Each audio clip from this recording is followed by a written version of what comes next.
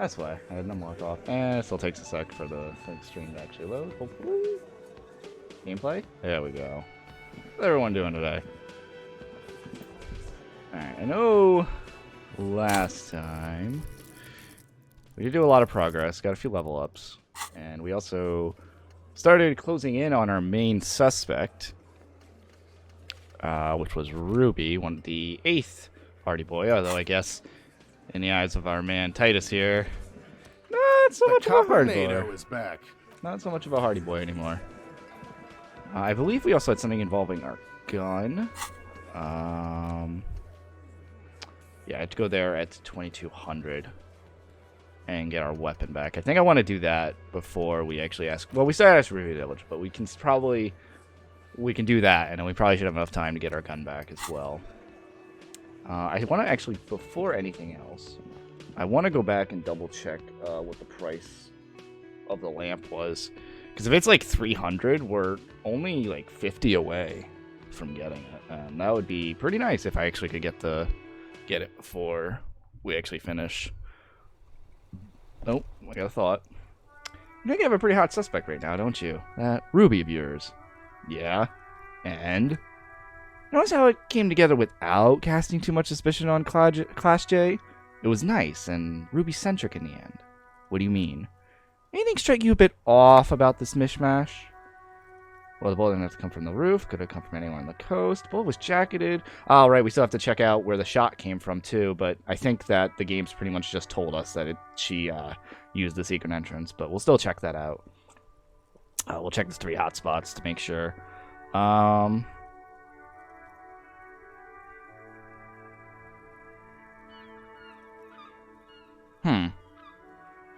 Well, I mean, it can't be this because it was loud then, so it's very possible no one could have heard the shot. I mean, heck, Class J I don't think even heard the shot. I think she just mentioned how she heard the glass break, and then all of a sudden, actually, that's a good point. Now that I think about it, Class J didn't mention hearing the shot. I don't think. Notice how this doesn't come at all. Even the Hardy and his boys didn't mention it. Neither did you.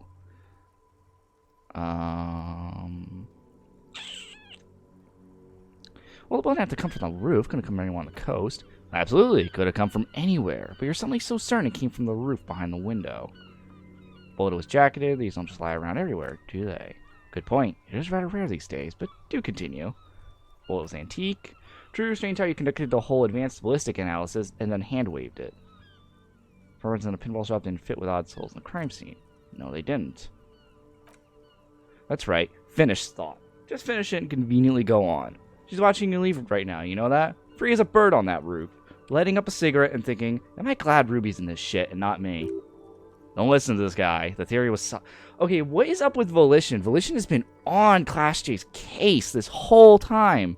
I don't think we've had a moment where Volition hasn't been like, it's Class J, it's Class J, it's Class J. I swear if this game actually does make it into where it's like Volition is 100% correct and we're like chasing the wrong perp, right? Am I... Okay, now I'm getting... I don't know. Every time Volition talks, I'm honestly wondering if we're going to find out... Where was the autopsy report?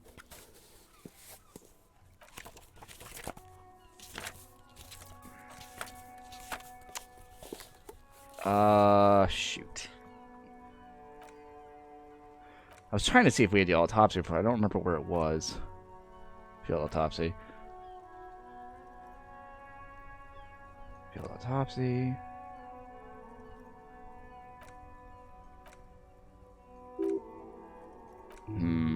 Oh. Oh, I didn't... I thought that was stuff we technically already read. Well, that's awkward.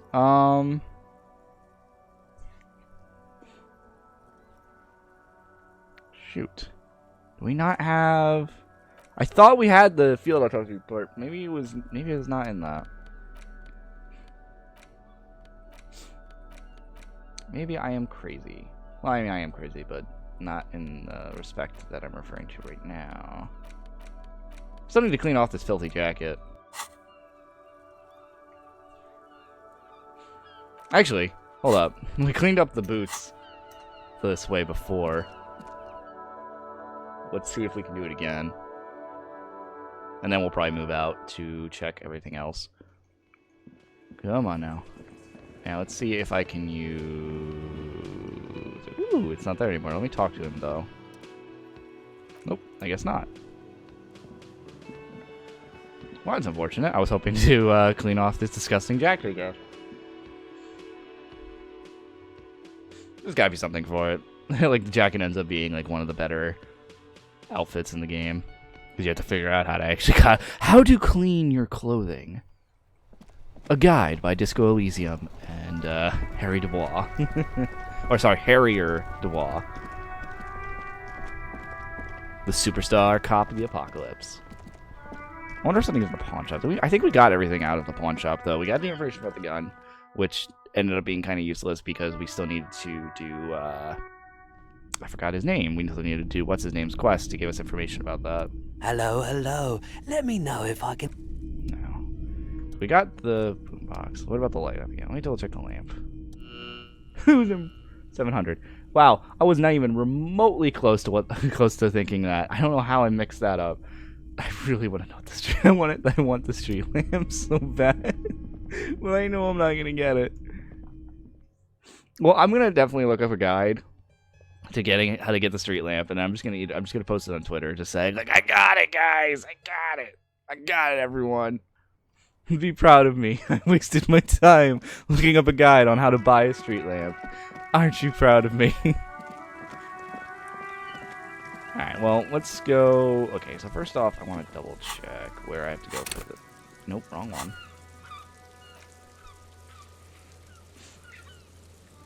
West of the boardwalk on the coast.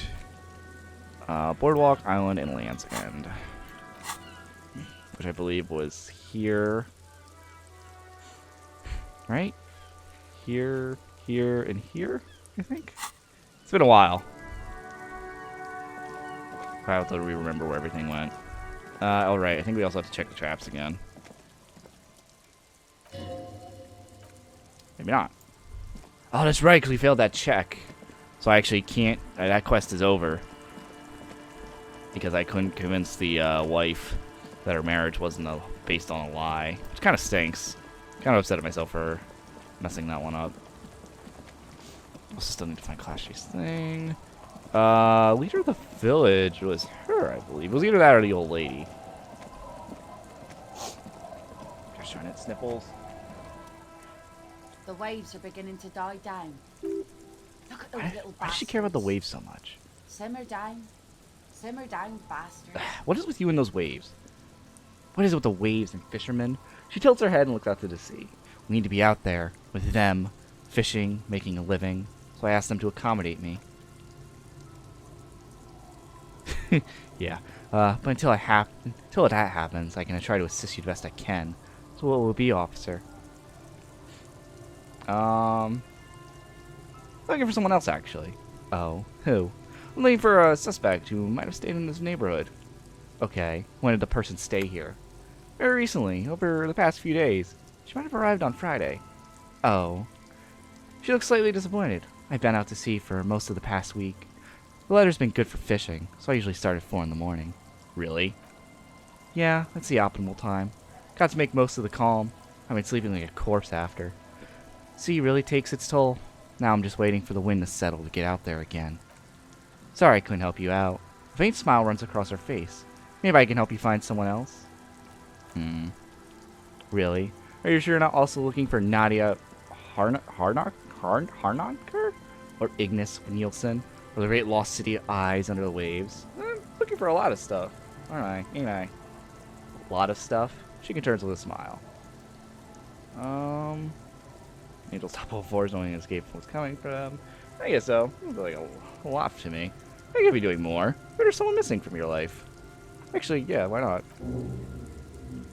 Oh, she chuckles.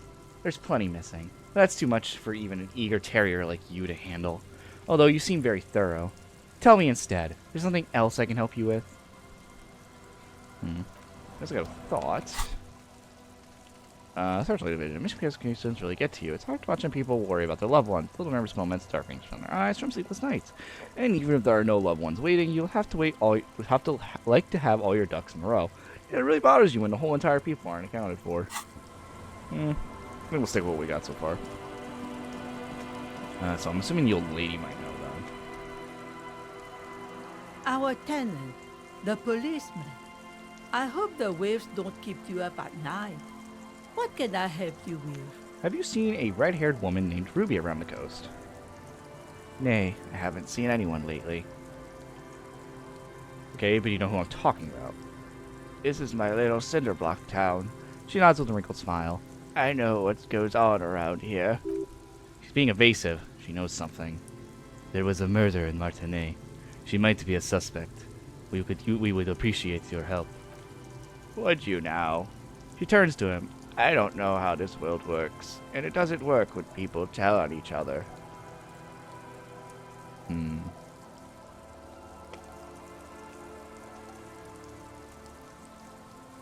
Just like when the man locked himself in the woodshed. We just need to help her come out. No, it's not like that, man. With him, we called you. Right now, you just arrived like yourself, like a raven, plucking at the window glass. I see. You know something, but you decide not to tell us. There's not much to tell. People come and go. Now there's something else. I see, ma'am. Lieutenant turns to you. I hope you don't mind if we look around anyway. Oh, never mind. We just... Oh, that's right, because she does say she washes clothes for some of the people in the village. You should look around for your shack. Maybe she rented it out to others, too. I found this jacket, but it's filthy. Could you wash it for me? I can wash it for you, she says after looking the jacket over. But it's going to take about half an hour. Think you can stay put for that long? Hell yeah! They could use a breather. It's been another track and field day. Lieutenant says, rubbing his thigh. Yeah, I'll wait. I'll hand it over then, and I'll see what I can do. Fallen Windbreaker. Must say, I'm proud of this one. She nods, handing the jacket back to you. It's pretty nice underneath all that filth. I hope it'll have an easier life in your hands. Ooh, so what does this one actually do? Claims are sold, plus half light, but -1 drama. So I guess if you're doing a physique build, that's actually a pretty good one to have. So in our own shack, we have to investigate. What are we going to do here? Oh, okay, fair enough. Just a loose floorboard. Kind of weird that Kim doesn't come in here with us, especially because we're investigating, but I guess it's because it's supposed to be our room. As you look at the floorboards in the corner of the shack, it's clear one of them isn't quite level with the others. Oh yeah, I think this was mentioned when we actually first moved into this room. The edge of the floorboard next to it looks slightly scratched. Move the board aside. The hollow space underneath the floorboards is dark and damp. You can barely make out a mixture of sand and sawdust below. What's in there? Nothing particular catches your eye. It looks more like reeds. There might be something hidden inside the sand, though. Something bad. Someone's night thoughts. A last resort. A bad idea. Search through the sand and sawdust. You stick your hand and start combing through the sand. Oh wait, you stick your hand and start combing through the sand. Dry, not like outside. Find dust, and then something hard wrapped in paper. What is it? A small cylindrical object. You pull it out. A bullet. A 9mm bullet, to be exact. Fit for the muzzle loaders of that caliber. This bullet isn't a breech loader like the murder weapon? The floorboard isn't interested. Maybe the washerwoman is? You have enough to confront her with. Holding the bullet, you get the feeling this isn't ammunition against you. It's for herself. Why do I feel like this is about to get off track? Because Volition still is making me counterthink this a little bit. Or at least try to think of the opposite end of where this could be going in terms of making, saying that our best suspect is Ruby. For all we know, Volition's right, and Ruby is trying to look guilty for Class J, because Class J doesn't want to be found. Our tenant. Why was the there a bullet under the policeman. floorboards of your shack? I hope the waves don't keep you God up damn at that night. girl, she What murmurs can softly. I help you with? Without anger. A long and harsh life has taught her not to buckle under pressure. A bullet? The lieutenant turns to you and gives you a little nod. Then turns to the washerwoman. You didn't put it there, did you? She did. Go on and hid things in there. She shakes her head. She's usually a good tenant, and not a stupid one either. You rented the room to her? The old woman sits in silence, her hands moving onto the water bucket. Some water sloshes over the edge. Slowly, she speaks, wringing out a rag. Yes, I let my room to that Ruby girl. As I've done before when she's in trouble, or just looking for solitude. I've made it clear we welcome all kinds of people here. When was this? Same she came last Friday, left on Monday in a hurry. Her wrinkled hands needs Ned's? Oh my goodness, I forget how to pronounce that. Ned's a blue rag in the water. What has she gotten herself into, that girl? She seems genuinely worried about her previous tenant. She's seen her hiding out from trouble before, but this seems different. That's for the police to find out. The lieutenant takes out his familiar blue notebook. Right then, please answer each question to the best of your ability. I'm sure we have a few. You said she left on Monday. Yes, early with the dogs, around 8 o'clock, I think. She probably heard the lieutenant's Kanema drive by and it woke her up, just like it did you. She must have heard your Kanema. Yes, that is the downside of having a 130 kilowatt engine. His voice is tinged with pride. It lets the bad guys know when you're coming.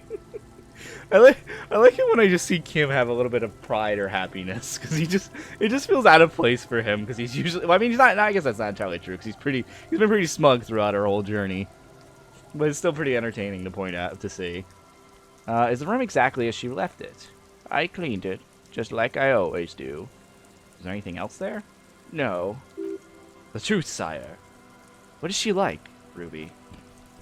She's good company, knows how to talk to an old woman. She rubs her cold hands together.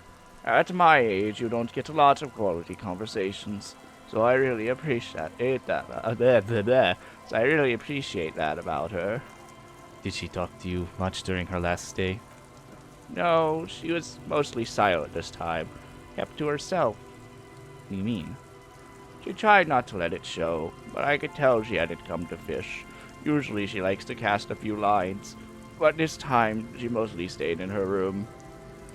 Why do you think she left the bullet there? How would I know? She's a gruff one, but not violent.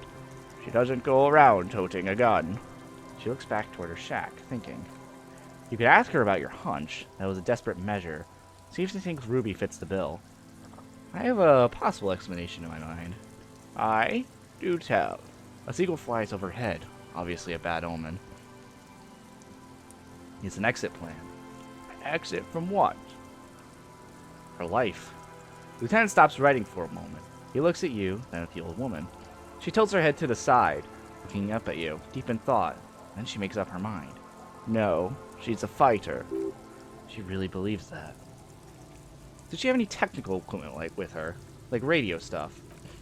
Not that I know of. Though she was into nice music. She once showed me a few mixtape I don't know what that word is. How to pronounce that word? I think Milius she'd made. She brushes her forehead with the back of her hand. Water drips to the ground. Although I guess she was pretty handy with the mechanical and technical stuff. Even fixed the heater in the shack. You should be thankful for that.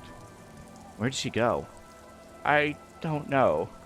Further up the coast. She tried to leave quietly, but the hidden on the door screeched like a cat in heat. Okay. Interesting analogy. Woke me up. I heard her rushing in those heavy boots, heading up north. It's a peninsula. She might be trapped. After a moment of silence, she says, You'll never find her, you know. Her tone is without malice. She knows the coast like the back of her hand. You only just arrived. They wouldn't worry about that, ma'am. We're persistent. Man, I was really hoping she'd be hiding in your village. Yes, it's going to be too much work for you to find her. She drops the rag into the bucket. It's clean now. Better for you to stay here.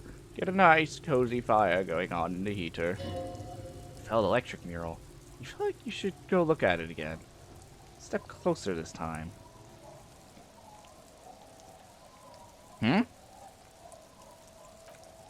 one thing, officer. If you do find her, please go easy on her. She looks around. The air is getting colder. She really means it. It's an honest plea. She's a good girl. Whatever she's gotten herself mixed up in. I'm starting to see more and more hints that maybe Ruby is not as bad as she is, but I don't know. It's kind of tough to say, I feel like, at this point. Like, yes, we have a big suspect now, but... Also, gosh darn it. Boardwalk leads in. Oh, Island is the one over here. We can't get to there yet. Can do the other two, though, I think. Well, alright, church is done, so I'm still not going to go back in there.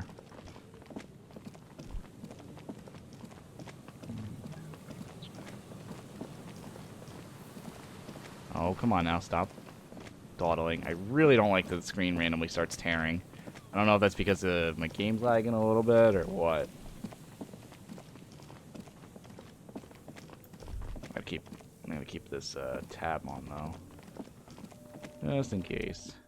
There's something here that would indicate a sniper used this place as a nest for taking the shot. Just some urban detritus, a bottle, and a dilapidated old comms tower. I don't see it, Lieutenant W. Freighter. I don't see a person take a shot here and hit something there. He looks east over the coast, in the whirling and rags. Maybe the assailant climbed the comms tower, took the shot there?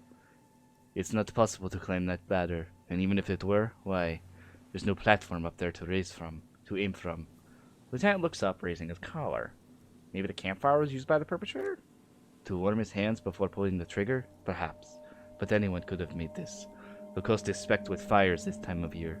He looks around.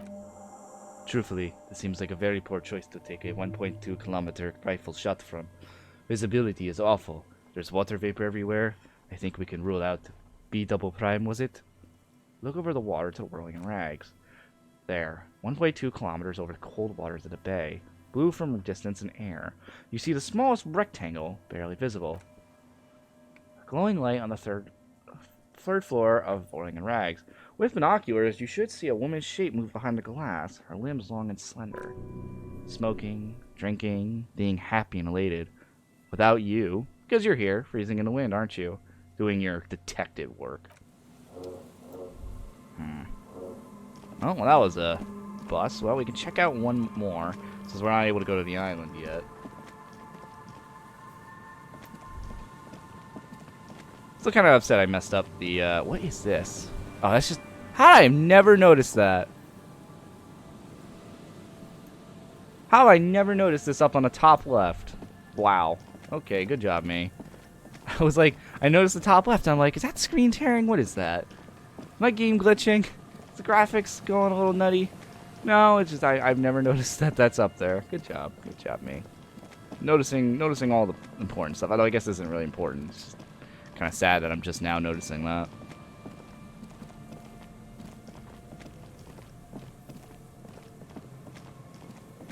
Wait, again? Hello? Did I not pick this up last time? I guess I didn't. Fair enough. Alright, well, it's still too early to do the gun thing, but... Oh, they already took the body.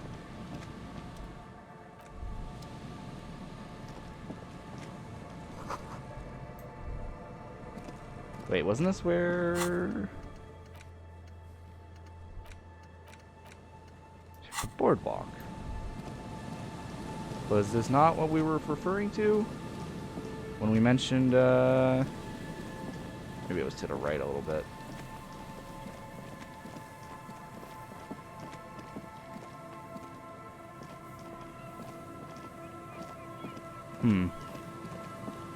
Maybe I wasn't talking about this. Oh shoot. I wasn't talking about this. What was it talking about in terms of... Maybe it's talking about this for the boardwalk? It's been, like I said, it's been a while, so... Here? No. I don't remember.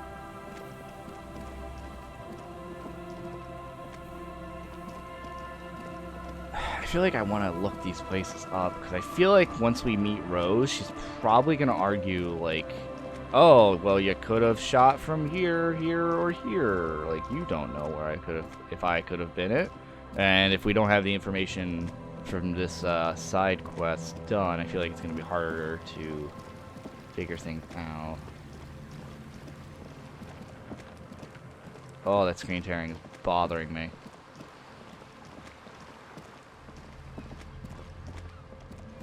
Okay, this is now bothering me. Where on earth would the boardwalk technically qualify as? I thought it was time out there, but I guess not.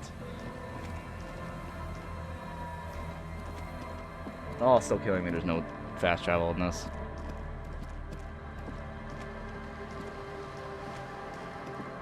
No, I can feel it. I sneeze.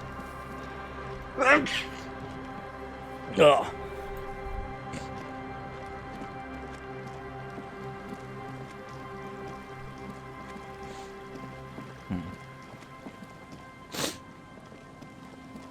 And there goes the stumble again. Great. Great, great, great, great, great.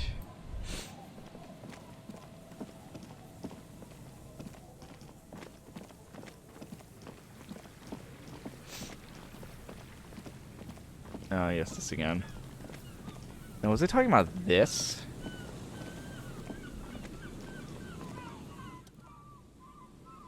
Step closer. Above the mural, a collapsed roof. Broken windows set in walls are cracking and soon will also soon fall. The coastal breeze rustling and sighing in the remains of the edifice. Felt electrical. How ironic. All these dark rooms. Felt electrical. You only know them as a small company that makes ink cartridges. Looks like they used to be big. There's something in the wind. Sometimes the only way to go forward is to fail first. Could Ruby be in there? In there? Or, he points behind you. She could be in that identical ruin over there. Or in that boat shack. Or in the church tower, maybe. Why single out this one building? Ugh.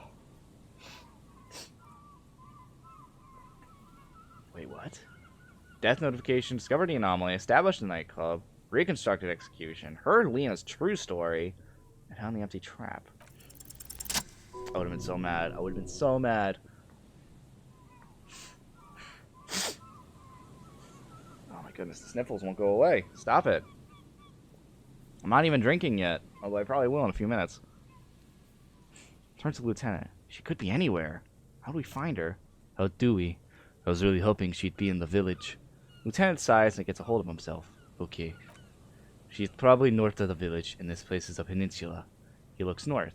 We already scanned most of the outdoor areas on our wild cryptid hunt, so we have an understanding of the geography, at least.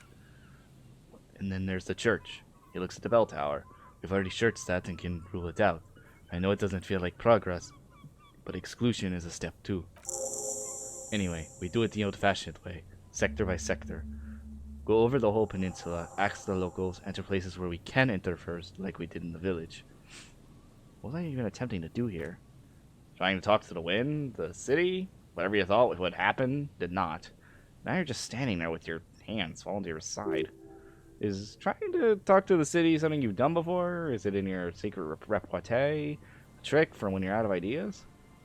And if that fails, if we don't find her, then, if we're desperate, we can look where we can't enter. Bunkers, storm drainage, this place. I'm sure it won't come to that. He looks behind him, at a dark red box crumbling across the chasm. Walk the coast, the old boardwalk, the reeds. You can always come back here and talk to the wind again. Look where it already got you. Buckle up and reach your collar. The search is going to be wet and cold. Wait a minute, what? What if I try it again? Like, is the first check supposed to be like, okay, we need to check all these places, and now this one is telling us where to go? Suddenly there's a sigh. Carrying down the molecules around you, moving, flowing from high temperature to low temperature, like that of a woman emptying her lungs. She wraps the collapsing stone box in front of you in her breath, flowing through it. Where does it go?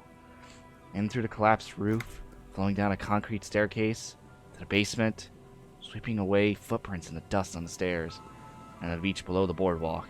winding tunnels, a whisper away. What is happening? She's down there. Say, I think she's down there, below this building. Okay, why? Ever since I woke up, maybe even before, I'm getting these strange cold spells. Good, yes, cold spells. He seems incredulous, so basically, your hangover is telling you she's down there. Call it a gut feeling. He shrugs. So how do we get in there? The door are on the collapsed side of the building. They're gone, basically. There's a ladder next to the sign. Point to them. Perhaps we can climb them? Enter through the roof? Perhaps you can climb them. We're not climbing anything. I'm 43 years old, and I plan to live to see 70. Why do I feel like this is...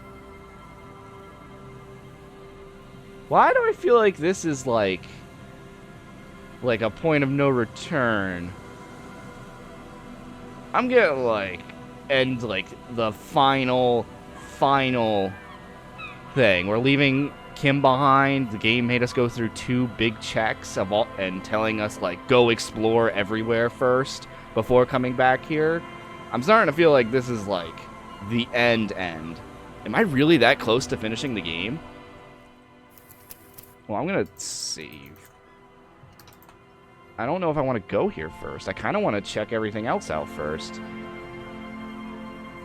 Also, 1 second. I'm gonna check something.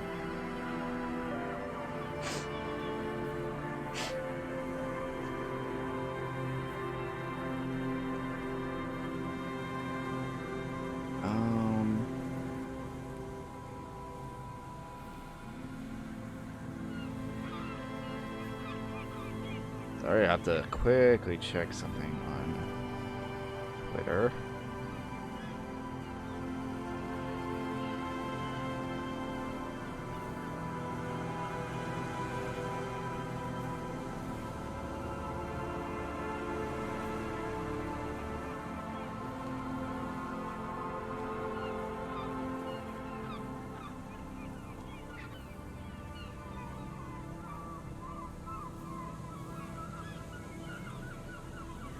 Okay. 3 points. Where do I want to go here with this? If this is truly the end game, once again, I'm going to wait on that one. I want to get some of this other stuff done. We still got to get our gun back. I really feel like our gun is kind of important for this.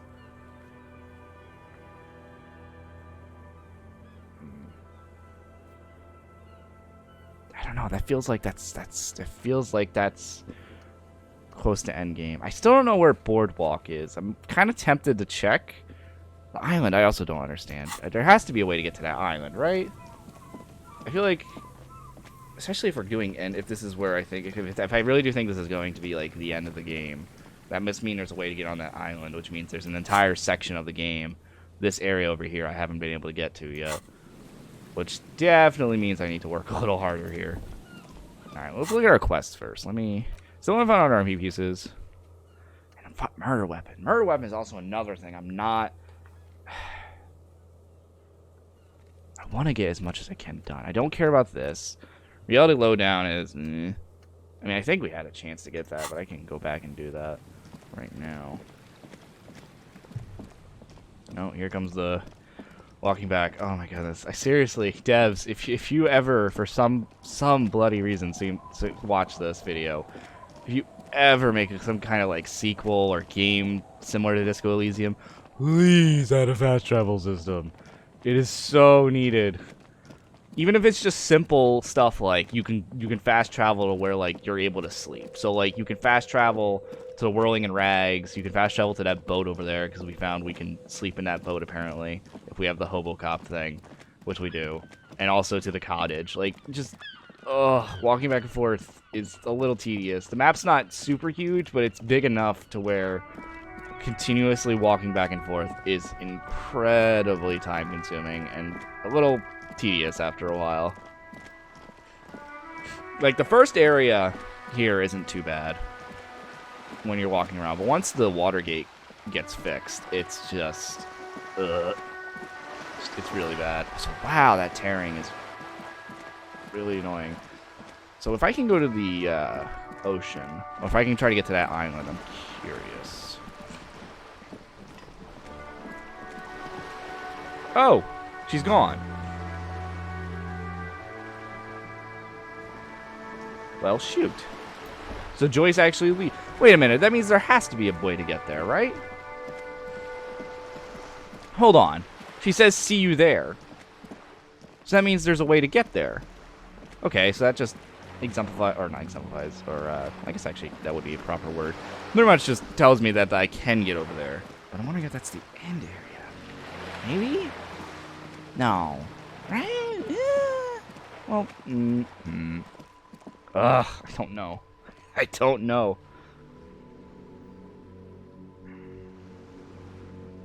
This is where I get nervous, because it's like, if I'm getting real big vibes for endgame on that ladder.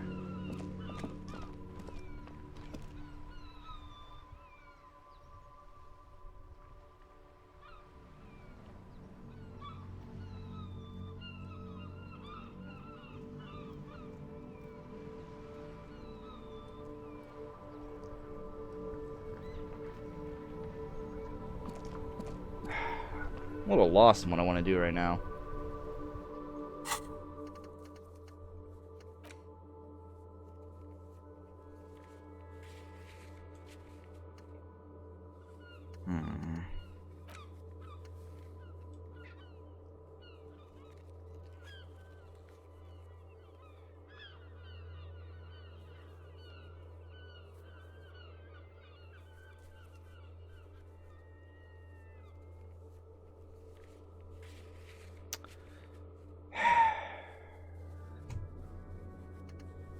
Not sure.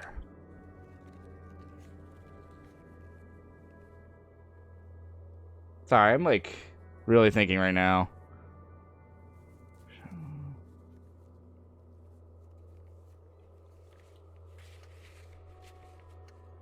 Doors Day is the image. Oh yeah, that's right. We're supposed to ask Clash J more.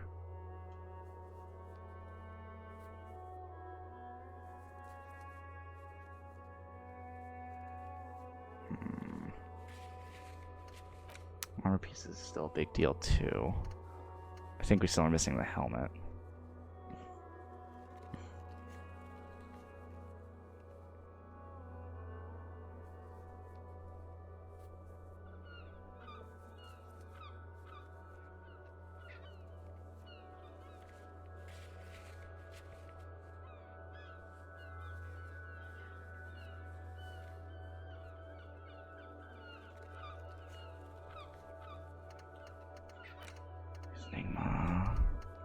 Also, oh shoot, that's right. We're also still waiting on the victim's armor numbers. So if we're at endgame, maybe I should wait a day. I mean, if we're at endgame, I have all the time. I don't have all the time in the world in the game, but it's still something to note. There's so little to do now. Holy heck.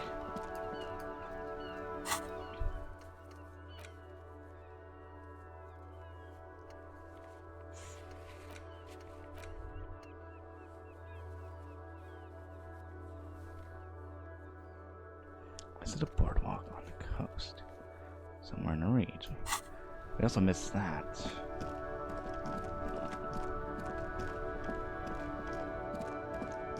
Oh, you're killing me, games. Now I'm just walking back and forth at this point. But that's also kind of my fault, because I'm not really sure where to go from here.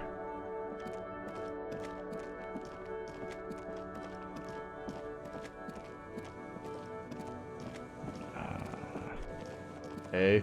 Hey, hey, hey. Hey, Red. That was my worst foul, Albert. Hey, hey, hey. But I'm also kind of out of it right now. I've been out of it the past few days. How you doing, Red? Currently, just to get you a heads up, Red, I am currently, like, I'll say 70% positive. I'm literally at endgame.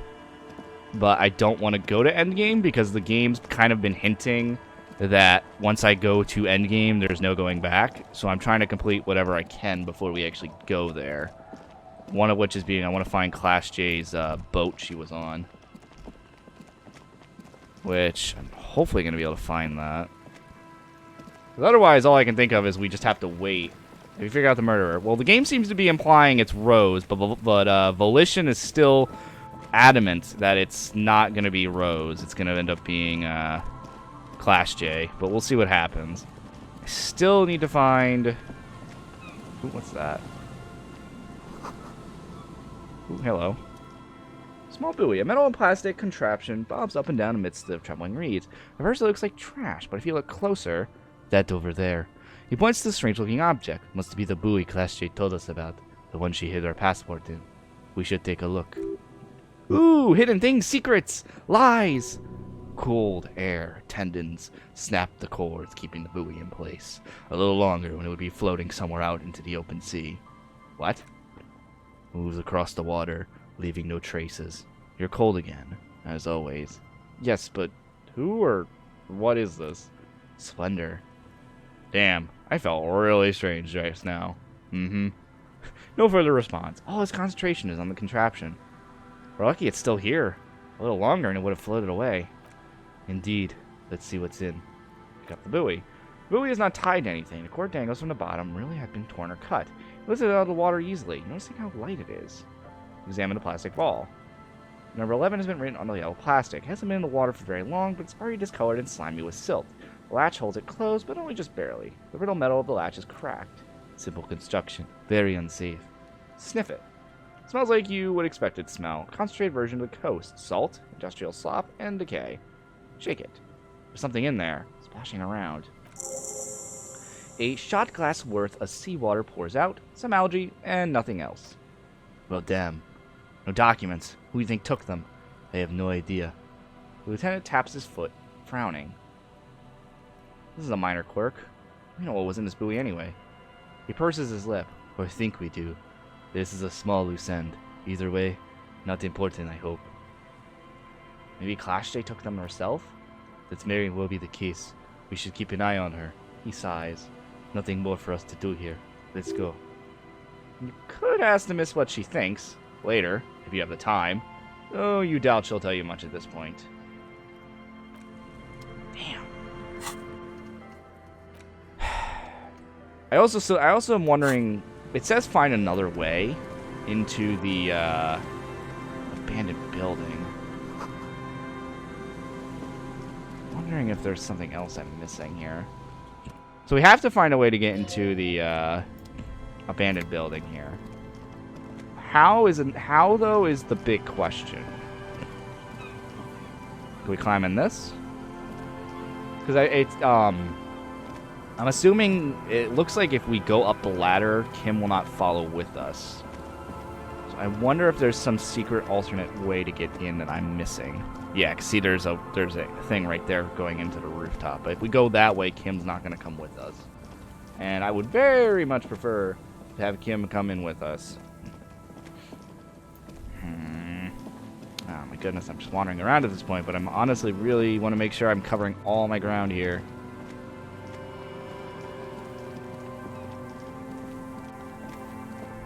Alright, well, I gotta look at my thing again. You know, it's funny, I think I mentioned it like streams ago, but we could try to just sit down and just do nothing, even though I really don't want to do that. But it's starting to feel like I should. Because I don't know where to go for these two. I thought I did, but it doesn't look like I do.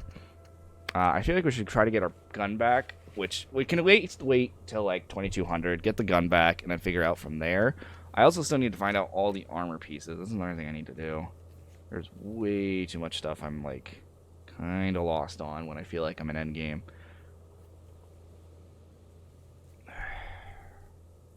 One second, I keep getting distracted. All right, I think I'm gonna suck it up, and we're gonna.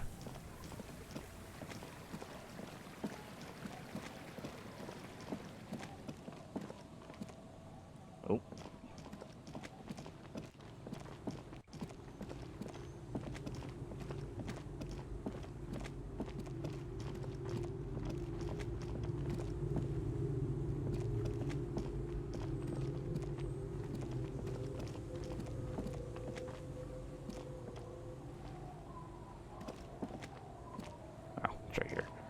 Alright, so let's see how long we can wait.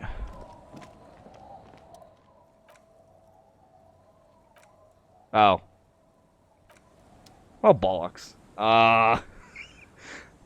Well, shoot. I forgot Kim will not let us. Gosh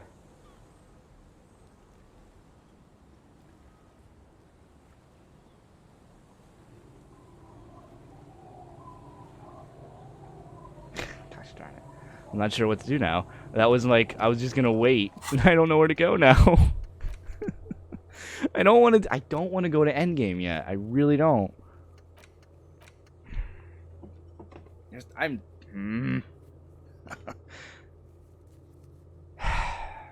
This is killing me now. Hold on one sec. I might have to check. I might have to check if, so long as I'm not missing anything. I'm not gonna look up like a guide, but at the same time.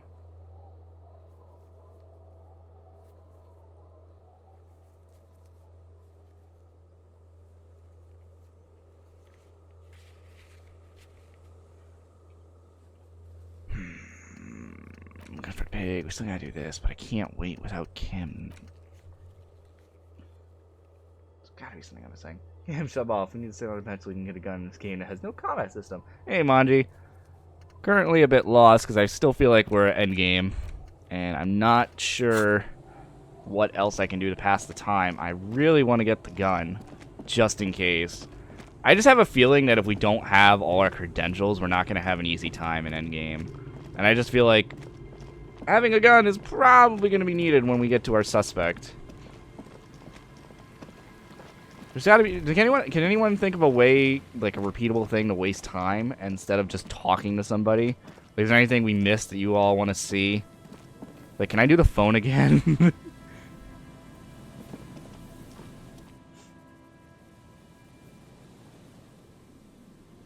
Oh, here we go. We can do the random number thing again. You know what? I'll do this for right now, quick. Calling, calling, calling. Still calling, still calling. Stop calling me, man! Someone picks up. Voice on your end is slightly hysterical. Get your money, alright? I just need till tonight. Let me work.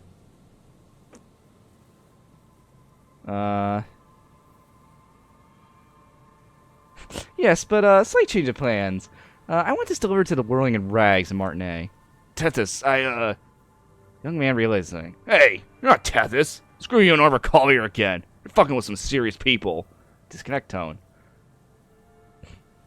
Are we done with this now? Lieutenant takes a few steps back. Damn, I was hoping to get the money. Sorry, Cam. I found a way to waste some time. I'm tired, a man answers. Fast this time. His voice is hoarse from cigarettes. You hear typing in the background. What are you tired of? Writing. I hate writing so much, but I have to get back to it. The man disappears with a sigh. You're not to hear the customary disconnect tone, just silence in the handset. The machine is still waiting for you to dial a number. It sounds like it did not have time to swallow the coin. This sometimes happens. Lucky you. The call went too fast for the payphone to register. You can still make a new one without paying. Oh my god, an actual check. Close your eyes and put your index finger on the rotary dial. Then pull down on a number. Then move one up and repeat the motion. Twice. It's strange. This is not how you started before. Wait. What did I just do? You dialed 001. This is not the area code of Revachol. It is another destination on another Isla. Some far-off nation-state. 005 is Revachol's EOC. 001 is Grad on the Gradian Isla, where a telephone was invented. The next two digits you dial are area code for the city of Morava. Keep dialing. 41, 44, 47. The early dial keeps keels cold from the sea air. 11, 17, 361. Your fingers keep moving like a spider every time the ring rotates back with a little ring of metal like a bell tolling. There's more? Yes. 451, 67, 450. Wait, is this one, phone number we're doing right now? We're going deeper now, into some unknown place, far away from this island of matter and its telecommunication networks. Finish it. 451.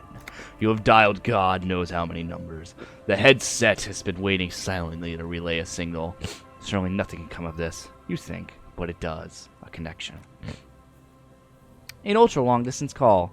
Your ear fills with crackle, the wash of a strange ocean full of white noise. Little birds start singing in there, not like the local calling tone before. No, a small ring in a cage of distortion. Far away, a distant network of phones. Calling, calling in the night. The saddest sound in the world. Calling still. Ringing by the bedside of... Oh my goodness, what is this? Ringing by the bedside of a dark but capacious apartment with long windows. You notice to be true. The handset starts slipping from your sweaty palm. Your breathing is heavy. Long windows? How do I know that? You just do, and you know it is going to hurt.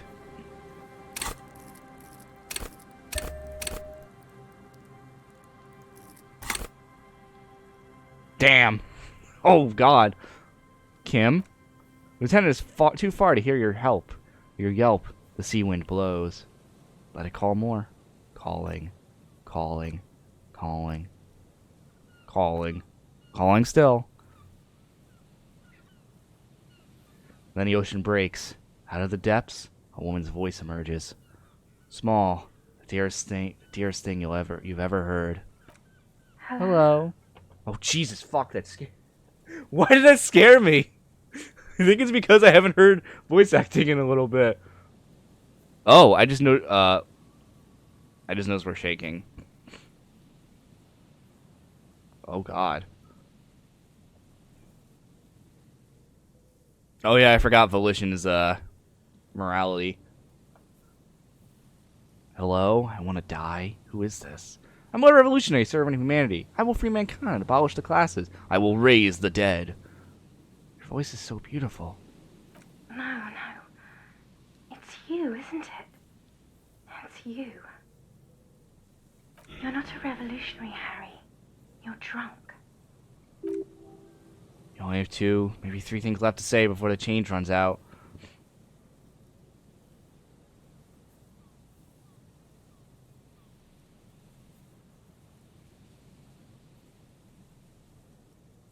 Oh, God.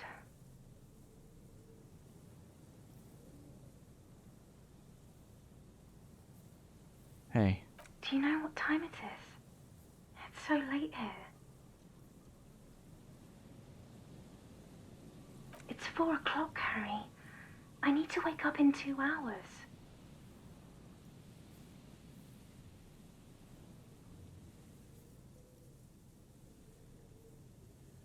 Yes, I'm in my rover, sleeping.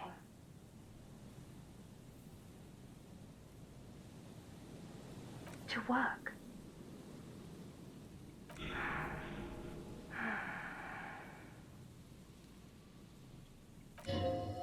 What are you doing to yourself right now? Catastrophic damage. You need to stop, Harry. You'll die. I want to talk about me. Who am I? You sound like you know me. What do you want to talk about that we haven't talked about already? This is bad. You'll feel your right hand on the handset cramping up with pain. Oh no, please stop. Please, let's just hang up. No, I want to go to sleep.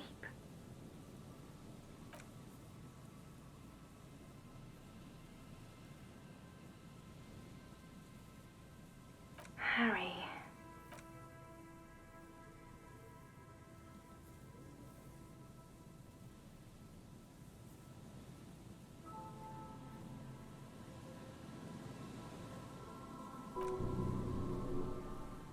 Run. To the church. Home. Anywhere but here. Anything but call her again.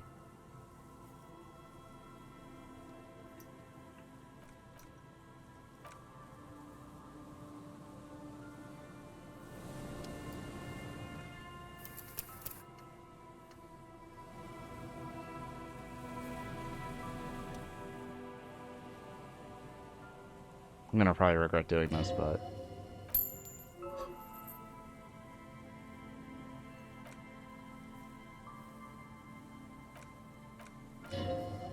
Put it down before it's too late, please. Looks like she does not want to pick up. Harry, stop scaring her. Harry, please.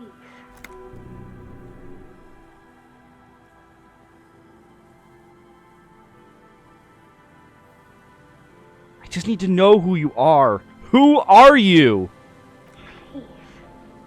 I'm going to hang up now, okay?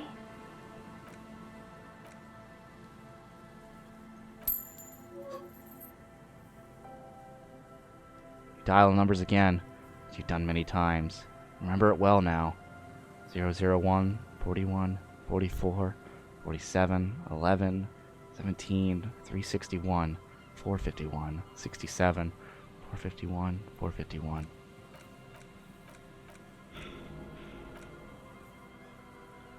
Calling for knows how long, but no one answers. Need to insert more money to call again. Want my money? Punch the phone.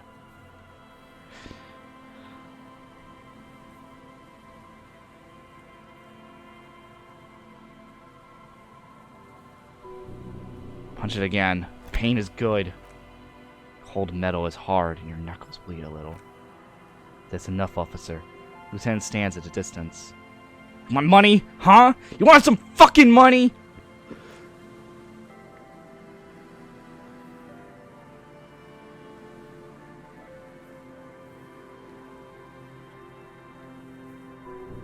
Fuck it.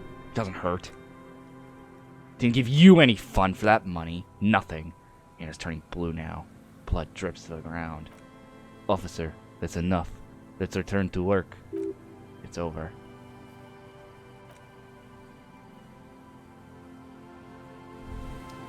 Jesus. Bent metal, broken glass. Path lies strewn with the broken forms of everyday objects. You are the destroyer, the bane of inanimate matter.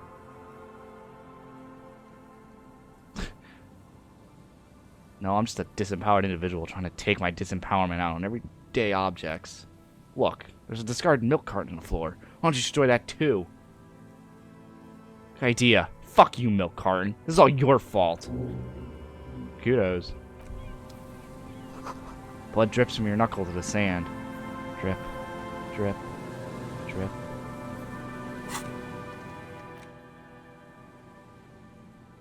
Look at your hands. See how bruised they are? See those little scars? This is Exhibit A. The material world is holding you back. Containers, mailboxes, doors, chairs. They are all your enemies. Always have been. Atoms themselves are in on the conspiracy, forming shapes and structures that you hate. You are the energy stuck in a body. You are the spirit trapped in matter. Break free. Beat up that... No, don't beat up that lamppost! We're not doing this one. Let it know how much objects suck. Yeah, no, I'm good. Nope. Nope, I don't beat up my kind. Fuck you. I don't do that shit. I throw lampposts at people, but I don't beat up lampposts. I believe there are 2 checks in the church. I'm really just trying to find stuff to pass the time with, because I really want to get my gun before we even remotely continue doing, remotely continued onto endgame. I'm tempted to take that thought if I find it. Well, you gotta go get really depressed. Good morning! Yeah! Hardcore! Oh, God. Yeah, it was awesome and scary. Very hardcore. Voice moves through the chamber and it gets silent. Too hardcore, in fact. Brushes his hand through his hair. I couldn't control it. At all. After that phone scene, I don't want to see Harry with a gun. Red, were you here when, we took the 2 instances when we took, the Kim's gun? Because, yeah, I kind of get where you're coming from with that one. What happened? It sucked all the air in the mix till there was only thing left. Started compressing itself and everything around it. Queen fills up the headspace. Extreme! It's the horn of apocalypse. It draweth near. Yeah! Welcome to the Gloomin'! He grins. Anything we can do about it? Ooh. His mind is seemingly flipping through the options. I don't know. Maybe someone could do something with this. Imagine the sound that a future could make. Sounds like a future could be even more hardcore than I imagined. Yeah!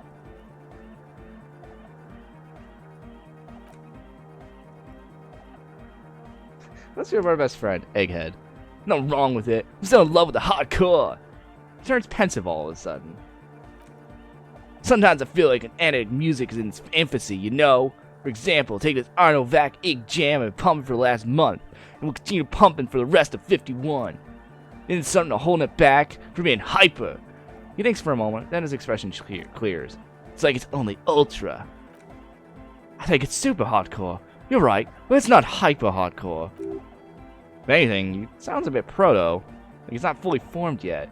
Might be a moribund alcoholic and failed cop. You are pretty certain a thing cannot be both proto and hardcore. It's only ultra hardcore. Isn't it? I knew it. How can it become hardcore? I don't answer in my heart, but I cannot think it in my head. If it's not hyper, how can anything be? Wait, I just remembered something. I'm the police! The young man is bursting with anticipation. Nothing. Being police isn't gonna help us. Oh. That was especially like a question. I thought the question was, what is the question? No, this is the answer. I'm trying to think if anything could make it harder core. What? He looks at you with customary amazement. Guys, there's something happening in his head. Think even harder. Oh yeah, he's doing it. But you're not. This is almost certainly a matter that surpasses the limits of reason. My imagination fails me. I know, something's mine. He laughs and shakes his head. But there's something else that hasn't failed you. I can't help you with this right now. I need something else. Something extra.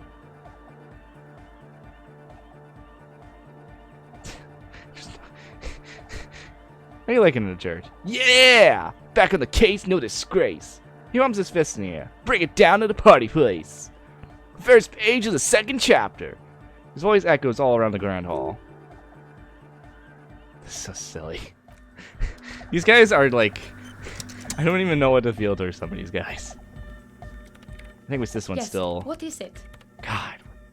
I want to know what the heck do we have to do for the pail.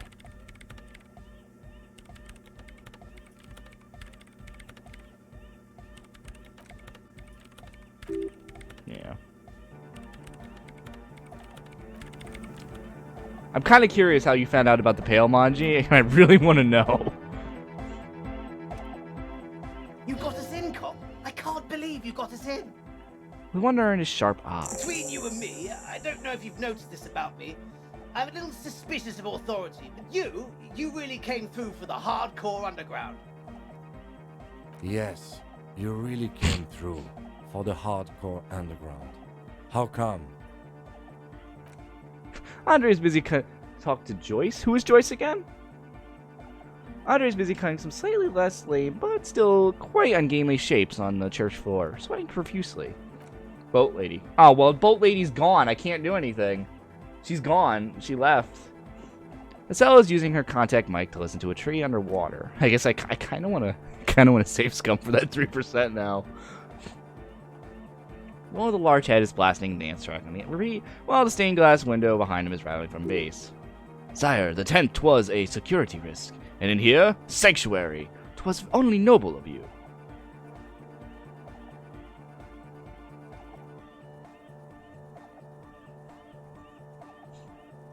Better here than that tent. Wasn't safe.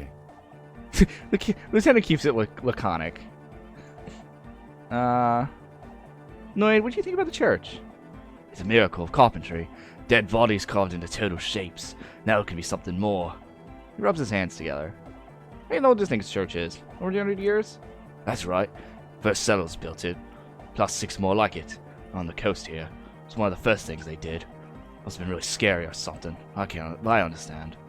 Going in on an uninhabited archipelago, forced to face themselves in nature, pre-industrial quantities of solitude, sea, perhaps something more fundamental. He means something paranatural. I would want to build a safe place for myself and my own as well.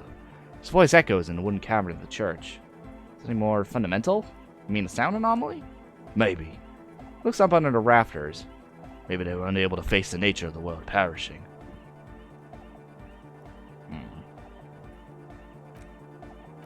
Well, I do have to talk to him either way, just to get the day to go by.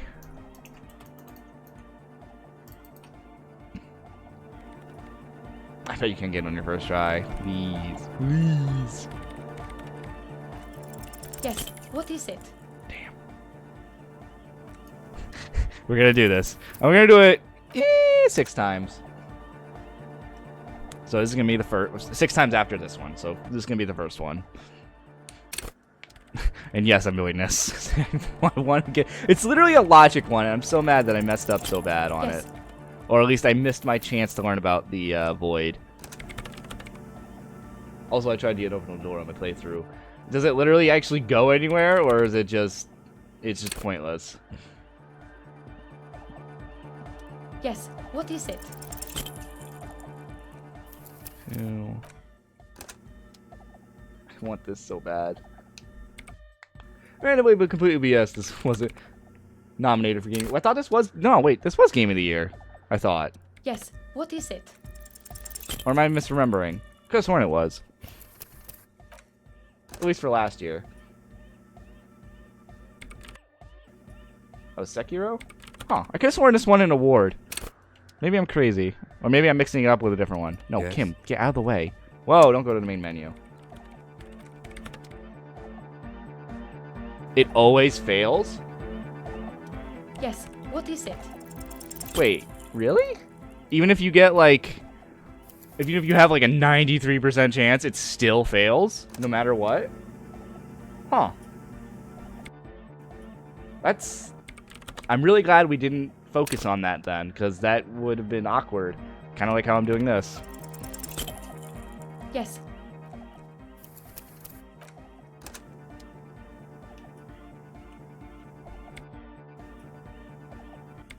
I got box cards, which is guaranteed success, but it still failed. That's kind of depressing. yes, what is it? Oh my goodness, this one's killing me though. I know it's 3%, but still. We've gotten 3% before.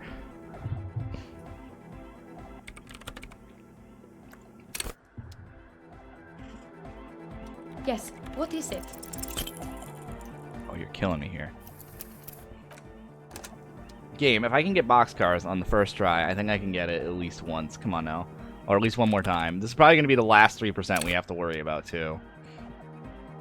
Yes, what is it? And I'm hoping this will be the last 3% we ever have to deal with.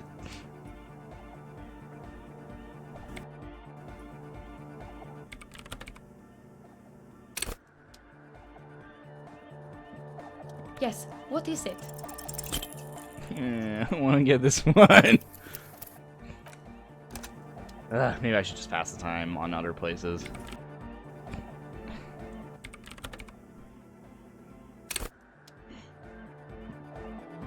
Yes, what is it? Oh my god, okay. You don't have to. You already have. A long time ago. Wait, how? These thoughts formed in you somewhere in a long forgotten discussion. It's behind a kitchen table in evening light. Drinking coffee and smoking with a friend. And a woman, she was there too. Her hair smelled of shampoo when she was smoking. Suna is the origin point of the pail. But what's the temps in here? I hate how you're keeping track of that, Manji. The swallow. It's how it starts. It's baby pale. But she looks up and there's fear in her eyes as she considers the possibility. But the pail isn't here. We're thousands of kilometers from the edge. No. We're 20 meters from the very edge. She backs up into the darkness under the nave and back at you. The pail is only an effect. A transition between the world and that. Then, what is that? It's nothing. No, it's less than nothing. It's less than nothing. Final rest state for reality. Imagine if all this ever was. Then the pail is simply a gradient. But the gradient clearly hasn't started. We're here and the pail is not. One day, when it's larger, it will be. I understand. Closes her eyes. Theory of the pail where instead of an outer ocean, it metastasizes like a cancer or a mold, erupting in points inside the world. This is one of those places. She's silent for a second, then opens her mouth. According to this, how long? Till it starts swallowing? I already started. Starting with sound. And information? She nods. Causing data losses in the East Insulindian front. Have you considered why it formed in the church? And also, when or how it might start growing? Or if it has other effects? In addition to sound and data. An intellectual hunger fills her now, casting fear aside. I also have a question, since we're piling them on. How do you know this? I'm not doubting you, he explains. I'm simply curious as how a detective at the RCM. All the failed business on the doomed commercial area. All the failure in Martinet. You think the presence of that puncture has somehow influenced the outcome of events here? Even, say, software development? She already made up her mind when she heard it. Some kind of great and uncaring force had to play a part. It wasn't only them. Yes, even the revolution was defeated here. I mean, a kind of entrepreneuric history. I've told the producers we need to go and move to a normal office building with amenities. But no! The artists like the Mule, the writers like the history. I told them. I should let people still working in there know about this. They might be affected. You mean Tysonson the dice maker? There was almost no one left when we packed up.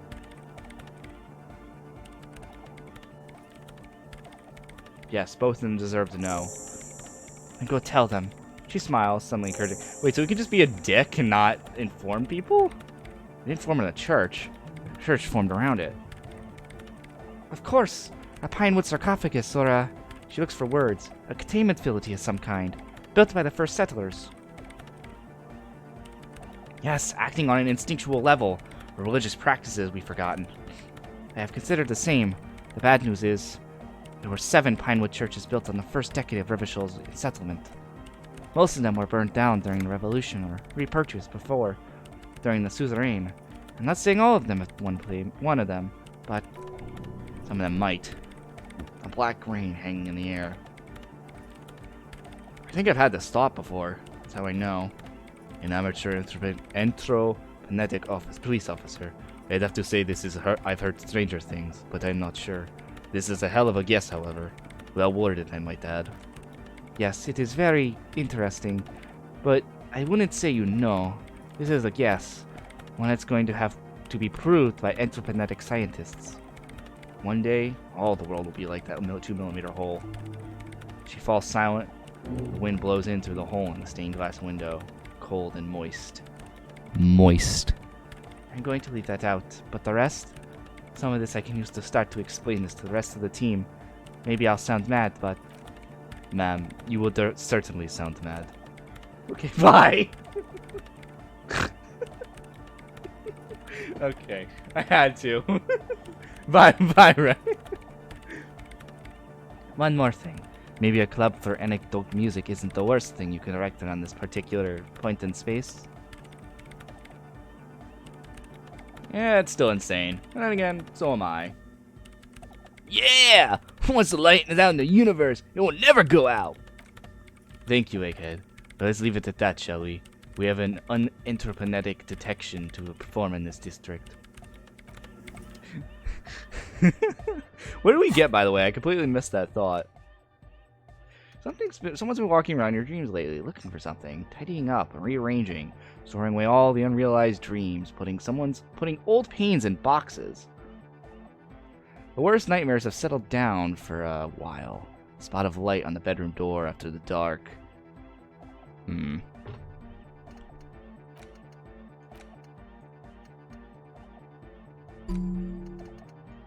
Sure. Yeah, like, we got 2 more still going, so that'll be our last passive, I think.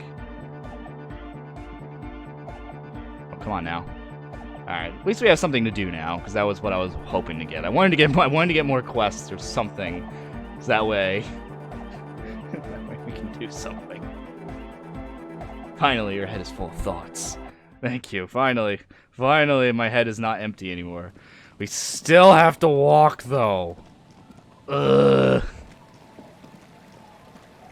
Also, wow, I'm just now getting your messages, Manji.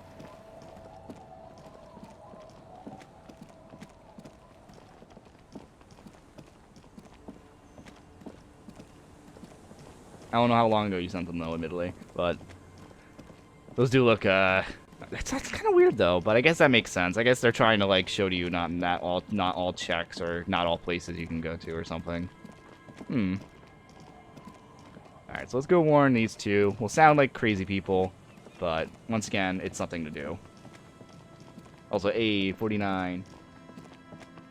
There's all that lets you zoom out the camera an extra 20%, but not one that lets you. Not one that lets you fast. Why would you need to zoom out 20% more? You already zoom out pretty far. I'm still hoping though, if the devs ever do see this, if they ever make like a game similar to Disco Elysium again, I'm really hoping they like make a fast travel system, because it's like, this game's fun. I've enjoyed this game, I think, more than I thought I would. But God, does it need a fast travel system? It needs it bad. Actually, wait. Let's do these first. Let's grab these.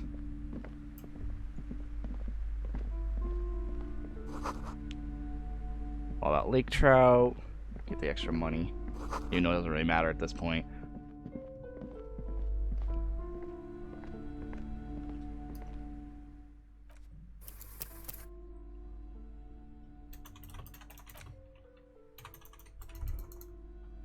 Crossroads where you and Kim both take coke and move it.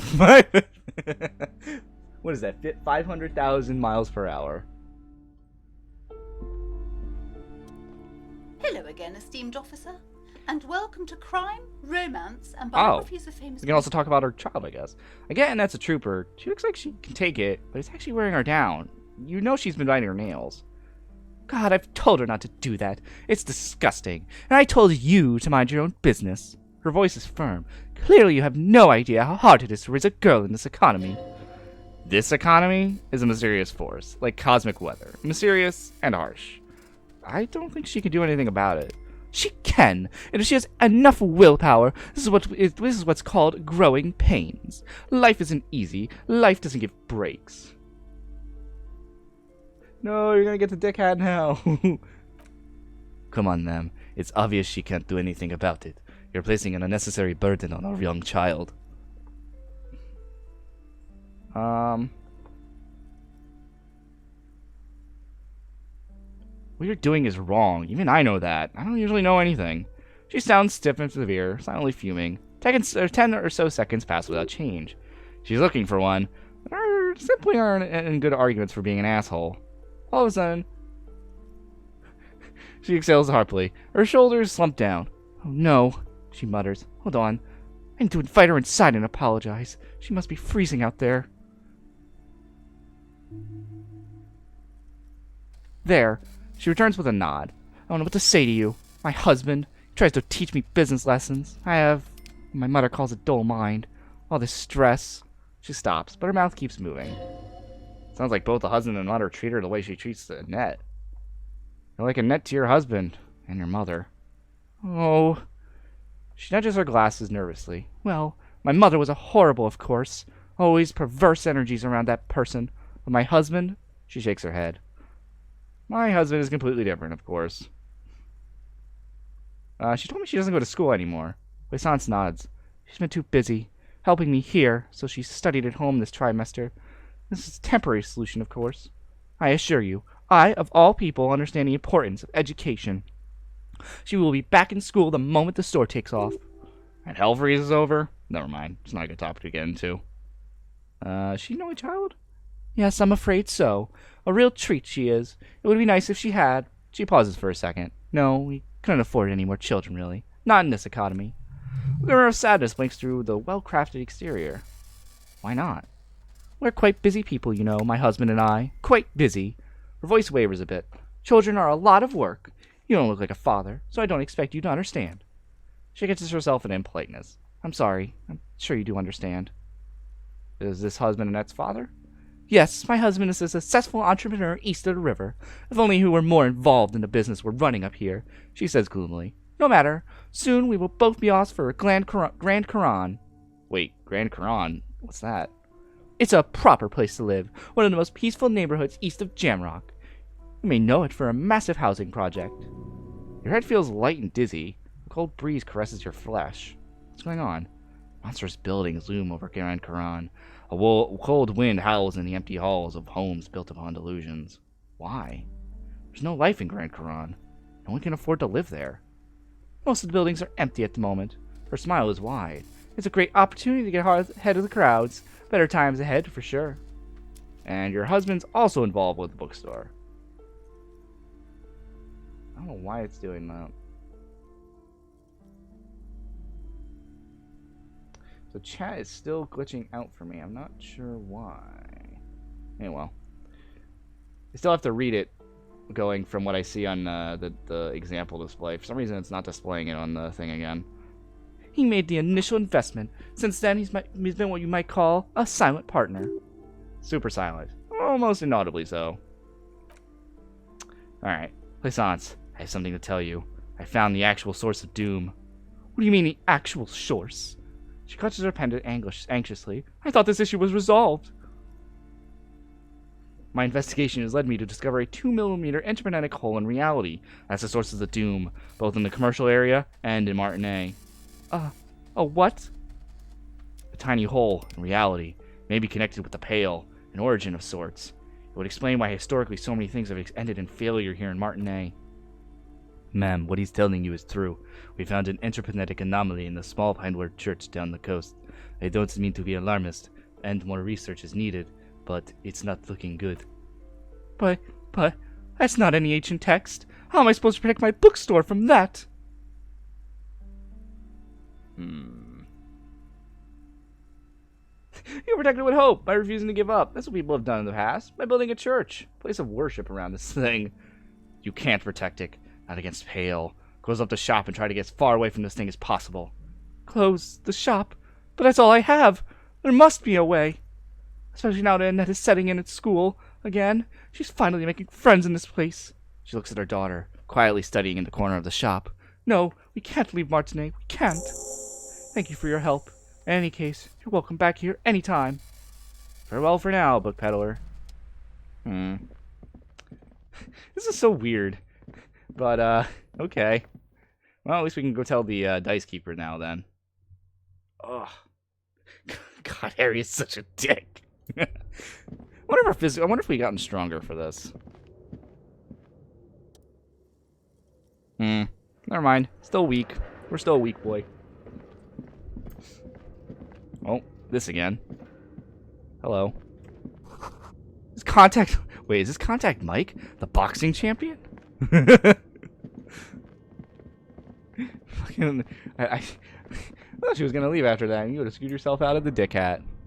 What dick hat? Okay, you said that twice now, Manji. What dick hat? I thought that was everything. Unless I have to talk to, I forgot the name of the girl. Dick Mullen hat? Eh? Oh, wait, I'm going the wrong direction here.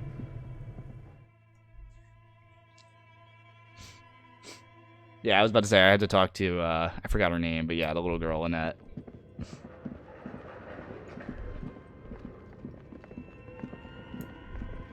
Man, I have not been up here in a while. We probably want the hat, all things considered. I'm going to assume it gives me logic and such.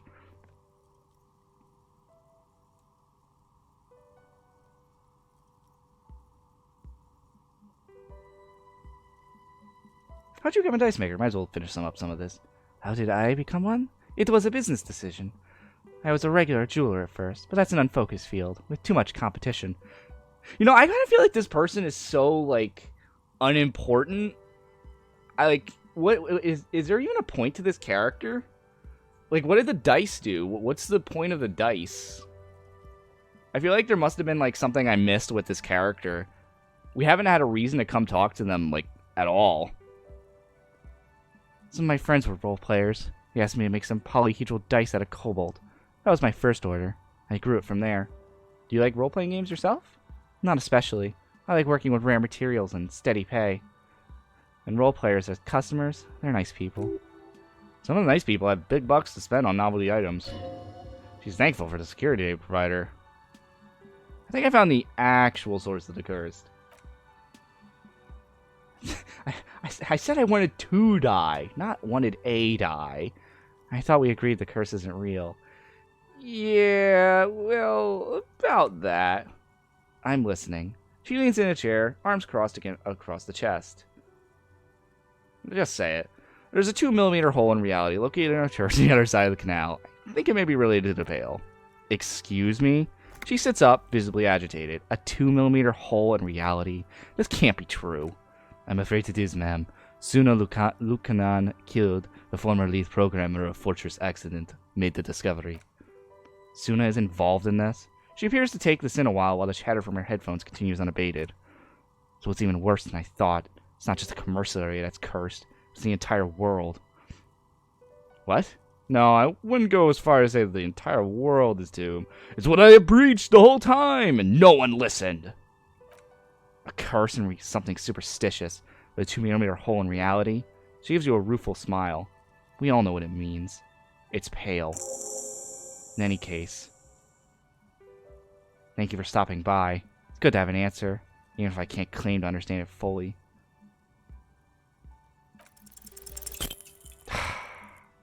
You feel nothing. If anything, it's comfortably warm in here. Start taking off your clothes. You need to connect. Excuse me, what are you doing? The dice maker stares at you while you start to fuss with your What the fuck are we doing? I'm keeping this in. Officer, Lieutenant exclaims sharply. What is happening? The zipper, it's stuck. Is it me? Or is it hot in here? I'm trying to lower my body temperature. It's part of this special technique I have. She squints at you, a little astonished at what she's hearing. And what technique is that? You still haven't gotten your zipper open. Okay, hear me out. Sometimes I get these weird feelings. Miss, I apologize for my colleague's behavior. He's still recovering from an unusual medical episode. Officer, this isn't how mature adults deal with these feelings. Now you feel something. The cold damp of shame washing over you. No, not like that. It's like I can feel the wind, or, I don't know, the air pressure, and the air tells me things. The air pressure told you to take off my pants in my studio? This is not going very well, is it? Word-wise. Yes, exactly. Can you please employ this special technique somewhere else? I work here, my work requires concentration. Half-naked people don't help with that. She turns away so you can zip your pants up again.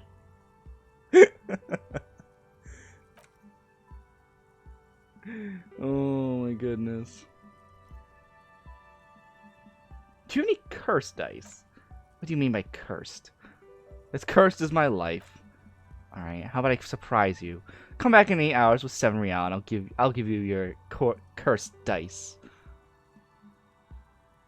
You know what the we're all untethered setting? I want to die like that. Ah, yeah. Fortress Accident. She shakes her head lightly. Too bad they never finished their game. We're all untethered dice is a variation of a standard role-playing dice. Only instead of plants, it uses motifs of ice, death, and loss, of course.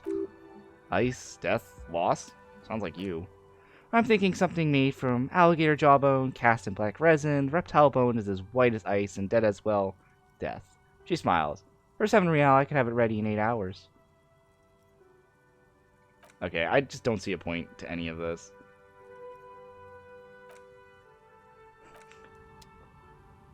No, for a millisecond, I thought we did actually take our pants off. Like, seriously, what is the... I really might look up later, like... Okay, I actually... You know what? Nah, I'm looking this up. What was the point of the dice maker? There has to be a reason for her, right? Like, I refuse to believe there's not, like...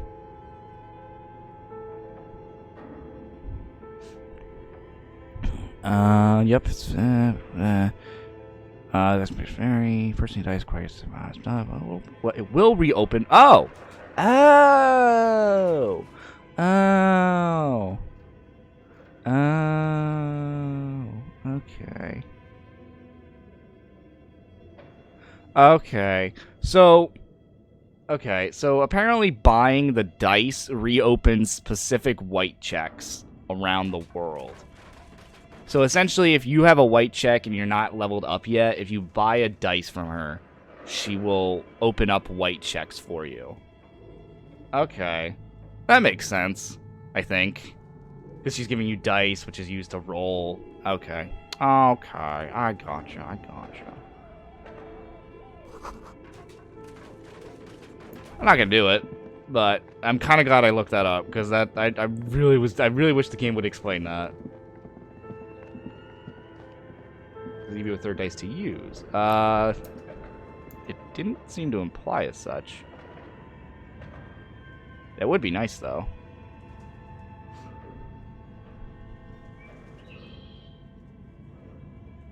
Let me double check. I'm just going on this first one and we'll see what it does. Now, actually,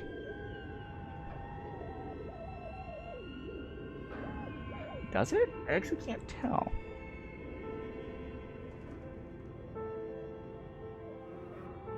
It's okay, so I'm looking at the standard one. It says it reopens these white checks. Evicting Suna, understanding the Worral game, stop the expression, which is making me tempted, and helps find the figurine set. I don't know what that means. Some of those are. At least I don't remember those checks. Kind of tempted to, because I want to get rid of the expression just because it's something I've really been curious about. Hold up. We're going to order the standard one. How about that? I've kind of given up trying to get the lamp. Like I said it earlier in the stream, I'll probably post a picture of me getting the lamp and showing what it does on Twitter. But, what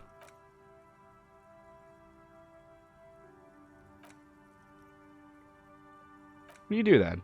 Polyhedral dice. Dice have more than 4 sides. Octahedrons, trapezohedrons, dodecahedrons, but also barrel dice and teetotum balls. Come on now. Be a little creative. Wait, which one is it? Which one am I trying to get right now? What was the name of it? I need a Worral dice. It's normal dice for me. Very regular. Oh, gosh darn it.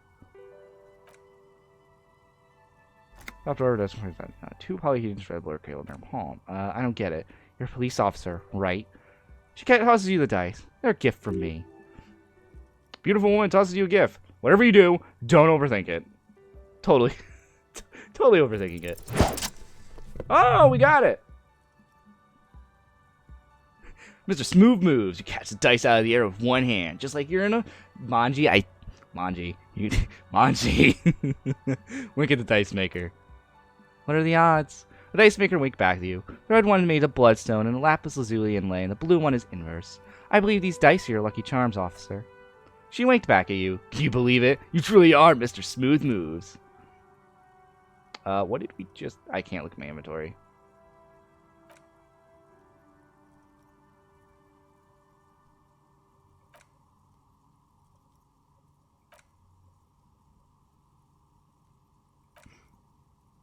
Sorry from the firmament. These customers... I don't think I see it, so I don't think I actually can get the dice I'm thinking of. That's unfortunate. What is the dice we just got, though? The sirens. Which one? I might as well... I'm just going to check these, because this makes it... It's just easier for me. You're free to boo me in the chat for this. Was it the first one? Is that the standard Worral dice? Am I dumb? Oh my god, it was. How am I... I literally have the word Worral, and I'm like, I'm looking for Worral. Where's Worral? I don't see the word Worral. It's right here, you idiot.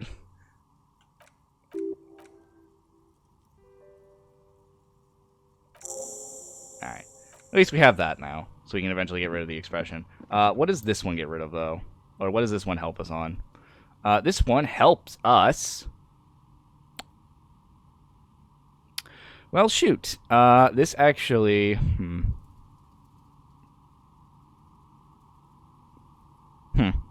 Well, we already done the white checks for this one. This one helps us with any checks involving the case files we have in our ledger, and actually helps us get to the as this Wikia describes it, the mega rich light bending guy.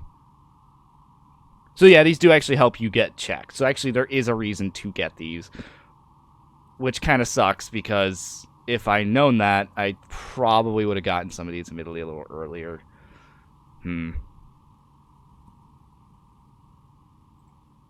Kind of want to check what some of these do, though.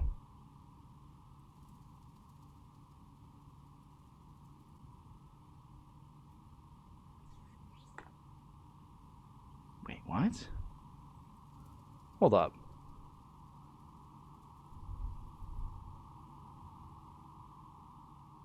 I looked at one of the dice, and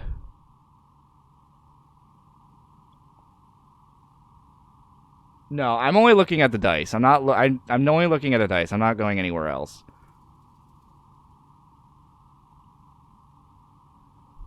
Would you say the door? Hold up.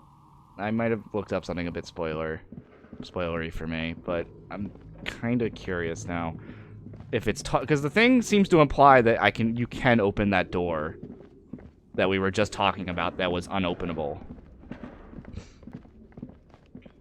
But I might have accidentally just spoiled something for myself, so we're probably gonna check that in a little bit. Oh, but we also still need to pass time a little further because it's still not 2100 or 2200. Where else can I go? I still don't want to do that because I'm going to assume these two actually are end game, but we'll see. I still need 2200, and we can't wait because Kim refuses to let us sit down and have a little bit of fun, or I could sit down and take a breather. I could also buy some books. Because I believe books help pass the time. So I guess. Oh wait. You said to check out, talk to Annette. I'm sorry, sir. I can't talk right now. I'm very busy with my homework. I have so much homework now. You just can't win. Out of the rain and into the gutter. What are you doing now? Math. She looks into her notebook with trepidation. It's really difficult. Like, really. They say you need to get rich. Better than standing outside in the cold, I guess. Suddenly she smiles and perks up, remembering something. Oh, I found something while you were away. What is it? Hey, there we go. I thought this would fit you. She gives you a hat, almost exactly like the one Dick Mullen wears on the covers. Like, thanks for helping me out. Not me, the city I mean. Like a detective does. It's a fedora. Maybe it's the hat Dick Mullen wears all the time. She grins with joy. You look way more serious with that. Suddenly, she looks under at the right infernal scribblings under her nose. Right, I have to get back to my homework now, before my mom notices. Man, this is hard. Alright, what is... Oh, one-to-one encyclopedia. Nice. Logic or encyclopedia. Oh, that's tempting, though. That would have been nice early on, I feel like. And with plus... I don't know. Heck with it. Keep it for now.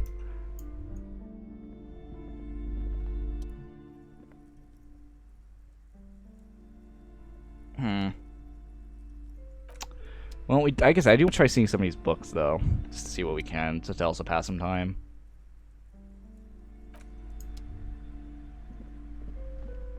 Wasn't that Dick Mullen books, like, super racist?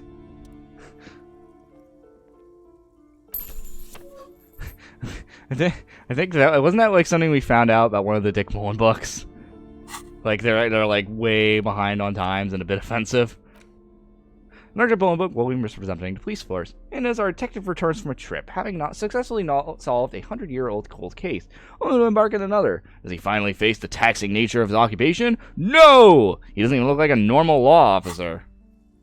In your hands, you hold Dick Mullen and a mistaken identity. The brittle paperback feels fragile to the touch. Examine the cover. The cover features a pastiche, I thought it was Hegemel or whatever it was called. Feature covers a pastiche of different scenes. In the foreground, a man with dark overcoat clutches a pistol to his chest. Rising up behind him are two silhouettes wrapped in a passionate embrace. The tagline reads, Dick Mullen must prove his innocence after an old friend is murdered by someone who looks just like Dick Mullen. That seems to sum up the present nicely. Are you really reading that, detective? I'm just skimming it. That's probably for the best. Those books aren't famed for their tight plotting. It's much more about the dark and deadly atmosphere. Start reading. Oh god, please don't tell me it's going to be the whole thing. The story opens with a knock at the door. Detective Dick Mullen is greeted by an old friend, Charlie Spillane, who's come to Mullen to ask a favor in this dark and cold night. Spillane needs Mullen to drive him from Vesper to a small town along the Insulindian coast. Despite his friend's apparent agitation, Mullen does as he's asked, then returns home where he passes out drunk, as he does most nights. Look, I can't judge. 2 days later, Mullen is arrested by the Vesper police and charged with the murder of Charlie Spillane. At his interrogation, Mullen learns that Charlie Spillane was shot in a bar in the very town Mullen dropped him off in, by a man matching Mullen's description. Desperate to clear his name, Mullen manages to convince the Vesper police to release him for 3 days so that Mullen may solve his friend's murder and prove his innocence. The cops release their prime suspect so they can find the real killer? Are you shitting me? What's the matter, detective? The lieutenant turns to you with a start. I don't know who's writing this shit, but I get the feeling they aren't experts on homicide investigations. The lieutenant shrugs, resigned to the fact that this profession will rarely, if ever, be accurately represented in art and literature. Okay, so Mullen didn't do it. Of course Mullen didn't do it. That's the whole premise of the book. Anyway, Mullen returns to the seaside bar where Spillane was murdered and meets a beautiful, mysterious woman named Diane Deneuve. Nice, a dame. And not just any dame, she's truly one in a million. A knockout whose mind is as dangerous as her curves. But she's got a secret. Man, who doesn't? Secrets are the currency of human relations. Now it's getting interesting. Deneuve reveals she was Spillane's lover, and that he was mixed up with local amphetamine smuggling operations. As soon as McGowan began pulling the strings, the whole conspiracy begins to unravel. Not only is the local police captain in on the amphetamine ring, so is the son of a powerful politician, a strung-out art collector named Torvald, each of whom has his own reasons for wanting Spillane dead. I want to hear about the politician's son. Typical privileged twat. In all of his likelihood, he's just over in his head. He does bear a personal grudge against Spillane, though, a former prosecutor who nearly brought down his father's administration. Kid doesn't exactly have Dick Mullen's manly build, but he is the correct height. While interrogating him over at his home, Mullen did notice a certain overcoat that looks suspiciously like... Is this one of... Wait a minute. Is the Dick Mullen books one of those, like, choose-your-adventure books? Kind of like the choose-your-scare from the Goosebump books. I'm still upset that my library threw out my entire collection I gave to them. God, I still hate that. That still grinds my gears really well. Tell me about the Crow Police Captain. Outworldly, the police captain is a real law and order crypto-fascist. A barrel-chested man who's beaten his share of suspects to a pulp. But he's also dirty and increasingly paranoid that someone's going to expose his role in the drug ring. He would certainly have the motive and the means, but the captain walks with a noticeable limp from an old war injury. Is it possible he was able to conceal it long enough to commit the murder? What about the art collector? Overall, the art collector is a strung-out mess. Frankly, it's hard to imagine him holding a pistol steadily enough to actually hit someone, let alone plug them 3 times in the chest the way old Spillane did. That said, Torvald and Spillane have a long history, and while interrogating him, Mullen discovers that Torvald was once involved with Diane Deneuve. Could it be this is all over a sordid love triangle? One evening, Diane Deneuve comes to Mullen's... Okay, wait a minute. Was it 2200 or 2100? 2200. Two of them drink half a bottle of vodka, and soon they're seeking comfort in each other's arms.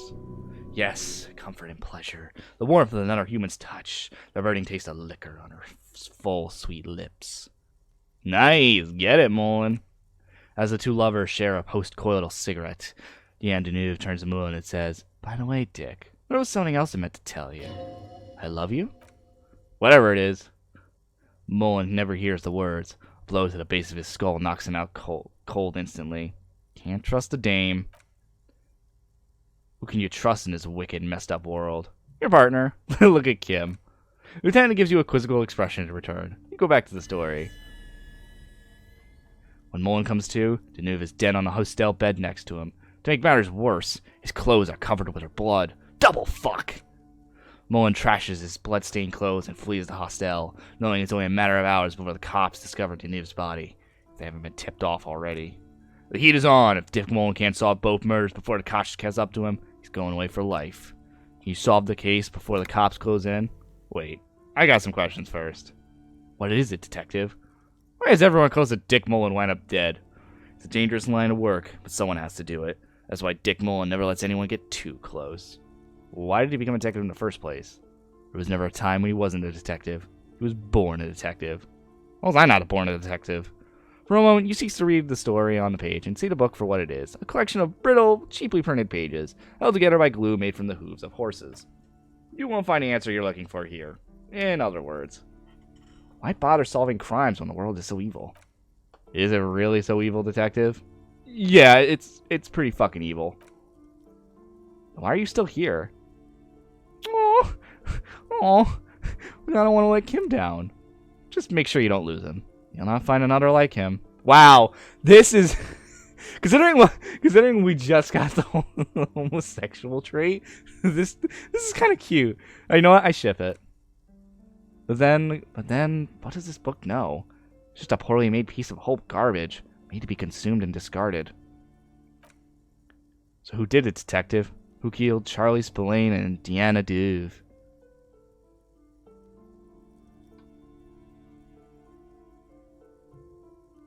Love did them in. What? That doesn't even make sense. There's never a straight answer with you, is there? You just get hooked on random stupid notions and then repeat them every chance you get. Hold up, why are we being called out by the book? Now go on, find out who really did it. You begin furiously flipping through the pages. Even as you know these books follow a series of well-worn tropes, you find yourself completely engrossed. You're turning pages so fast you don't even notice the ancient spine coming unglued. You try to grab the pages as they come loose, but your fingers aren't quick enough. They're gone. Dozens of pages scatter across. Oh my god.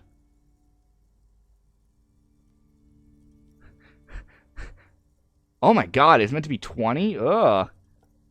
It's possible you could gather and reassemble the pages, but it would take way too long. Stupid horse glue. Yes. The problem with mass-marked paperback. They're not made to last.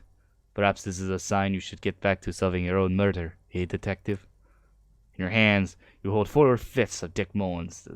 Dick Mullen and the mistaken identity. Damn, we'll never find out. Anyway.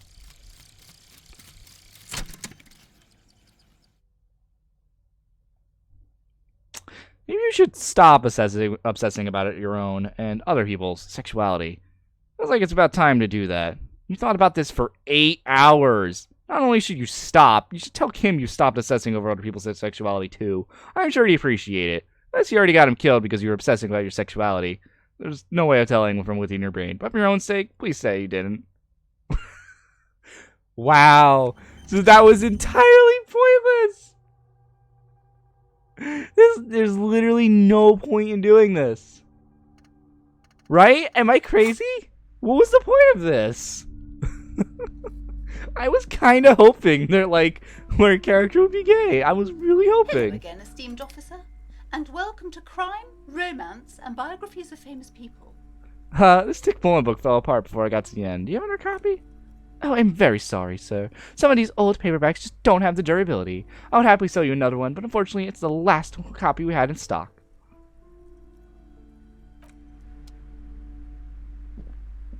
Yes?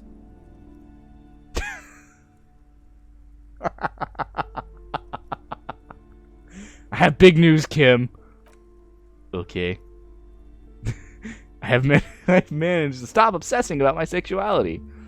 Great. Imagine all the time you have for work now. Matter of fact, we should get back to it right now.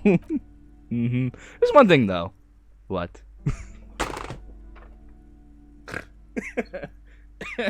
Are you part of the homosexual underground? You didn't stop it at all, did you? You're just obsessing about other people's sexualities now. Yeah, but... What am I? I'll spare you another 20 mine-hour project. Yes. Oh, shit! Yes, I am. Now let's get back to work. That's the truth. Oh, shit! Kim's actually gay! Hell yeah! I like Kim even more now.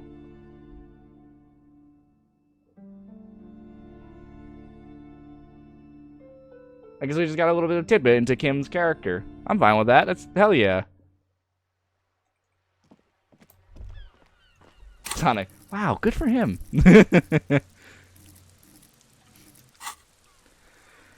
24, 2040. We're almost there.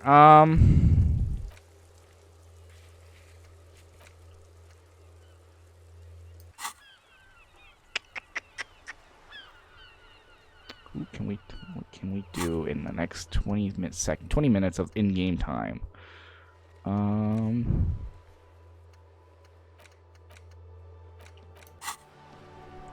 wonder if there's anything else we could do left in the Whirling in Rags. I feel like we've pretty much finished everything in here as well, aside from talking to Clash J on our own time.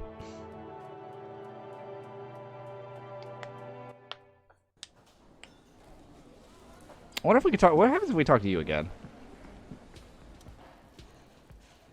No, never mind. Barkeep. I like though that we did get. I do really like that though. Is there something you needed? I'm trying to still go without alcohol in this game. Although I will do this quick.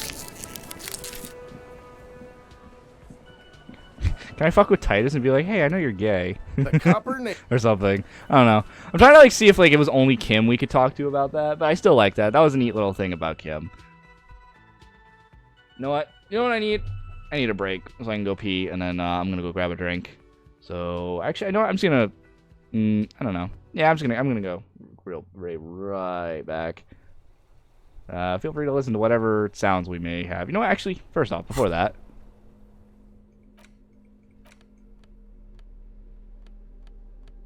There we go. Now I'm good to go.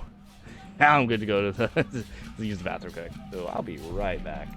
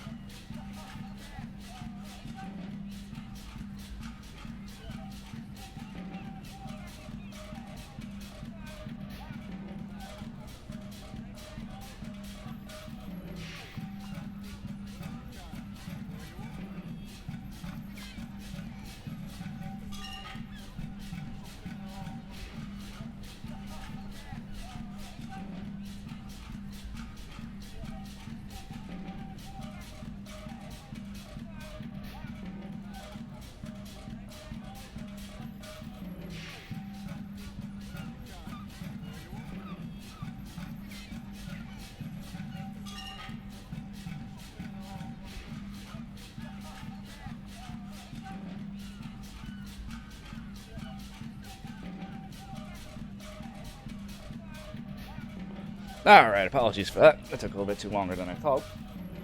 I gotta realize how hungry I was, and I ended up making myself a little sandwich.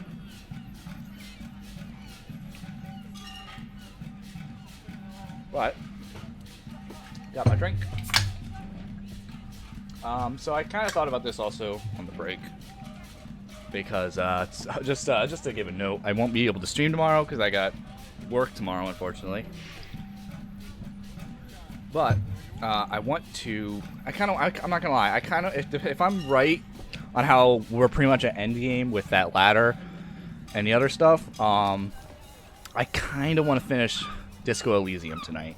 So if we're not at endgame, or unless the game pretty much is not at endgame, like if I'm wrong about how climbing up that ladder will give us endgame, then we'll probably continue this next week. But otherwise, I think I'm gonna try to go as long as I can to finish up Disco Elysium tonight. First, though, I gotta figure out. But I gotta figure out how to actually. Where was I going actually? I don't know. Think about it. But we need to pass the time first. So I'm not really sure where I want to go. Can I talk to Kim about anything else? Yes? No.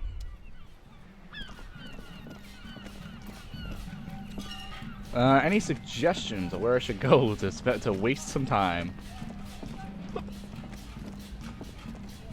Oh, can I sit on this one maybe? Like, just Kim, like, let me sit down. Killing me. Oh, those two guys are gone.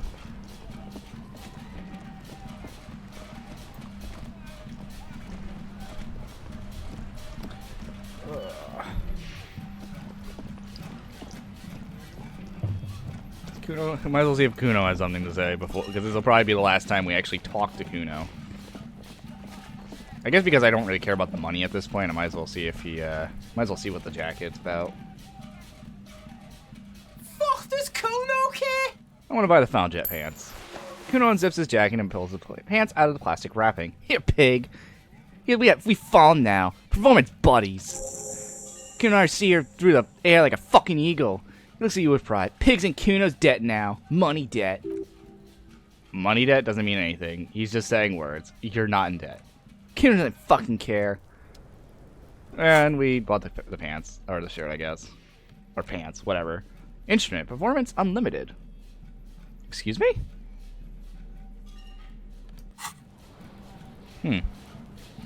Never mind, I guess. Admittedly, I was kind of hoping Kuno would say something to fuck with us in some way, shape, or form. Well, yeah, I think you have to be actually on Kuno's quote-unquote good side. So I think if you're not on his good side, I think you don't get access to the pants. I'm assuming that means that pants are pretty good for a physique build. There's gotta be something else I can do. Oh, why is it so hard to find ways to screw myself over in terms of time? Can I shoot the kid again?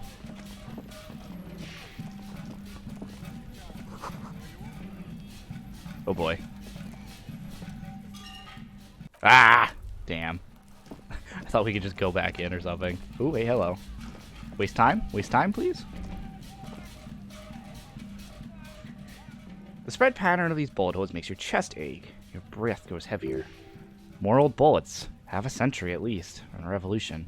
Examine closer. You peer into the faded marks in the stone. They peer back like an endless row of tiny black holes. Sweat starts trickling down your brow. Your chest feels tight. Looking at them, it's closing in, caving even. Ever tighter. Your breathing grows even heavier. You okay there? Kitaragi's sudden voice cuts like a blade, bringing you out into a stupor. Huh? Yeah, I'm fine. You were looking pale there for a second. What are you looking at? What's with these bullet holes? I've seen a lot of them around. The lieutenant looks at the walls. Remnants from the revolution. These are over half a century old. So no crime happened here?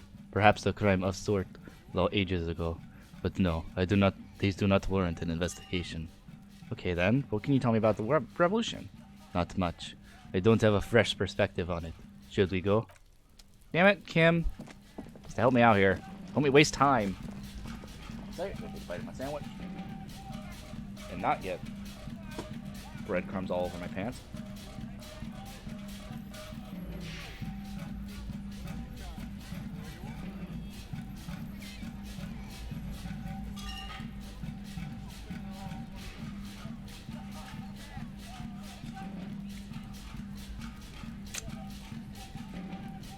I mean, technically speaking, I literally could just repeat conversations. But, like, where's the fun? I mean, I guess I should probably just do that. Yes? Wait, that was something new. Lieutenant narrows a single eyebrow. No. Your brain sends a signal to your lips, but they freeze to order. Something is paralyzing them. You're pretty sure it has something to do with the lieutenant's eyebrows. It's like you're locked down. What's happening to me? Something the matter, detective? This guy's got authority off the chart.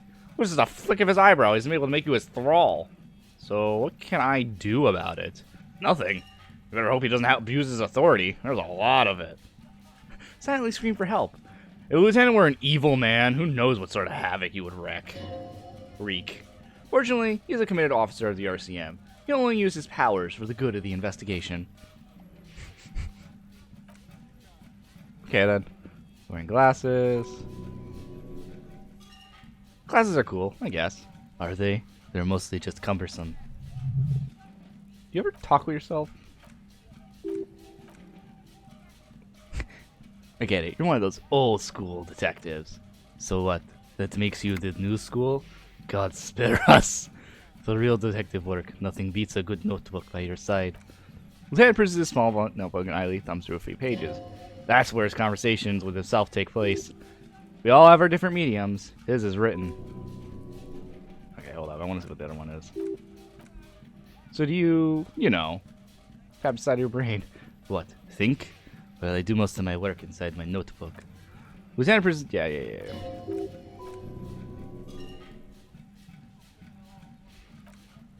think Kim would ever drive above the speed limit? I feel like Kim's one of those people who would only drive unless absolutely necessary, and even then he feels really bad about doing it. Actually, no, never mind. He cares so much about his Kanema. I actually could totally see Kim driving over the speed limit whenever he's in that. Yeah, you get it, Manji. I guess for old time's sake, we can kick this.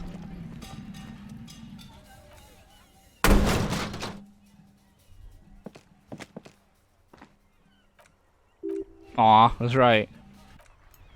We can't do anything with it anymore. Ugh, you're killing me here, game. I got 8 minutes of in-game time I still need to get devote to. Still here. Stuck in this damn jam, my man. What's up? Forgot about this. Wait, there's something here. Sort of laying some dusty corner. It starts like... The mirror's temperature is always 0. It is ice in the veins. Its camera is an X-ray. Whoa. He leans in, his eyes bright with attention. What else? Is a chalice held out to you in silent communion. Silent communion? That's good.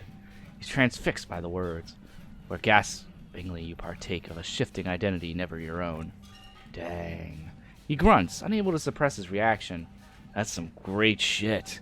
Came up with that yourself? Or did you learn it in school? More importantly, we could prove if you did. Go with it. You deserve some acclaim.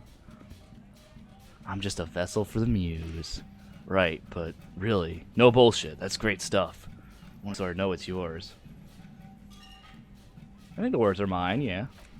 Fucking A. Seems like I got you all wrong.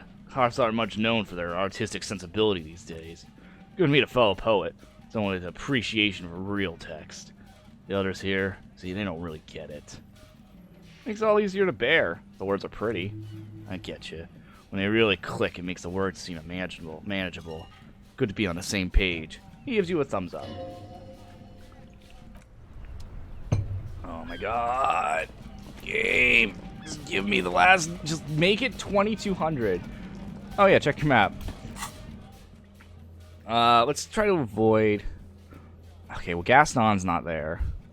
Nobody goes home like Gaston. Joyce is also gone. Oh my god, everyone's gonna be gone, aren't they?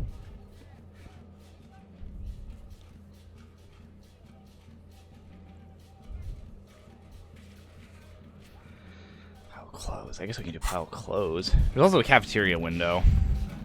What's cafeteria window?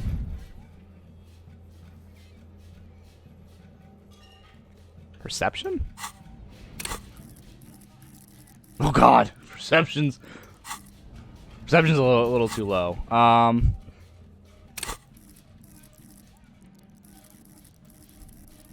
Suggestion. Which one? Okay, we need a high one. We need a relatively high one. What was I think composure was the one I literally just looked at, wasn't it? No, composure is actually pretty high. Let's go, but it's a vital close.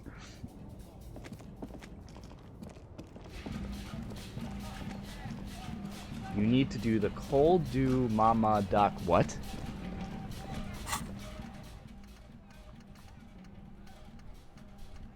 What?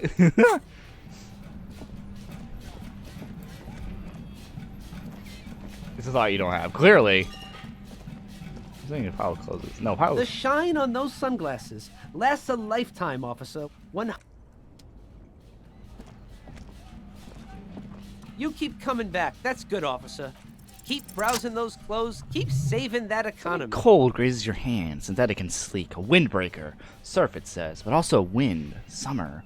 100% waterproof and sport. All in different typefaces.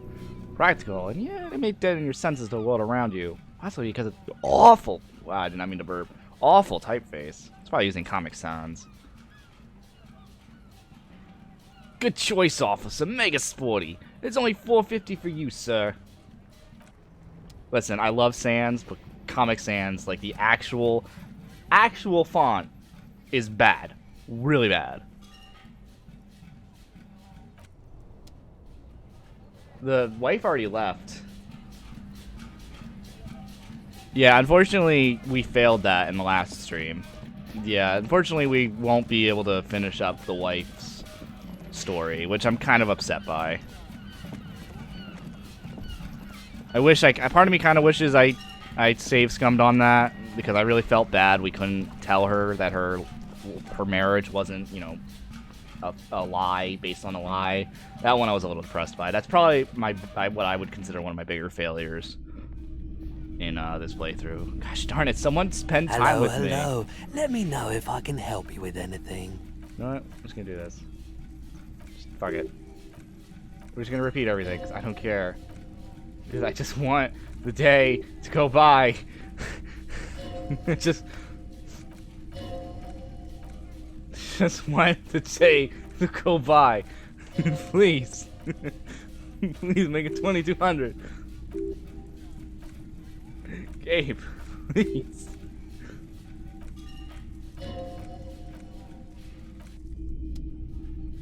You talk to her about Dick Mullen book? I thought we talked to her after we did the Dick Mullen thing, though.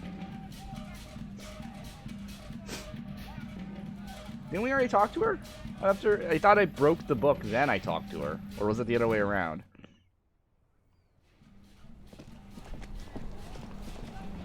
You talked to the mother. Oh, okay.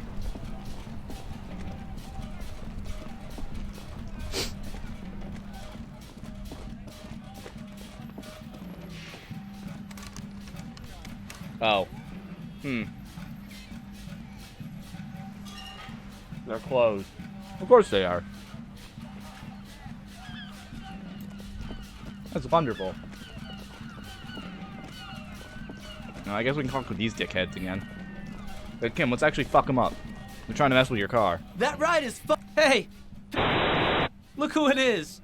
Shrunken cop head material. What about them? Why does your jacket have piss all written on it? First off, it's a statement, not necessarily something that characterizes me as a person. Even though the statement is character, I do like piss. Excuse me? The word piss epitomizes the struggle taking place in the world. Things being defined as they seem, not as they are. And, I guess, it's also about communal spirit, the future, and truly appreciating our differences. Also, you gotta admit, catches the eye. Since the Grand Piper is slowly but steadily moving towards basing the economy on it, attention, it is imperative that the medium itself stays the mention. Makes sense. What I mean by this all is, we are all pissed, and that world is inherently meaningless. Yeah, let's, I don't even care anymore. It's 22! Let's get the fuck out of here! Yeah, we finally wasted enough time. My plans are go get our gun, go to bed, see the report on the armor pieces, and then we'll finally go up the ladder and see if we're finishing the game. That's my order of events right now. Unless I'm forgetting something, which if I am, please tell me.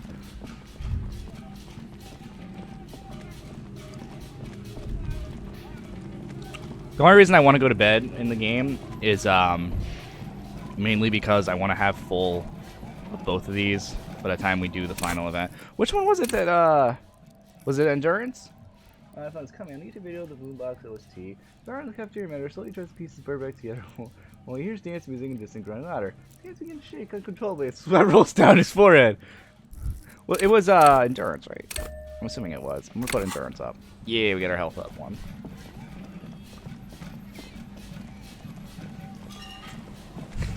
It's pretty funny though.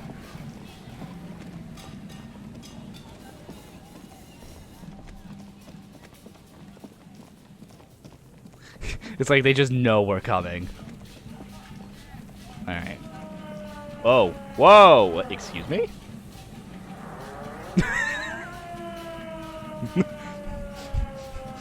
Hold up. I'm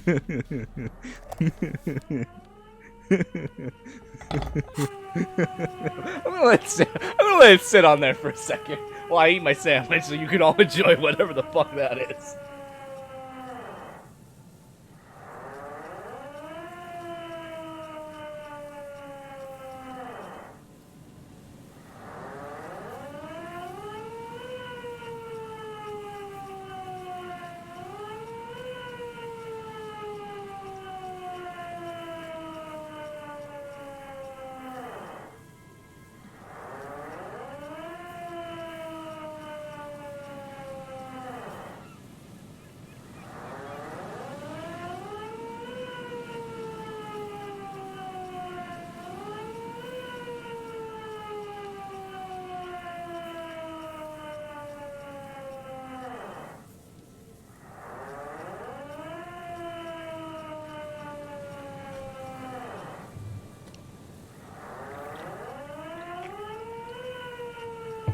Alright, let's actually see what the flip-flap, flippity-flomp this is. Not before saving.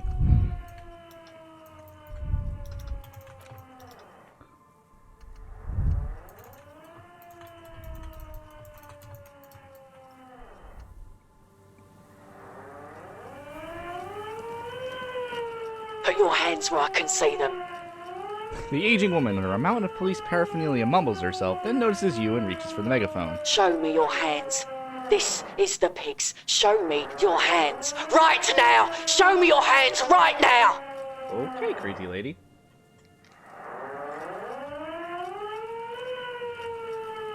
Scavenge battery-powered police lights protrude from her back. The flickering light show reveals a gun in her shaking hand. Her hand is trembling from some sort of neurodegenerative disease. Madame, please drop the Whoa, whoa, firearm whoa, immediately. whoa! Whoa! Oh, holy shit. I knew that was gonna happen, but still.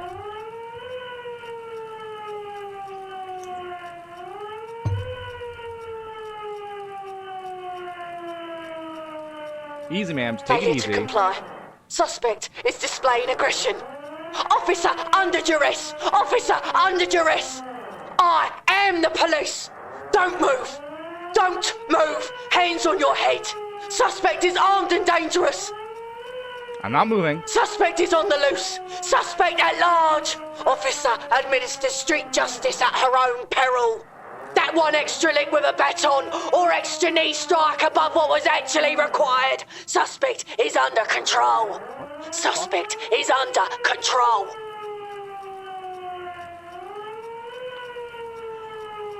Be careful, detective. Don't do anything that might set her off. What? Kim, what? Kim, I'm sorry. I can't hear you over the loud-ass siren. I'm sorry. I legitimately could not hear what Kim just said. I mean, I could read it, but I couldn't hear how his voice actor sounded.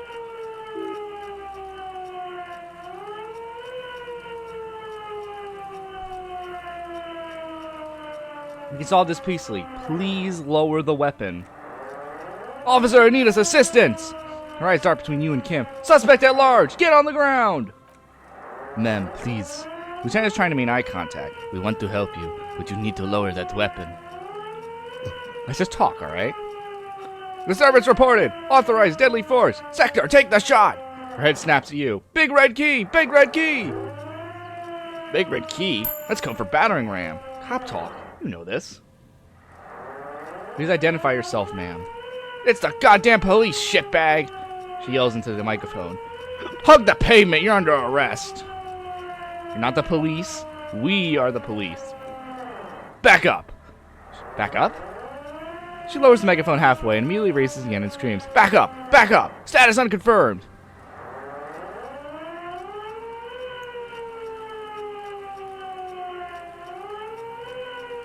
Baby, you know who I am. Everybody knows. Wink! You know! Yeah, I'm the backup. Here to back you up. You are? Question is addressed more to herself more than you. Mr. Morand? No, She raises the megaphone and screams, Aggravated assault! Man down! Suspect on foot! There's a scenario unfolding in her head right now. It has something to do with what's happening here. What's the situation? Lieutenant hesitates addressing the woman. Officer. Law enforcement compromise! She screams into the megaphone. Red and blue lights illuminate the spit flying everywhere. Impersonating a police officer! Does she not believe you two are actually police officers? Oh, this is going to be what I think it's going to happen. You really are cops. Look, my badge. License and registration! She repeatedly bashes the megaphone against her head and screams in the bloody mouthpiece. License and registration! Come in, dispatch! Sector! Sector! Azimuth! It's not a code. It's just disjointed words. Oh boy. I think I fucked up. Time to get my gun! Holy shit, we actually did it. I kind of wanted to see the bad one, but I guess we're taking it. I actually really wanted to fail that. I'm going to be honest. I really wanted that to fail. Here's the plan. Drop the multi-tool and immediately dart right. The noise will startle her, allowing you to close the distance. Left hand grabs the barrel, right one breaks the wrist. No, that won't be necessary. Look closer. The gun, all three barrels, red and blue light shining through. It's not loaded. Kim, I'm almost certain there are no bullets in that gun. Huh? Huh? Lieutenant studies the swing firearm. My God, I think you're right. God, it's not loaded. Ma'am, the weapon you're holding is mine, and I know it has no bullets. What? The woman looks at the weapon in disbelief. Her eyes suddenly reddish with tears. She looks straight down the barrel and squeezes the trigger. Wait. A click. Nothing happens. She looks at the useless weapon. This isn't a police issue. Police weapons have bullets. This isn't real. What is this? Jesus! The gun lands on the wooden planks, and tears run down her scratched face. Tracked cheeks. Police guns always have bullets. What is this?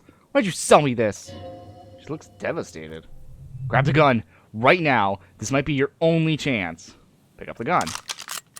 No one ever cares anymore. Voice is growing fainter as she rocks back and forth slowly. Why would they cheat me like this? Great gears are grinding to a halt. The machine is powering down. She's all out of jolt. Poor woman. Lieutenant holsters his pistol. We need to figure out what to do with her now. Nobody's ever around. The old woman mumbles, staring blankly at the boardwalk. Nobody ever comes to visit me. What do you think is happening to her? She's in stupor. The lieutenant replies, inspecting the catatonic woman standing in the dark. I've seen this before. God knows for how long. Could be days before they get like this. Why was she like this in the first place? Honestly, I don't know. Dementia, probably. He lowers his voice. Dementia and channelate in loneliness.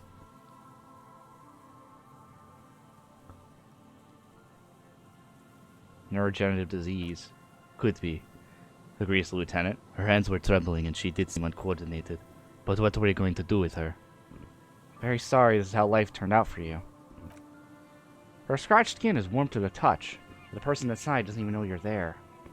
Shall we just arrest her? I don't think there's any need for that. In her current state and without the gun, she isn't really a threat to anyone. Except herself. We should let Titus know. This is a perfect problem for the local peacekeepers to handle. They might even know her family.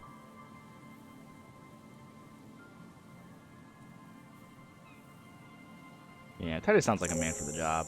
Then we ask him once we get back to the whirling. but we have to hurry, because it's late and they might already have gone home. But I think we're done here for now. Let's head out. This is done. As you turn to leave, the faintest of voices come from the woman. Please leave a radio on. She mutters. It seems like a reflex. A half-remembered sentence. Reflex to what? Being left alone? She stands motionless, just a heap of clothes and flashers now. Maybe if you search her once more?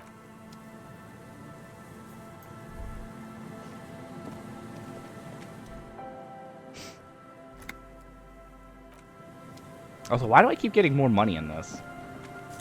Who keeps putting money in that? Hold up.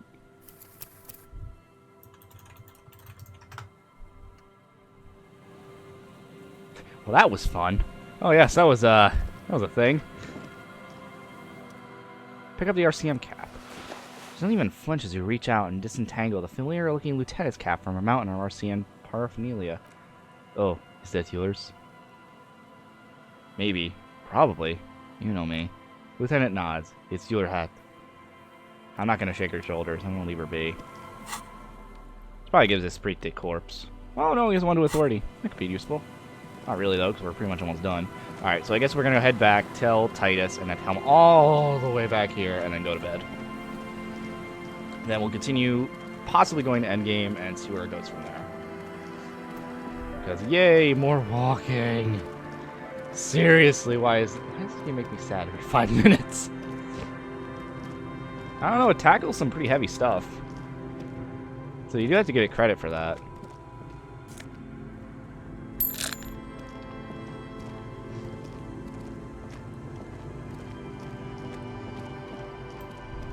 Elysium is a game about failure? Oh, it's a game about my whole life.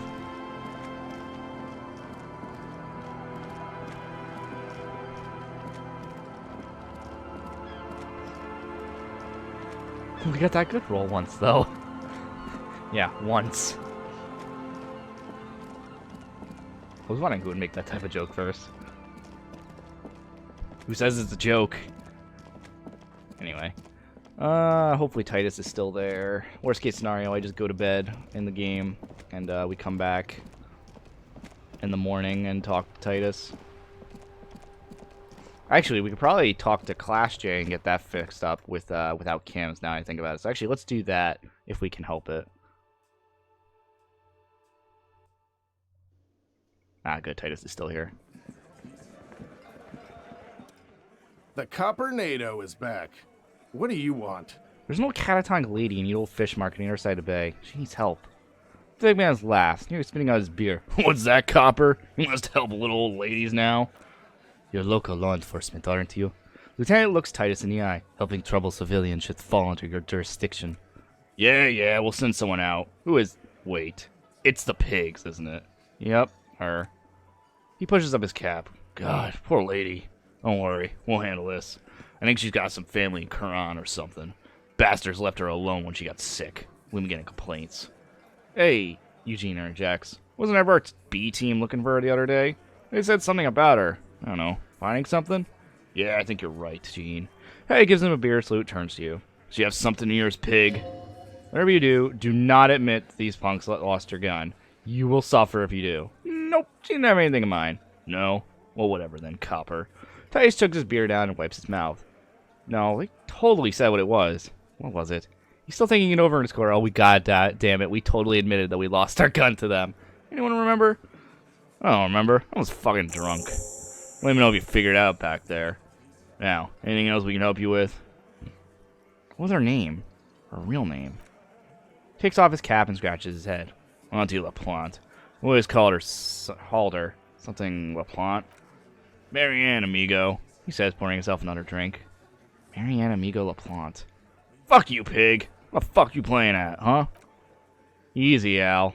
Don't let him get to you. Have one for Auntie LaPlante, huh?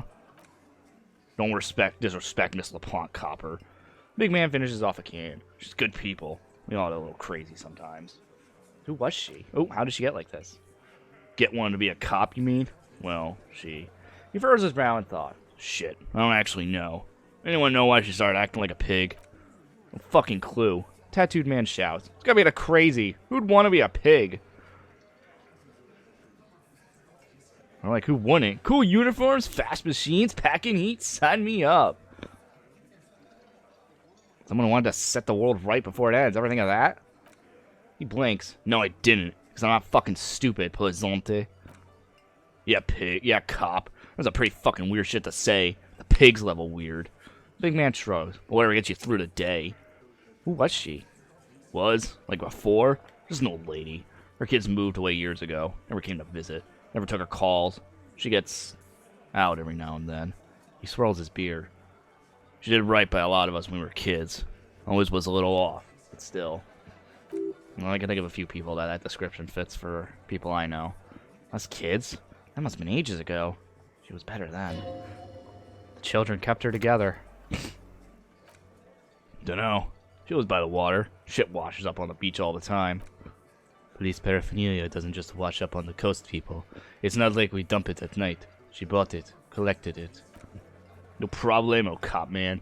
We take care of our mental ear here, Martinet. Ain't that right, boys? Sure enough. We're the real heroes on these streets. Alright, let's ditch Kim. Talk to Clash J. And then we call it a night in the game. And then go figure out endgame stuff.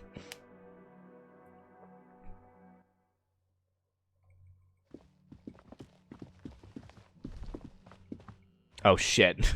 I forgot.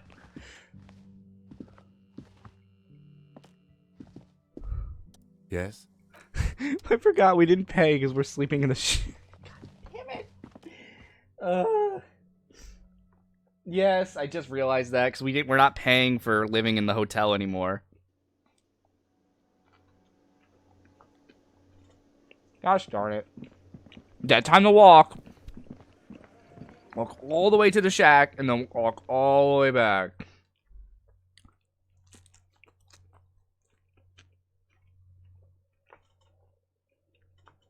Oh, this is terrible. I'm sorry, I gotta be honest. I really fucking hate that this doesn't have fast travel.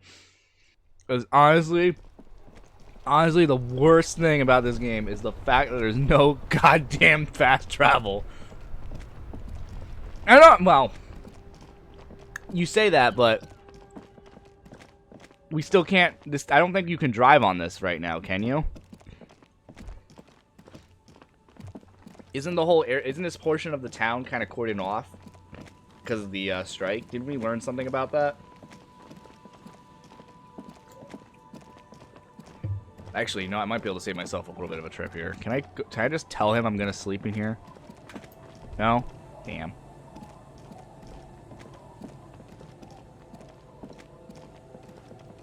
Oh God, what the fuck did you just put in chat? Red.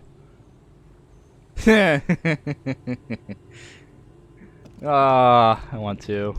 Good old walking for it. I totally don't abuse that GIF at all. Good night, Kim. Good night, officer. We'll meet in front of the shack in the morning.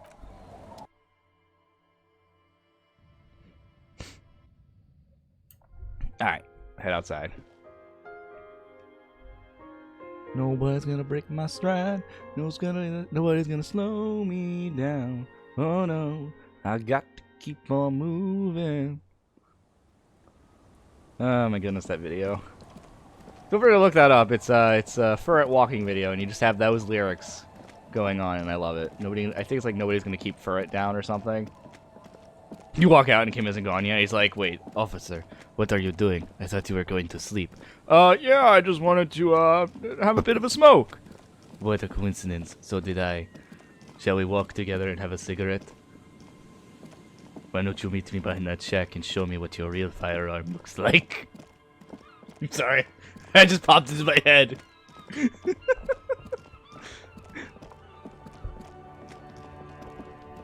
Harry, I'm very lonely. You know, I'm actually kind of curious as to what happened to Kim's car. Kim sleeps in the hotel, right? Yes, I just want to stretch my calves. Isometric exercise. Care to join me? Ah, Superintendent Chalmers. I hope you're prepared for an unforgettable luncheon. Yes, Seymour. I made it, despite your directions. I know that was the Actually, no. I always forget. No. Yes. Yes, I said it in the right order.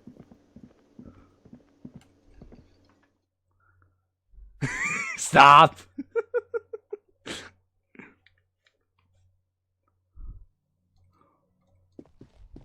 Oh, Superintendent, I hope you were prepared for some mouth-watering hamburgers.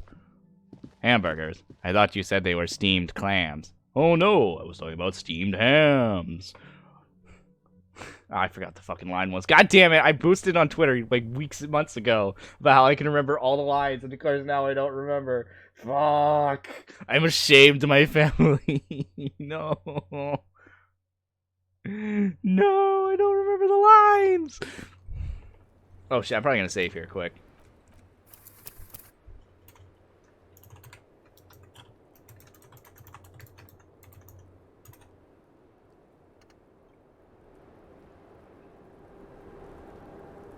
Wait, Red, are you actually posting the whole thing? Hold up. I was just thinking what a nice evening it is. For taking Oh, so I part did in a mess that up. murder Which one said it investigation. first? I couldn't remember if I always forget if Chalmers says his line first or if Skinner says his lines first. I feel like I always mix that up.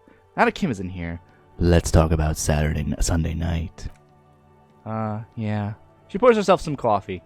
The night before I saw you in the hallway, I reminded you're a police officer. The date of your re-entry into the fossil record. Well, Seymour, I made it, despite your directions. Ah, Superintendent Chalmers, welcome. I hope you're prepared for an unforgettable luncheon.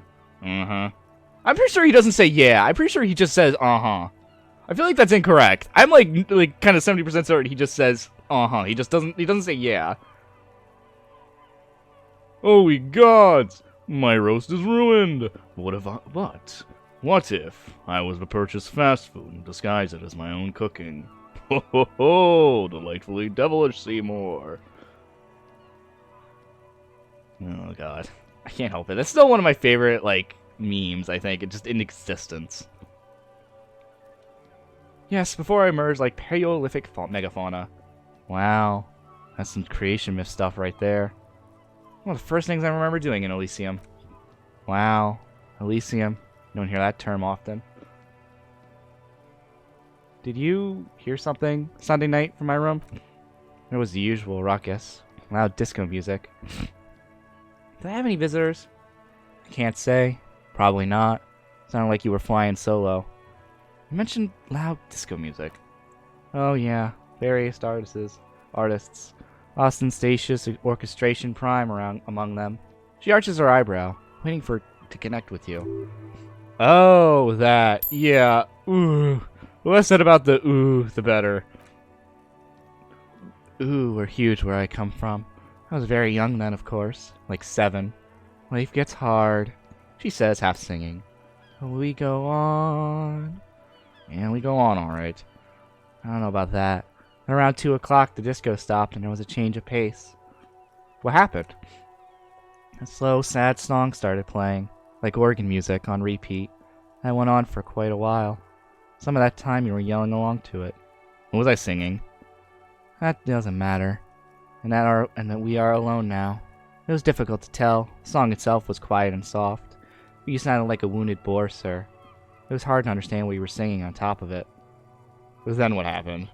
And you started screaming and trashed the place. Are you sure I wasn't being assaulted? No. It didn't sound like there was a fight. It sounded like someone was trashing their room. She takes a sip of her coffee and smiles. A window was smashed. The tape player probably.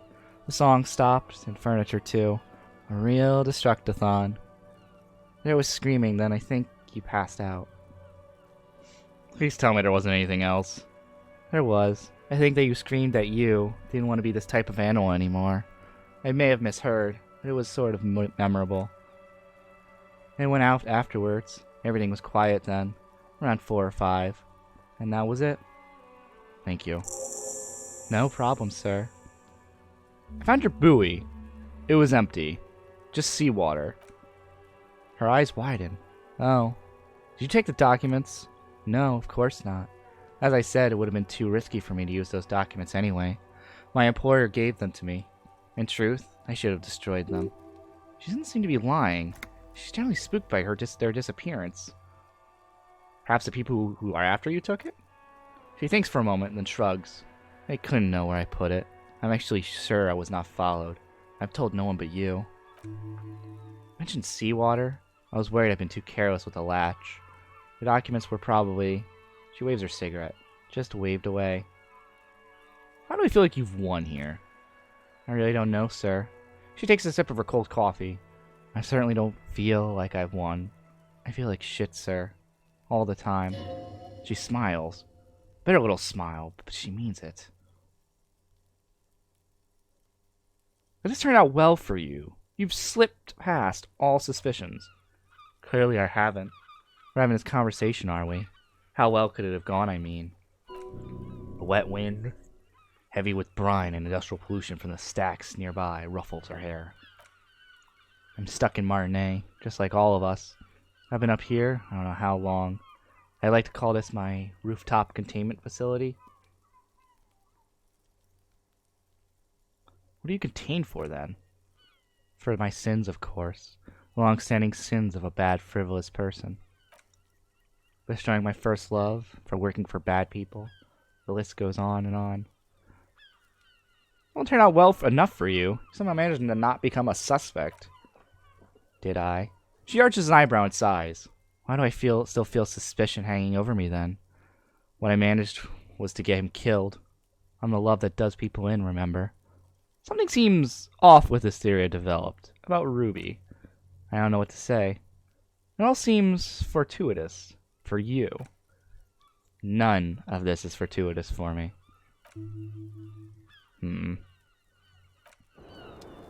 Is that really it? We're just gonna leave it at that? Alright. You say so, game. And then suddenly, we find out she's the actual killer!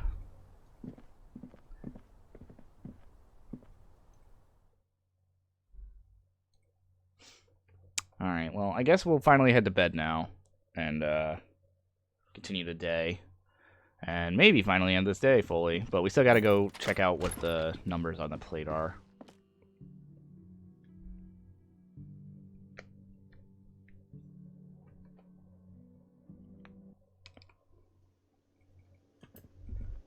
No, I just realized those cops are gone. Or sorry, the not cops, not from our precinct. You didn't see me doing this, but I was doing air quotes. I mean, how could you see me? I don't do webcam, and I probably never will. I'm not investing money in that stuff.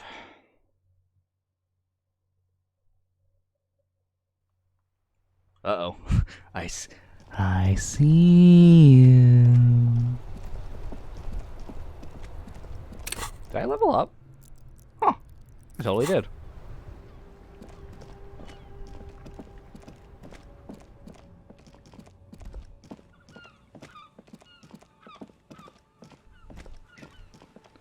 Oh god, this still hurts. This still hurts to do. Why is there no fast travel? I know I've been complaining about it the majority of this stream, but god, it's painful. Oh, I need another drink.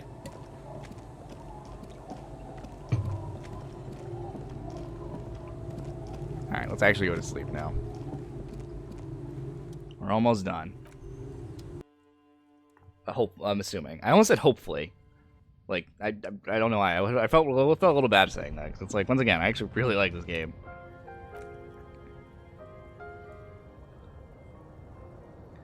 Okay, bed underneath you is soft, if lumpy. Waves wash the sand underneath the hut. Then grow distant to your ear. In the quiet hum of the organic heater, you fall asleep. Alright, time for another talk with ourselves.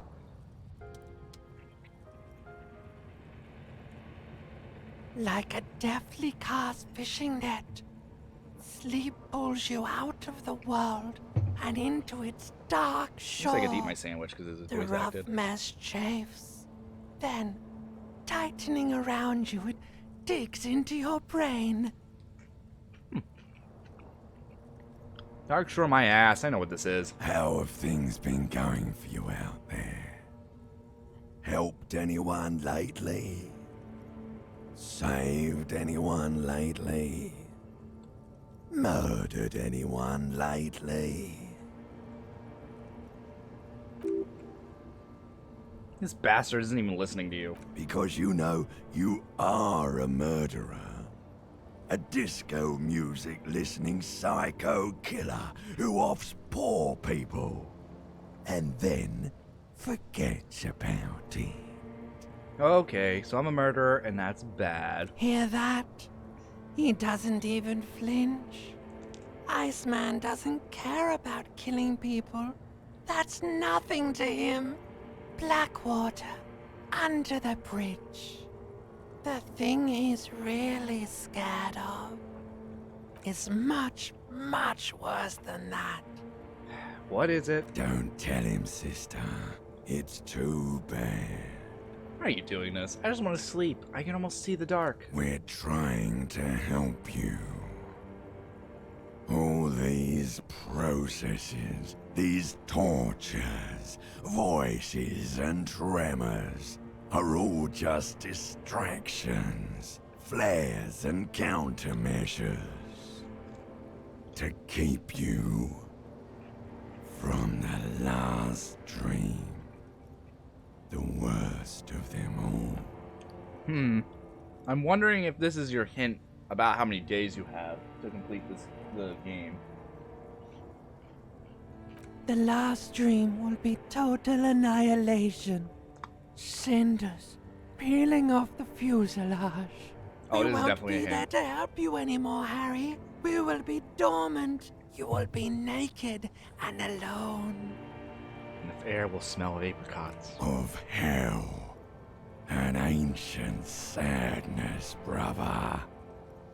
10,000 years later, in front of the video rental, there is a warm breath on your face again.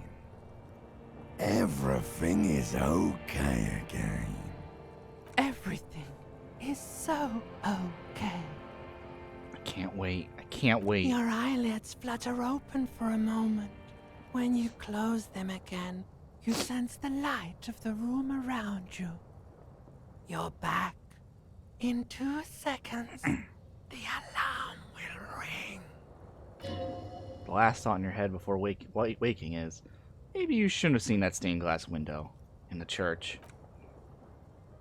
But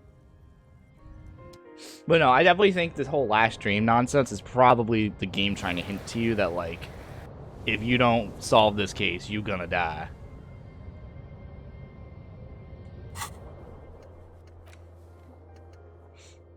Alright, I guess we can go pick up the dice again, I guess.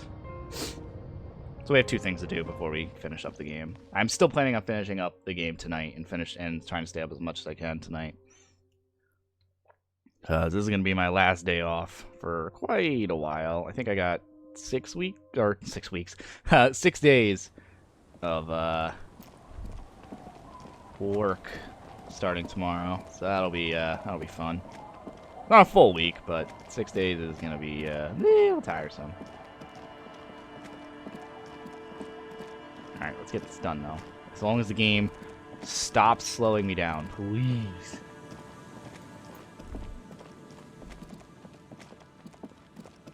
Actually, I just realized that. Where did my gun go? Yeah, let's just equip the gun. Holding a gun feels natural and satisfying. It's like an extension of your arm. The polished wooden handle almost fusing into your palm. Reminds you of the day you first held it, with fear and respect, hoping you don't have to use it in vain. The sun was out in Jamrock. It was so long ago.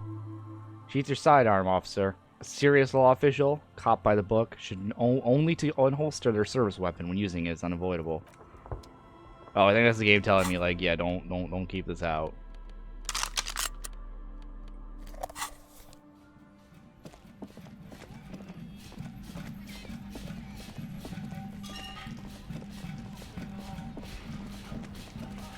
Alright, so 2 things we gotta do now.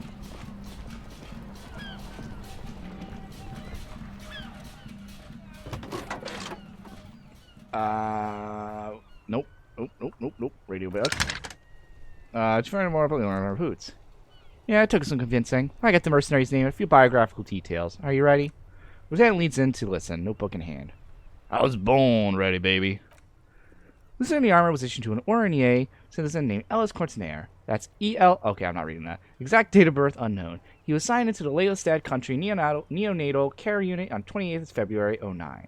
Neonatal Care Unit? He was found as a newborn in a leaf compactor near an abandoned farm. He spent 4 months in the neonatal unit, survived, apparently, and was assigned to a foster family at 2. This is what the ICP knows about him. He was raised by foster parents, entered the IGS Brand Military Academy in Redfort at 17, then served in the Oranier forces till he was honorably discharged in 41, just a year before the Seminese conflict. Then the armor followed him to Seminine, or at least I assume it did. And that's it. There are no record of his employment in Krenel, or any of his other incarnations, or him even entering Revachol. Wait, he was found in a leaf compactor. It's a garden tool used to press leaves into these cubes. It's a detail the hospital had. The only detail in these files, so I thought it would be good for you to know. It is. Thank you, Alice. Any information on his foster parents? None, officer. Sorry. So all we have to connect him to Krenel is the armor. Even that is a small miracle. These organizations usually double-check their inventory. Thank you, Alice. Great work. No problem, Lieutenant. She sounds pleased. Well, we have his name and service record now. A name that is very good. Alice Courtenaire, he says to himself. Alright. Well, we now, after finally getting to the very end of the game, we finally, yeah, I'm definitely about to hit end game. The more quests we get off, we tick off of our little journal, the more I'm becoming more and more certain that the moment I go up that ladder, we're hitting end game.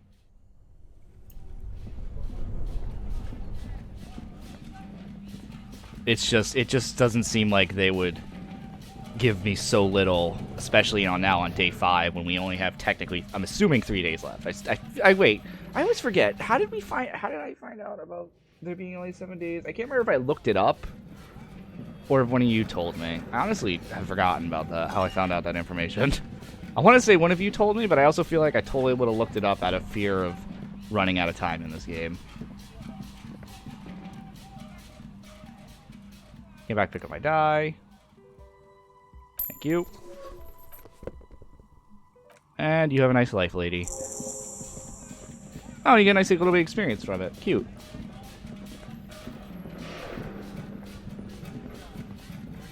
Alright, now for the long trek back to the building. And then hopefully, well, once again, I keep saying hopefully, but it's like, on one hand, I kind of am going to feel bad for finishing this game.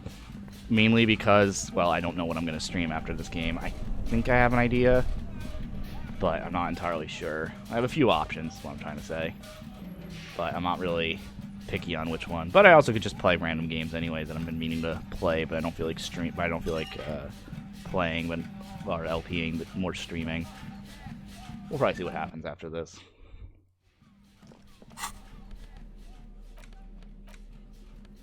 Yeah, the dice are, she charges us, unfortunately, more than obviously what the dice are worth, which makes sense.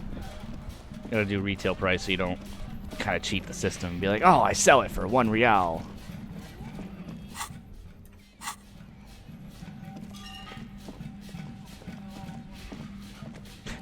Wait, what? What did I just miss?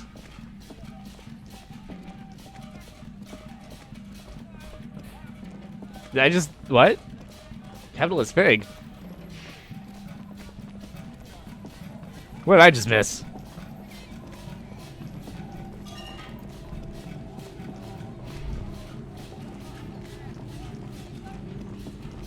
Oh, did you say she sold today?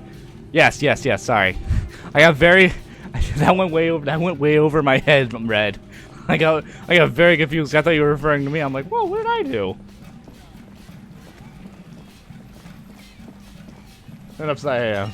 Confused. You're good. I'm also, I haven't been up since 5 a.m. But I did wake up like an hour or two earlier than what I normally wake up. So I might also be a little tired still. But I also took a 5-hour energy despite what my brain told me I should do. All right, let's save again. And we're gonna save at the end. All right, let's get going. Yeah, that doesn't look good at all. It's that situation. The distance between the remaining runs are rather wide. You'd have to use the mounting graphics. However, they seem to be corroded and peeling rust is razor sharp. In addition, the first rung is going to be tough to reach. It's, what, 3 meters above the ground and you're 180? 190, I'm a giant. Okay, but still. The roof is collapsing and the wind gets pretty brutal up there. Just mounting on the ladder is going to be hard. Perhaps if you were to not climb the ladder instead, what if you were reconceptualize climbing the ladder? Astral projection. Be open-minded about this. Yeah, because falling from that height seems, well, splat. So, I don't know, just, you know. What if I don't climb? What if I just teleport? Lieutenant stares at you, stone-faced. Teleportation is not a thing. Teleportation is a thing. It just needs a bit of concentration. What if you got a step ladder? God damn it, Red. Okay, let's say teleportation is a thing. Wouldn't you need some kind of scientific apparatus to create a teleportation field? You can't do it without an apparatus. It won't hurt to try. Oh yes, it could hurt. A lot. He's restraining himself from using a parental tone with you right now. Ooh. Wait, is this the end? Now I'm starting to question if this is the end. Because why would they put a thing here, a check, just to reach the end? You could literally lock yourself out of the end. Wait, which one was it? Savoir-faire. Oh wow, no wonder.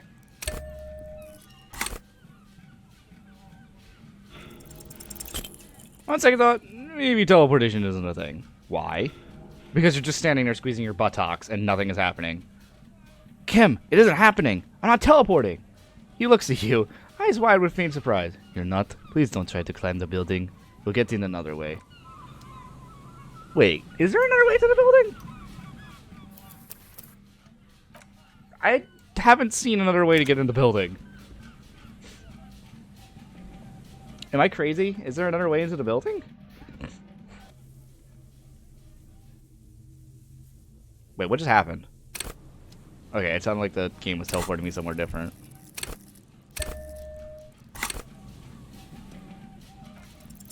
Whatever, we got it anyway. All you need is to close your eyes and concentrate. Darkness enfolds you. You can feel the distance between the bench and the first rung of the ladder. All you need to do is do it. Zoot, zap, pow, crinkle. It's like magic. You feel yourself disappear. Your atoms fading out of existence. Okay, well, that's impressive, but bam! You find yourself on the roof, having mastered the art of physical displacement. I did it, Kim! I teleported! I just saw you climb the ladder. Lieutenant shouts from below. You just climbed it, like a regular person. Never mind. Never mind. Find me a way to let me in when you get inside. Don't go adventuring without backup. Especially if we think the suspect may be hiding here. Okay, fair enough. Some support beam is destroyed by artillery fire. I'm starting to doubt this is actually the end now, just because of that check.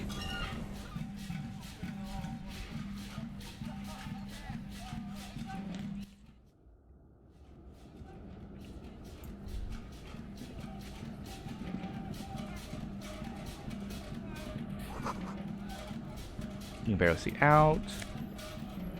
Our postcard. Still not sure what the point of those is. Wow, that was necessarily slow.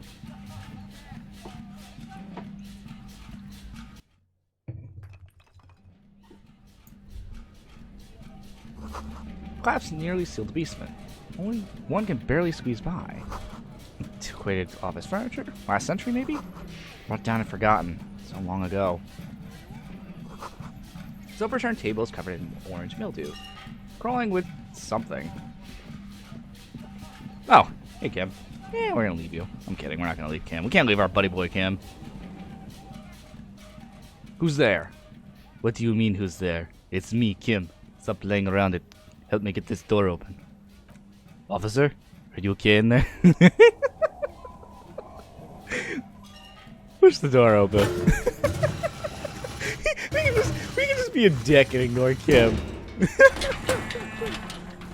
The doors seem to be on rails, but they've gotten jammed. You grab a side and put some strength into prying it open. With the help of your partner, the two metal panels slide open with a creak. Huh. I hope no one dangerous heard that. How did you even get there? After you climbed up to the roof, you mean? There's a maintenance entrance under the boardwalk. It's next to a drain pipe, possibly a storm drain. It was easy to miss before. He's quite proud of himself. Could have saved me the effort. He shrugs. Oh, what just happened? At least now we have an exit. So let's get going. It's time to investigate this passage. You mean to tell me I could have very easily... God damn it. I was wondering about the pipe, but I didn't... Damn it. Oh well. Too late now. Went through the checks. I was wondering if there had to have been another entrance, and obviously that was it. Isn't just glass. These are our old computation components. These are computer components? Yeah. Filament memories. From the time when wires were cast in glass. Slides with an inlaid nervous system. How would they do that? And why? The how was a closely guarded secret. Something that was locked in safes in human heads across the river where they were manufactured. As to why, your finger doesn't know. The why is easy. Because they hadn't come up with modern silicon-based systems yet. For vitreous cast filament memories, though, these seem incredibly advanced. Hey Kim, look! Old cybernetics! Lieutenant tilts his head, watching the light glimmer in the glass. So it is. I think they used to form a single system, slotted in the wall. So is this all that remains of Feld R&D? He nods. The rest of the building seems to have been picked clean. Could this have been part of the Feld playback experiment? These? No. These are the old filament memories. I doubt you're expecting to find the device here. You will be disappointed. All you will find here is pain. That's all life has been. Pain. Oh, there's finally the suggestions shirt. Jacket that I've been looking for goodness knows how long.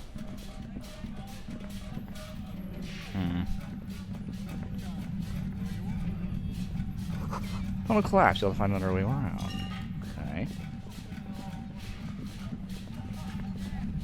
Keeping my tab button held down just in case.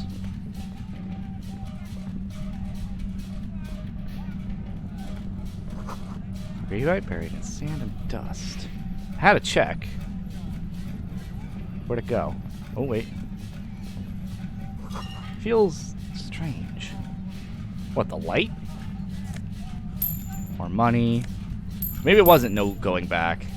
Okay, now I'm really starting to doubt. Holy shit!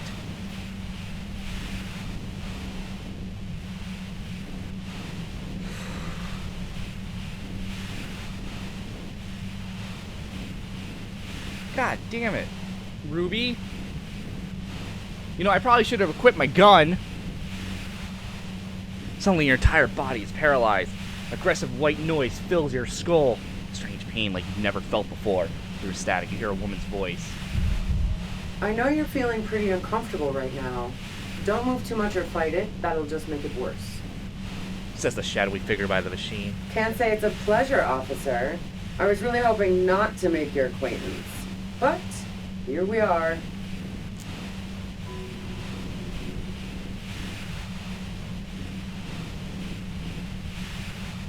As she says the word officer, you feel a spike in agony.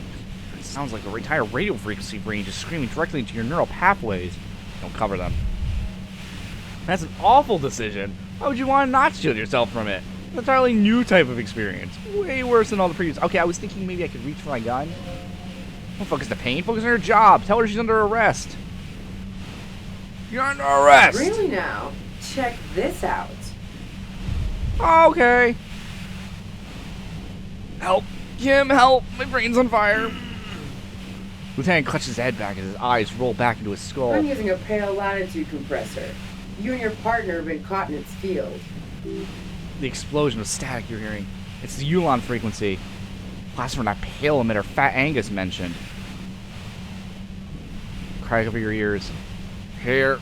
Hit 1368141. Hit 378911303. Keep your eyes looking back at Kim. Right behind you. Right behind you, officer. The eyes closed. Lieutenant doubled over. He's still alive and breathing. A pale latitude compressor is used to sort of make the pail more manageable. With a lot of these, you can force a radio signal grid on the pail. Literally crunch the distance across it. Signals are relayed across a series of repeater stations fixed to buoys. Not a fun job manning those stations. All alone out there in the pail. People lose their minds in just a few years. So, what we are experiencing is a concentration of radio waves. Precisely. This is an industrial strength paraboloid. It's meant for forcing dimensions on something that doesn't have them. Needless to say, the frequencies used are out of this world. At the upper limit is the large prime number generator station. Is this like your villain it's talk? Used specifically for pale latitude compression. That's why you might be hearing some numbers. But you might also hear, or think you're hearing, local radio chatter. I was about to say, she likes talking about the machine. Keep her talking. Look for an opportunity to break loose.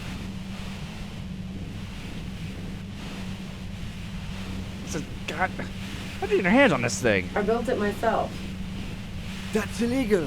I'm guessing it's patented. But we are beyond that, aren't we? Oh yeah, way beyond.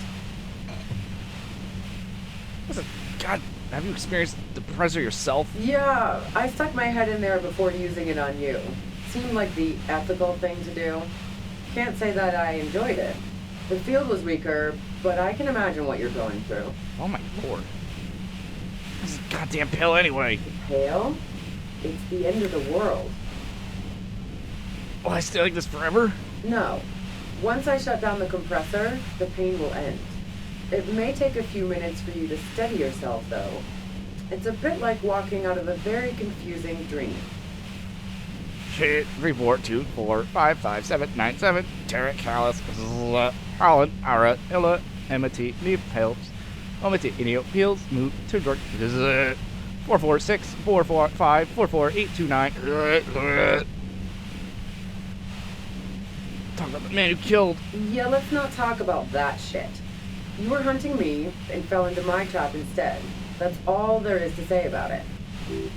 So she thinks of you as hunters, not cops, and of herself merely as prey. Please, you turn down so I can ask you something. If you've got something really important to say, you can do it through the white noise. Well, fuck you! 236189281. If you're looking for a deal on mattresses, there are you. 2356732971047302819. Oh, Rosaline! Oh, Rosaline! Damn this! God damn it! She regards you and Kim with sudden sympathy. Fine. If you really want to talk, I can dial it down. What did I just come back to? I've also got a gun, by the way. She steps abruptly out of the shadows. The pain lessens. Oh, it doesn't feel much better. You can form sentences now. Thinking doesn't seem to hurt as much. There's only 3 meters between you and the machine. You can distract it long enough, maybe. Be careful when you make your move. This will be it for questions. Bide your time. How did you know we were coming? I heard you in the passage. I've been preparing for quite a while. Hiding bullets under floorboards? So you found my shack, huh? I'm not surprised. Her tone is bitter. She thinks she's been betrayed. She didn't rat you out, by the way. Isabel, the washerwoman. So nice. She smiles a little smile. That's one knife I didn't want to find in my back. Preparing for the worst? I was. Before I caught you in the pale latitude compressor. I'm fine now. That's to remain the bullet was an emergency exit. Did you shoot Lily? No, I didn't do it. I only helped stage the lynching. Well, I doubt that makes much of a difference to you. Well, she says she didn't do it, and she doesn't trust you. Is it you specifically, or the Citizens Militia she doesn't trust? Who ratted me out, by the way? Was it Titus? No. He wouldn't have broken first. You're right. Last year was the first. Share her suspicions. Oh. She smiles sadly. I knew the kitten had claws. Not like this. But she couldn't have known I was on the coast. How'd you find me? Your first guess wasn't entirely off. Titus and his boys, ma'am. They told us you were on the coast. Even now, Kim is a paragon of professionalism. She's trying to make a clean cut of telling her she was betrayed. She pauses, taking it in. Oh, fuck. Those guys liked me. I knew it. I know it. This happens to people whom people like. The dull despair is creeping into her voice. How the fuck do I do the rest of you get by?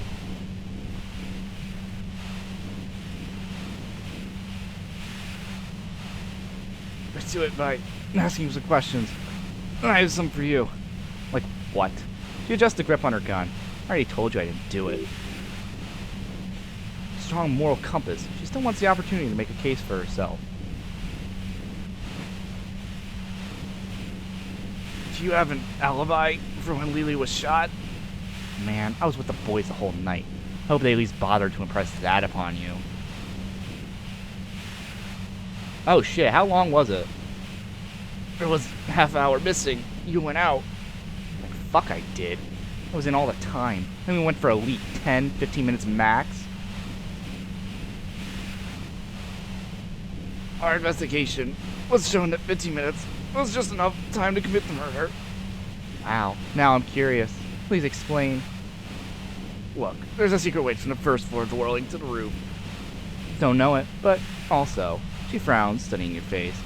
The shot couldn't have come from the roof. We would have heard it all downstairs. She has a point there. No one mentioned.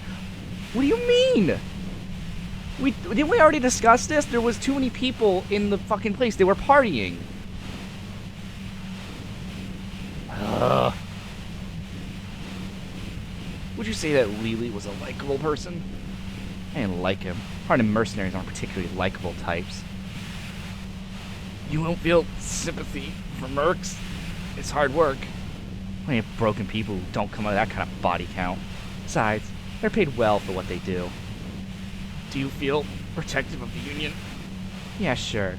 I didn't like the wild pine sending in those foreign hirelings. Me and a fuck ton of other people around here. I hate to be the bearer of bad tidings, but I don't think she's perjuring herself. She didn't hate him, okay? You're running drugs for the Union. I've been through your lorry. She shakes her head slowly. The heart of old Tommy fucked me over too. Never trust a musician. That really comes as a blow to her. Maybe twist the knife, just in case. Make her more desperate. Yeah, I made him talk. Yeah, that figures. What now? You gonna arrest me for drug trafficking? You had a financial incentive to kill the merc? Man, it's to get away from all that murder shit that I left Jamrock, my previous employer, the Union. Lieutenant is unable to articulate his question. She deliberately avoids naming the mob she works for. Might be able to find us out later. Later? So this is an endgame? She turns the knob down just a millimeter, then continues. I got lucky being a dispatcher. Never had to do any of the real dirty work myself. This gun. She glances at it. It's only been used for self-defense and it's serious scum. There. It's going to be easier to reach the machine now. But you're threatening us with it. Based on what? I've heard about you. You are serious scum. She responds, holding her gaze. Do you like to hang out on rooftops? Who doesn't? Oh, you mean Class J's rooftop. Sure, I've hung out there. She's got this great antenna. What's so great about her antenna? Very powerful. I use it to tune to RCM frequencies. That's how I knew to be prepared for your arrival. 851-023933. Come in. I mean, it was her girlfriend. He was pretty bomb, too. You might say the antenna was the main attraction there. Yeah, along with Class J. So you're sure you didn't shoot the merc from the roof? Yeah, I'm sure. Anyway, as I said before, the shot had to have come from afar.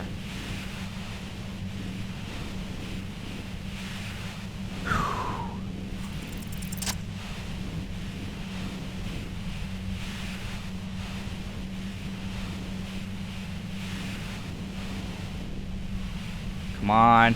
I'm surprised she hasn't shot us yet.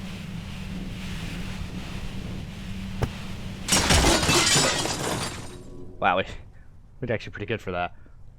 You did it. The compressor light's broken on its side. It's quiet in your head again. It still hurts. You okay, Kim? Lieutenant Hunches recovering. Oh, good, officer. Be careful. She looks at the machine, assessing the damage. Her hand trembles.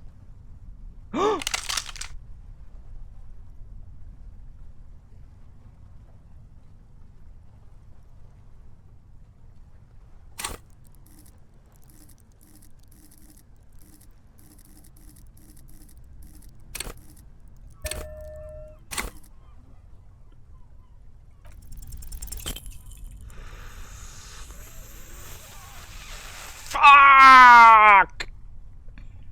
She had words to say. You can hear yourself. Why is it not coming to you? Why am I staying here like an idiot? Because you've been going around pointing a gun at yourself, trying to answer the same question in vain. Her finger squeezes the trigger now. I can't stop her.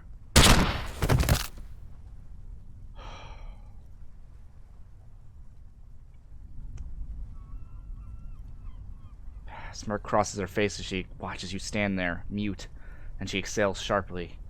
Shakes her hand and pulls the trigger. He watches her brains trickle out through her neon hair. She killed herself. I failed to talk her down. Lieutenant Euphrator Dubois, control your emotions. We did our job. This won't be the worst thing that happens in this case. Believe me, you can't let this break you. There's no coming back from this one. It will stay with you in nightmares. It's our fault. We're cops. Everything is our fault. If we let it be... What did we just do? Our job. It went really bad and now we need to clean it up. She died. How can you be so cold? I'm done. I'm not doing this anymore. Okay, you said it. You needed to say it. Now it's been said. He says in a slow, measured voice, we need to clean up. You're going to need an ocean of ooze to drown this out. Oh. When did we last save? Hold up.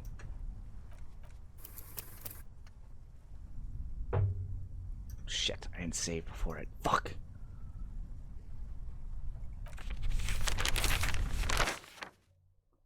Police officer responsible for suicide of the suspect renounces the RCM.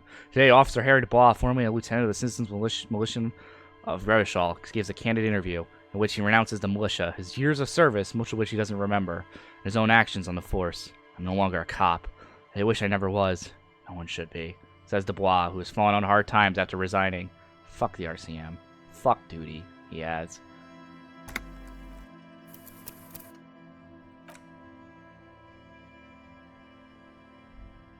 Alright, we're gonna... You're gonna have to give me a sec. Now I have to head all the way back. We're still finishing this game, assuming I can. But I'm starting to think now this isn't the end. Now I just drew all that. I'm sorry, okay? I was really curious. Okay? I'm sorry. I really wanted to see what that was. I apologize. Alright? I'm sorry. I was very, very curious for what that was. I didn't, okay, I'm sorry. I think I just wasted everyone's time.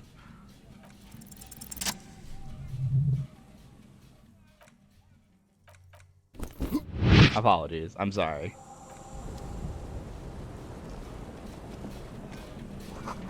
At least, if anyone here walked away during all that, you can actually see where we went.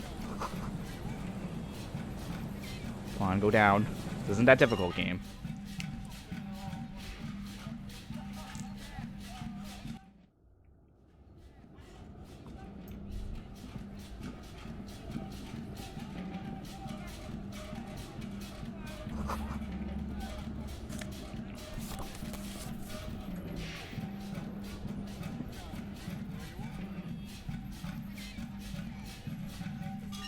And I think I gotta remember now to save just there.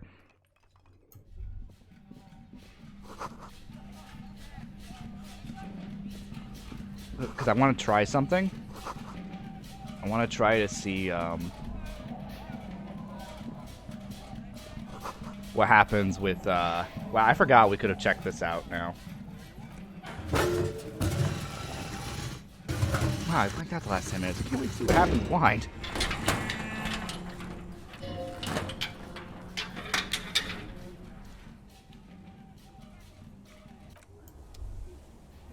Anyway. Do check these again, and then we'll...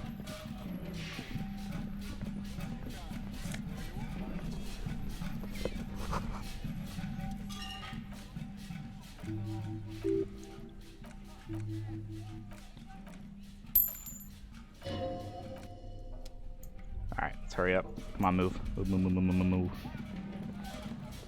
Move over here. Thing. I kind of feel bad about doing that now, but it said end it, so I was admittedly very curious. I'm hoping that the actual true ending of this game isn't just, oh yes, here's a panel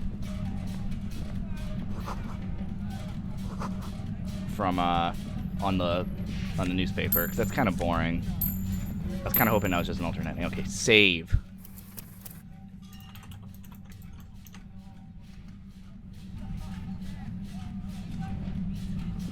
Alright, get ready to hear loud noises. Alright. I know you're feeling pretty uncomfortable right now. Cover your ears. Don't move too much or fight it. That'll just make it worse. Really now, check this out.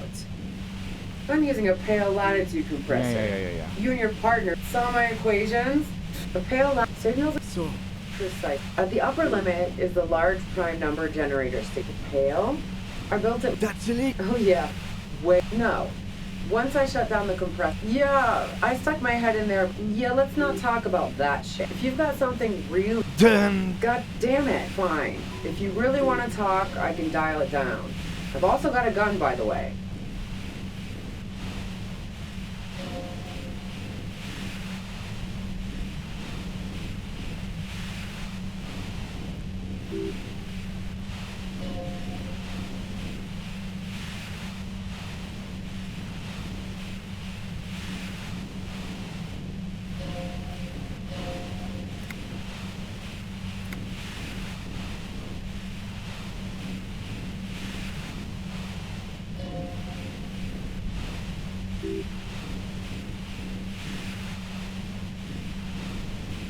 I'm just going through all these just to make sure.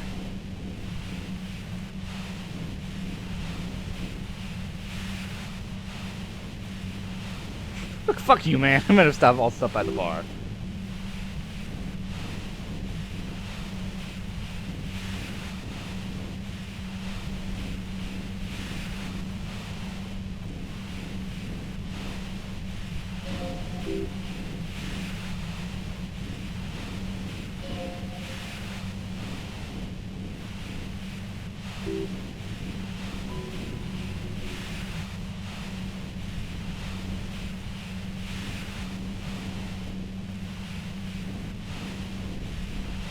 Killed the merc. Oh, this is new stuff.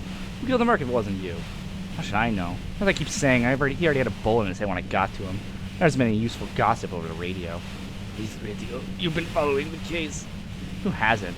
You know, I could see him there in Class J's room, lying in his side. What happened Sunday night? Tell me your version. She eyes you warily, still gauging your sincerity. She's refusing to adopt the demeanor of a cordon animal. Still wants to retain some control over the situation. Sorry. Just bump into my... It's okay. We just want to... He struggles to finish the sentence. Alright, don't kill yourselves over it. I was shooting the shit with the Hardy and the boys over a few beers. Like always. Then Clash Day comes in all pale and shuddering. She sits down with a drink, trying to steady her nerves, so I grab a seat next to her. Clash J said you knew something was wrong immediately. No, I really didn't. It's not that easy to read. I just assumed she'd done it too much blow. It wouldn't be a first for her, but no such luck. She was in deep shit. She asked me to come upstairs. Merc she'd been going in was lying on the bedroom floor, dead. I knew she couldn't get the authorities involved, so yeah. You made it look like she had been hanged. How did you manage to come up with a plan so quickly? What? No. Thinking of lynching was her idea. Oh my god. Her idea? Yeah, in cold blood. Really surprised me. Oh my god. Oh my god, Volition was right. Holy tits, stop it. I was so thinking all of that suspicion was gonna be a red herring. It was like she was another person. The party girl was gone. She asked me to help her drag him into the shower so she could wind the shower head around his neck to fake lividity. She dressed him while I went to get the Hardy Boys. Gosh, she knew exactly what she was doing. Can't even recall under pressure otherwise. She lied to you. Not that who, too. Showerhead. Resourceful. Yeah, I wasn't sure about whether to admire her or be disturbed. Do you think she killed Elise herself? I keep telling you, cops, we didn't hear anything downstairs. No gunshots, nothing. But even if this is true, Lieutenant forced himself to finish the sentence. Weren't you worried this lynching might lead to war? She purses her lips. The thought crossed my mind. The mercenary's death was going to have repercussions either way. Although, the way things are going, she doesn't want to talk about this. Not because she has something to hide. She doesn't want the guilt. And fuck it. I'm not responsible for these people after what they did to me. Why hide? I saw you roll into town. I would have had to stick down for questioning my goddamn La Puta Madre agent. She looks at you quizzically. Yes, you. Everyone says you're his peon, his human can opener.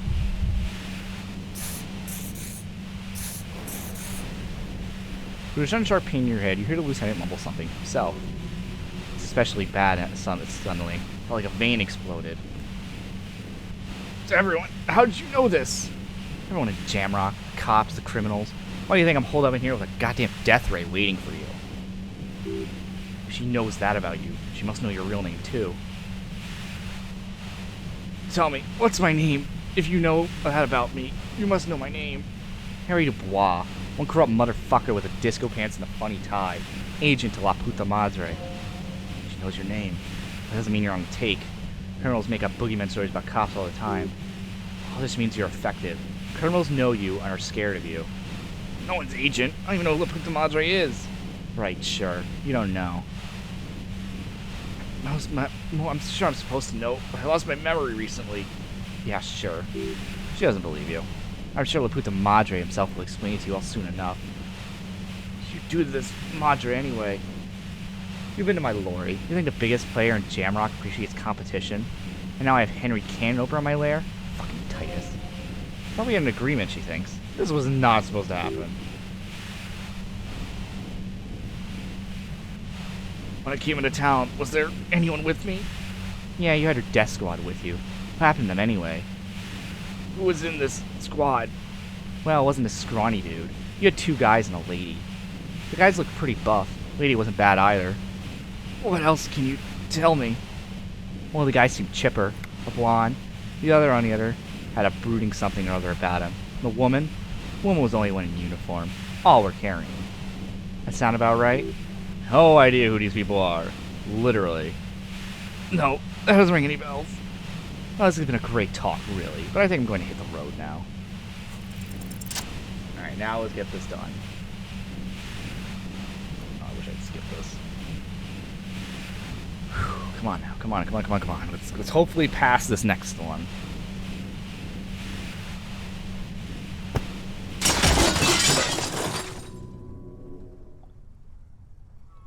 You okay, Kim?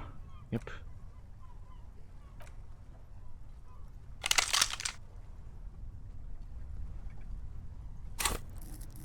Wait, which one was it? Rhetoric. And that is why I saved it. Please?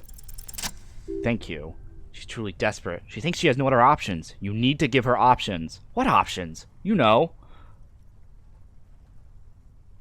And I can still talk her out of it? This is how you talk her out of it. It's the only scenario in which she leaves. Please, just walk away. She stares at you, frozen, the gun still in her mouth, eyes filled with dark intensity. Something shifts in her. Gratitude? Doubt? She's still ready to go. Her neck and shoulders relax and her grip on the gun's loose. You don't have to do this. You're not cornered. I'm letting you go. Day of miracles. She says, pulling the gun out of her mouth, eyes still fixed on you. Then she turns her gaze to the tunnel behind you. I'll take it. She runs past you, then past the lieutenant, and disappears into the darkness of the tunnel. Good call. The lieutenant's still unsteady on his feet. Are you sure? Yeah, I'm sure. He has to catch his breath. It would have done the same had I not just been incapacitated. He couldn't take it like you. It irks him, and he gets over it. I think she didn't do it. He looks around, then points to the back of the cavern. Her tent. We should check it out. Holy tits.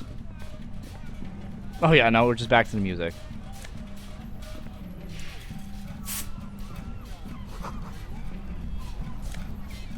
Just money. Actually, wait, hold up. Before we do anything, I'm still going to see how far I can go here.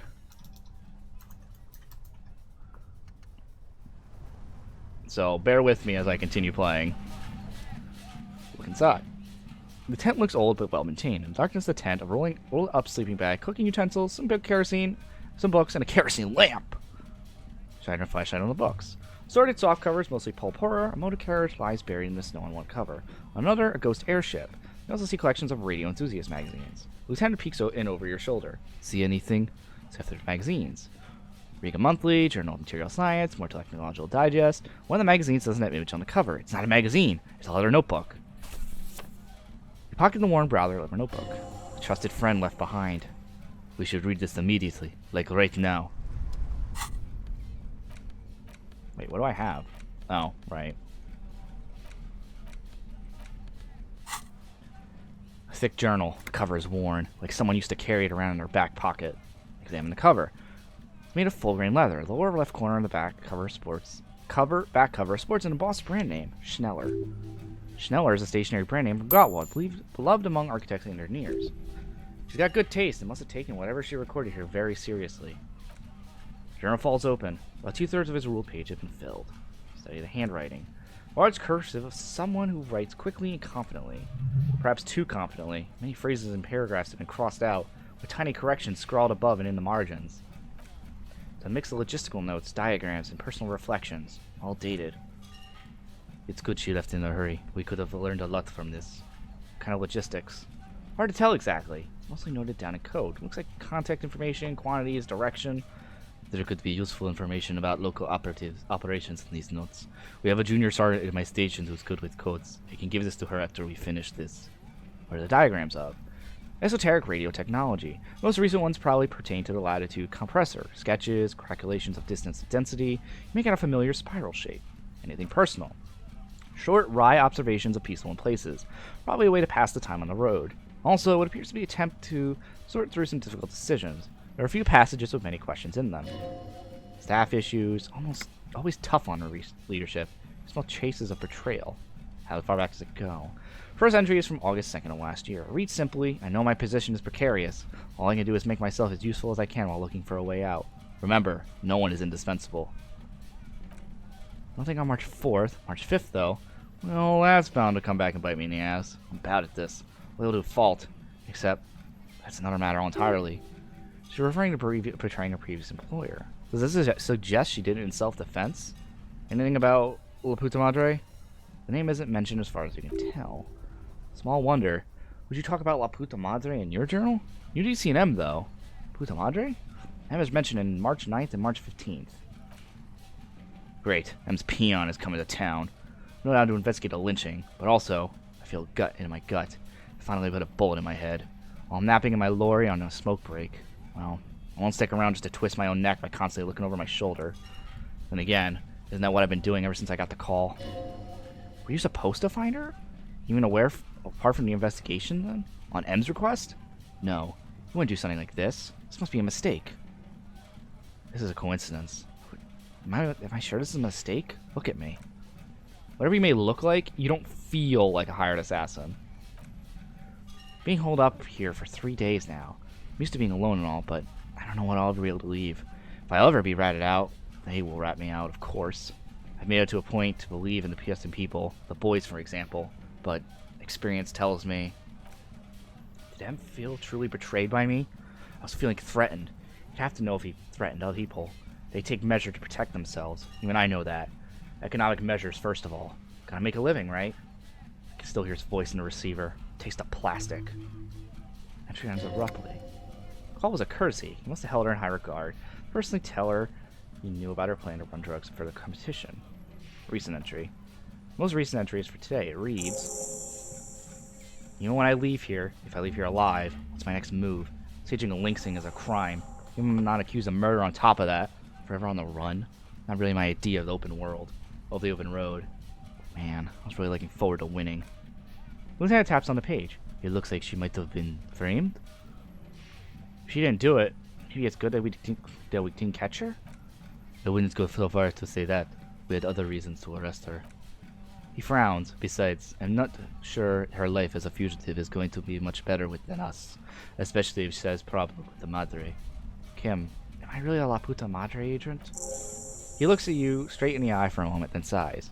No, I don't think you are. Ask someone in your precinct if you want to be sure. Who? Oh, no. Well, I don't know if we're La Puta Madre agent, but I just realized what she said about who we were with. I just thought about it. Don't those two randos we talked to in the restaurant kind of fit the description? A burly dude who looks kind of odd and a woman. We don't know who the other guy is, though, because she mentioned two guys. Who is La Puta Madre? The head of a major jamrock game specializing in drug production and trafficking. A very bad person. He's not 100% sure you're in debt to this very, very bad person. Who do you think killed the merc? Could have been Titus? Then again, no one heard a shot. Maybe there's a Hardy boy who's yet to act as an accomplice. Either way, we need to keep an eye on him.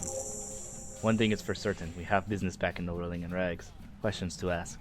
We should get to it. Damn.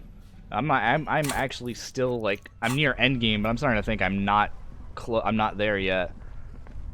Do I want to end it for tonight?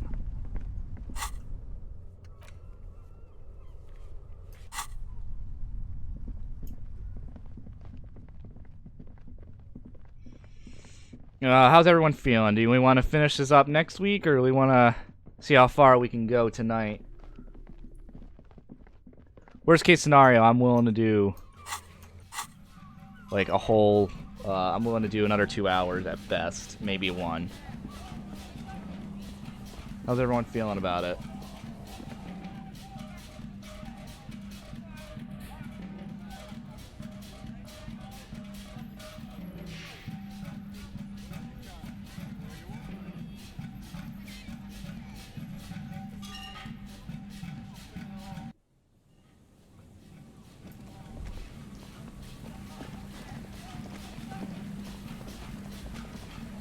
I definitely think we're almost there, but I don't know if I would say we are there to the point where I can finish this up in another hour.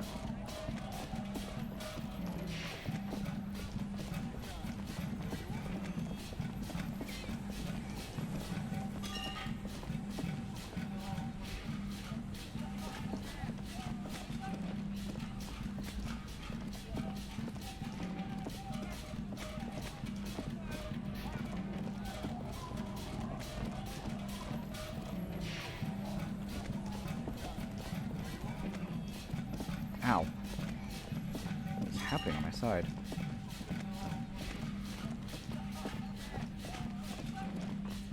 My side feels like it's biting me.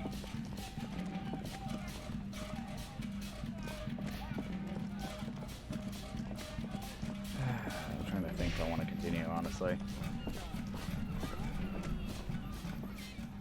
Oh, shit. Oh, I'm no. all out of shit to give, Loincloth.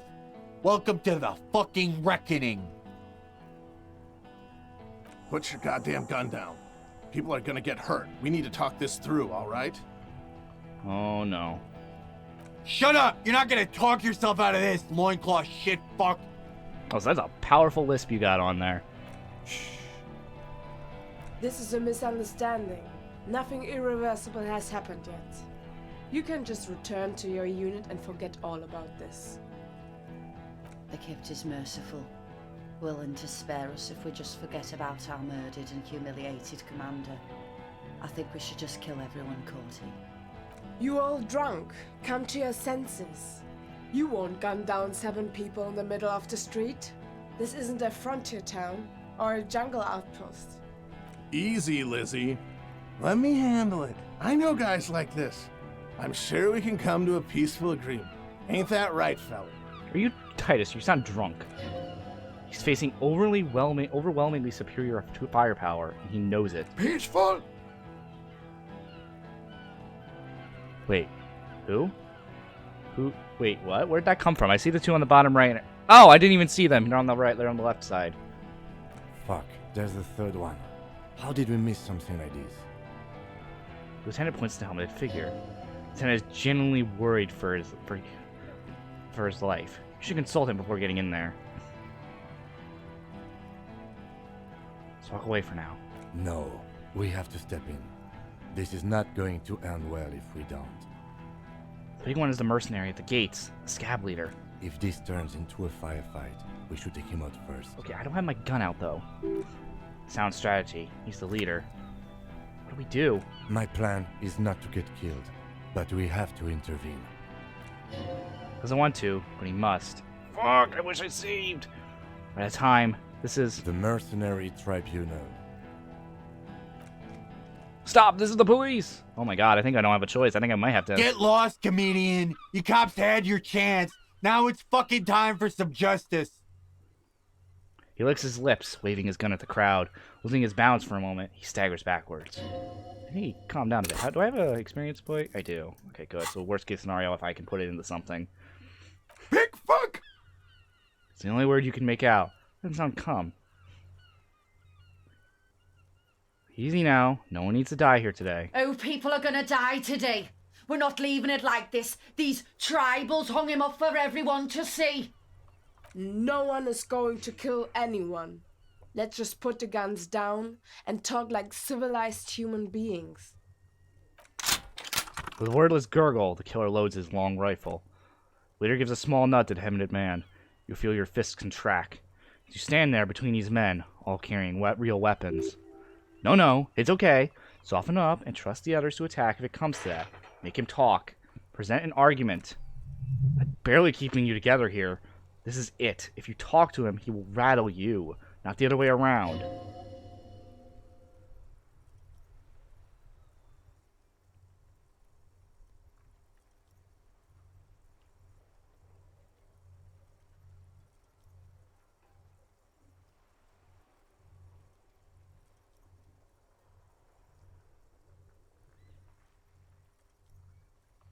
Holy shit. Listen, they didn't do it. Yeah, who did it then?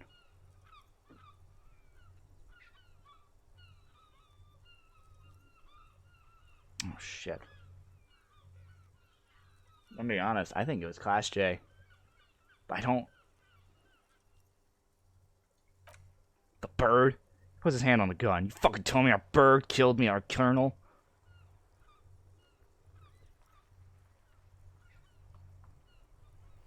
Fuck, I don't think I should have done this.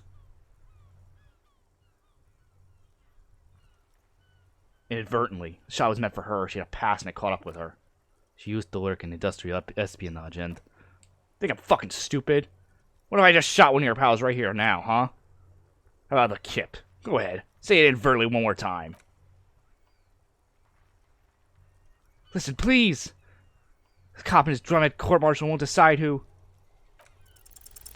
The Hardy Boys confessed to hanging him all together. Haida said, we took him out back and hanged him. We said it loud. He said it loud in a public place. Listen, he was shot. He wasn't hanged. Listen to me. You're lying. The Paul heard it. He doesn't move the weapon. You heard wrong. She and these men have been helping us find the shooter.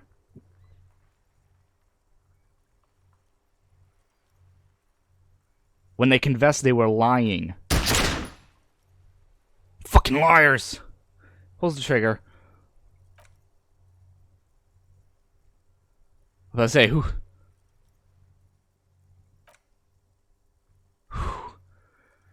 Holy shit, that made my heart stop. Man looks at his revolver and smiles. I missed. I know what I heard, Cordy. Why isn't this whole part should be voice acted? This is like a really tense situation. They said they killed him. They said it was a good way to end a Sunday night. Doesn't sound good. You need to change the topic now or there will be another shot.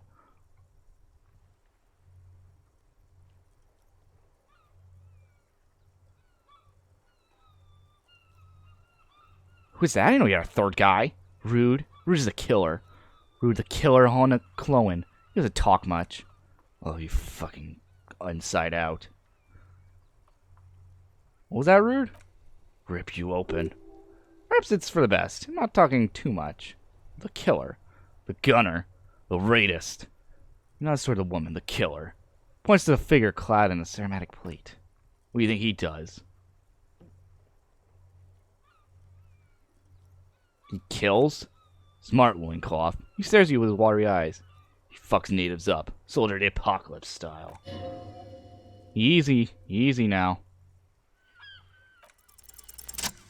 Alright, here we go. This is an illegal tribunal. Kennel would never sanction this. Who is the commanding officer? Take your pick.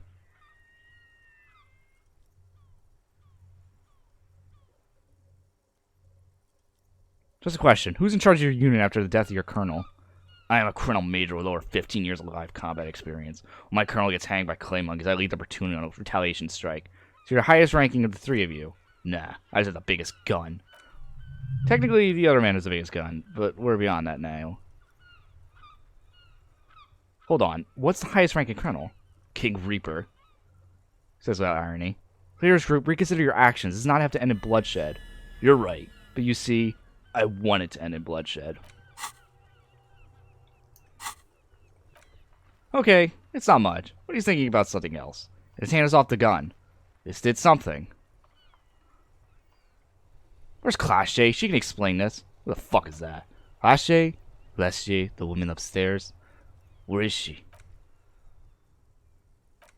She left! The manager calls down from the balcony. Unarmed, hunched, but keeping it together. What do you mean she left? She left! Her room's cleaned out right before those assholes showed up. We should have arrested her. His eyes still on the mercenaries. You can feel how upset he is with himself. Just for a second. Then fear takes over and he's back in the moment. Hey, Bushman! Your luck isn't gonna help you out of this one. She's gone. Forget about it now. Concentrate on this.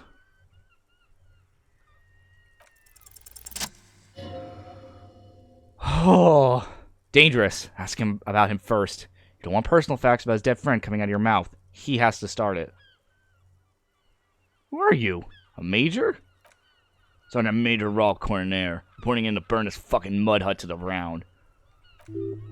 Click, click, click. Realization comes to you, like a picture puzzle coming together. His name is Raul Cortinaire. The dead man's name is Alice Cortinaire. His brother's with the deceased. No, probably foster brothers. Alice was put into a foster home, remember? And he bellows for killing, maiming, and humiliating our commanding officer. You're all sentenced to death by lead.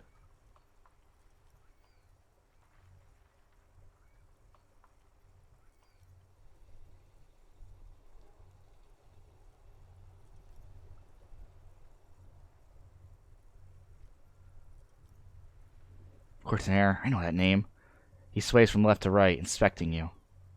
Raul and Alice Cortinaire. You look him in the eyes. I'm sorry about your brother, Raul. Was my fucking brother? We just grew up the same farm and beat into place by the same sick fuck. And then he went to the same military academy. Same unit, same war. Same fucking mud hut town, too. He looks around and wipes his face with his armored glove. Okay, good.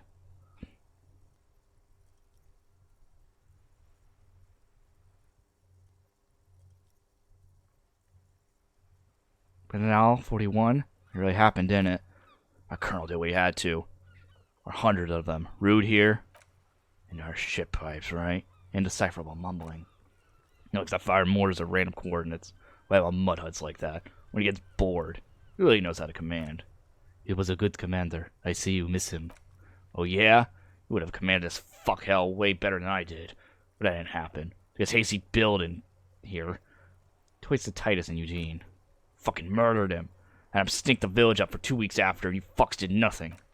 Listen, man, we told you we... Told us what? What'd you say? Who said that? Tattoo fuck? You'll die first.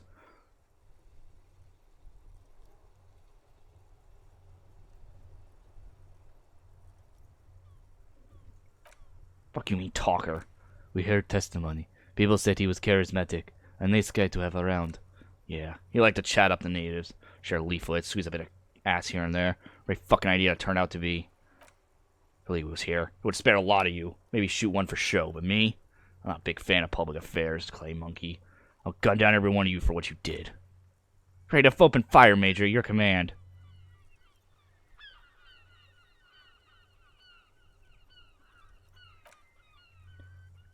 He smiles, pulling his face in a strange way. Baby blue, yeah.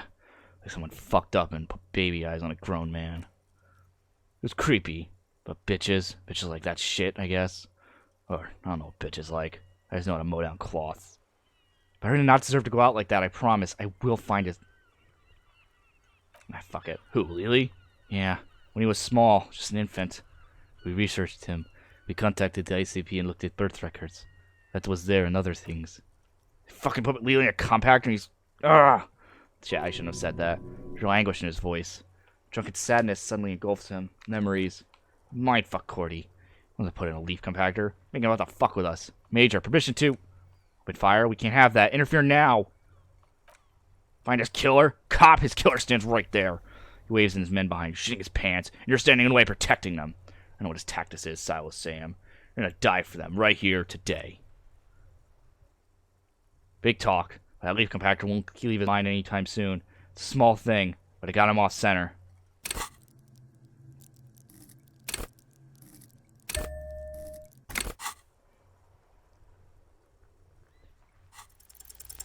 Fuck. You fucking idiot. Oh god, how's this gonna end so badly? Kinetic energy 9mm flame with stability across the chest plane into his hands. Go ahead, give it another try.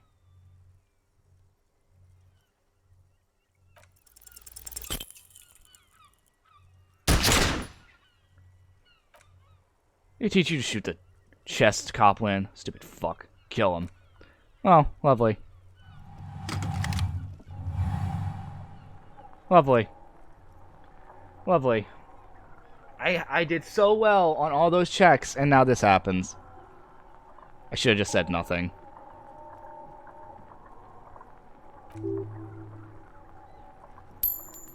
Wait, Kim. Where's Kim? Going over your eye, you see Lieutenant raise his pistol and aim it at Rude. Link, think. He's down to Blair with the gun. You see Rude's mask behind it. His eyes in the slit of the helmet like a camera lens focusing on you. 0.4 seconds remain. There's 6 black dots in the tip of his barrel like honeycomb. This is a knock cannon. Shoots 6 rounds in one pull of the trigger. Absolute destruction. Is there anything would use to protect his fail body? That gun will tear us to pieces. He's drunk. Drunk fighter's overcorrect. Move right. No way. Holy shit.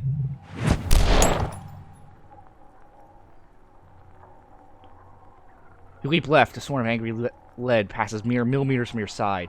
Tank fabric off your coat. It was like the lightest of tucks.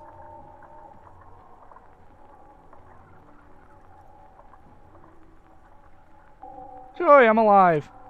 Man tilts his head, trying to see through clearing smoke for the next shot. Lieutenant aims, face pale without tremble. He quietly mutters, God, please. He's aiming for his eye salon and Root's helmet. An extremely difficult shot.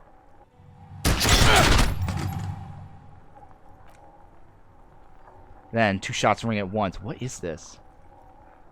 One lieutenant's pistol and the other from Dave Hall's. It's aimed at the lieutenant, but it misses. You hear a scream behind you. Who screamed? Glenn, dying in a pool of blood. Fuck! Blood behind you. His mangled torso has 2 gunshot wounds. Blood gushes down him like red geysers. Oh god, watch out!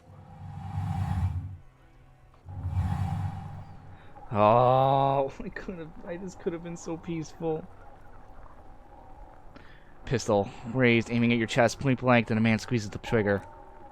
Look at happiness. His eyes seem unnaturally bright, shining like stars. Something in the fear must distort him somehow. He is evil in the end.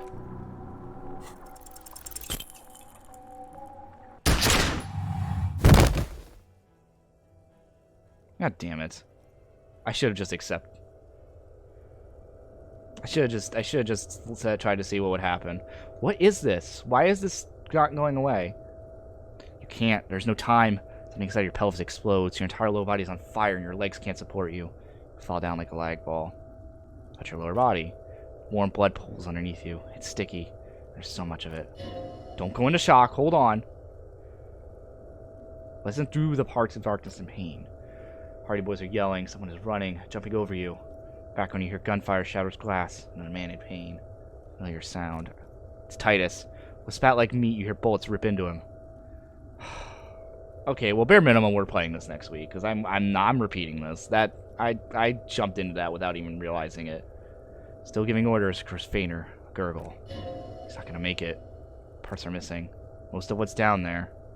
Oh God, it's all gone. Open your eyes now. You have to see what's happening. What do I see? Nothing. Darkness. Blurring lights of pain.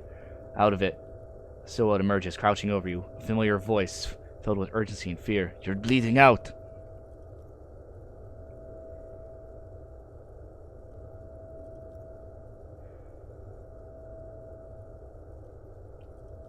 Wince from pain. Yes, keep talking. The lieutenant pushes down on your wound hard. Stay awake. Look at me. But you can't. It's so hard. Your eyelids grow heavy and sound even more distant. And cold comes over you. Kim, too, is somewhere far away. Almost gone when suddenly you sense something behind him.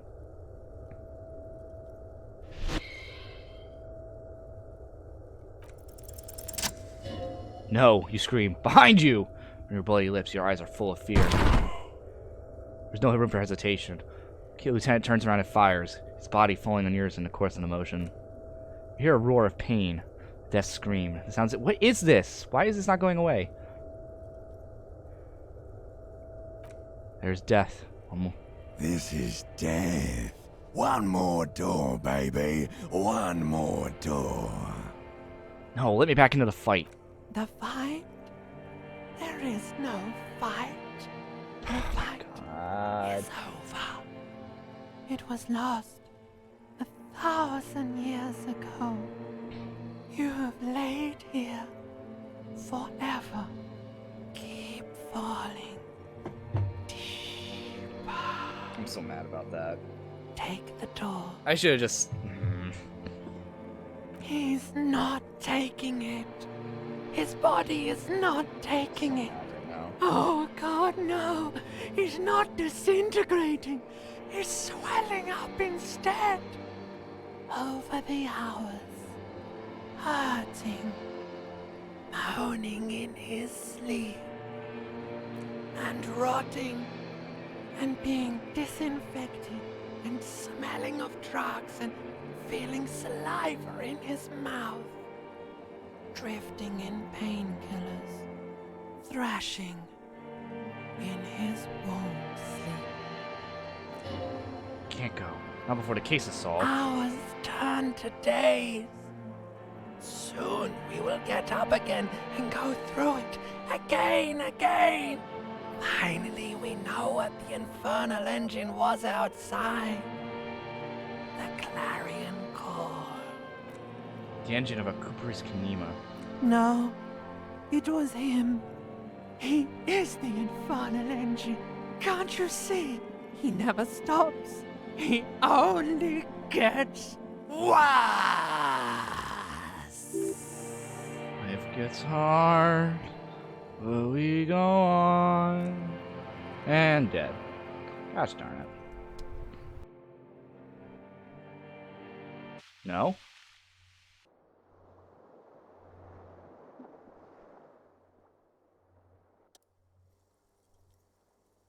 Wait, what? You see Kim's familiar shape in orange jacket. It turns double, then triple from the pain. It's nothing. You're alive. That's what matters. Kim. Sunrise Perelbum, Lieutenant says.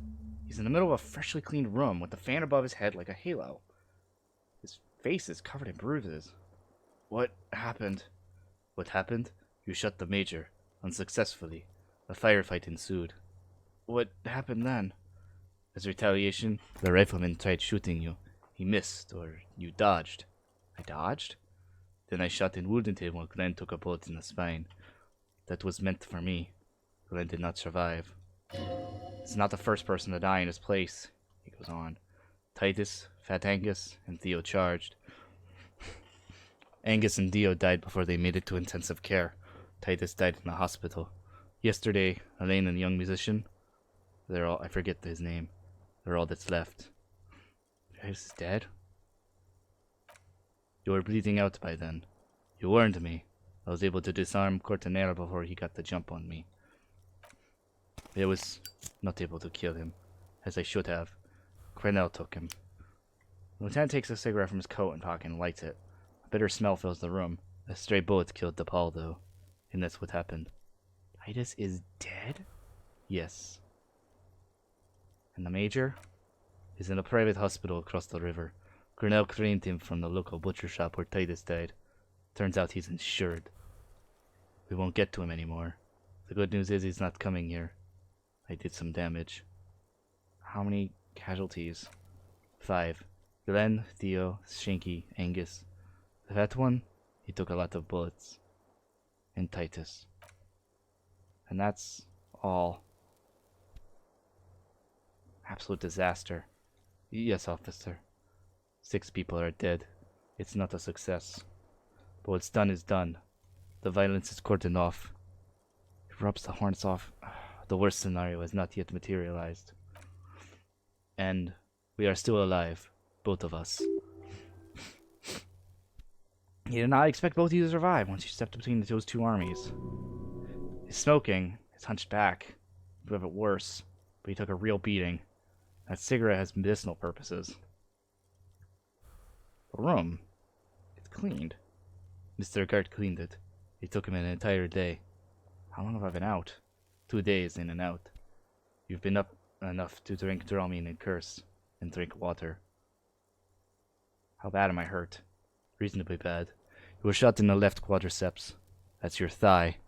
The outer side, thankfully, no major arteries were nicked. The bullet was removed and bacterial infection treated with mercurochrome. Can I walk? We will see. If it's possible, then by pure willpower alone, you're going to have to become a cyclometer. I'm a cyclometer? Good. You'll need to be, whatever that is. Are you hurt? Not very. He rubs his chin. I have a concussion from the major beating me with the butt of his gun. I try not to move too much. Things would be much worse if you didn't warn me. Thank you. I did not see him coming. Stupid of me. Anyone from the station? Really? I called your station after the fight. The injury was logged in. They told me they sent officers to join you on the site. You haven't seen any, have you? I'm sure they're worried about you. That means he hasn't seen them around while you were out. They're not really worried about you. If they were, wouldn't they be here? Sorry. I may have some idea, but he's not going to get in with you. Not my station. Who treated me? I did. Thank you. No need.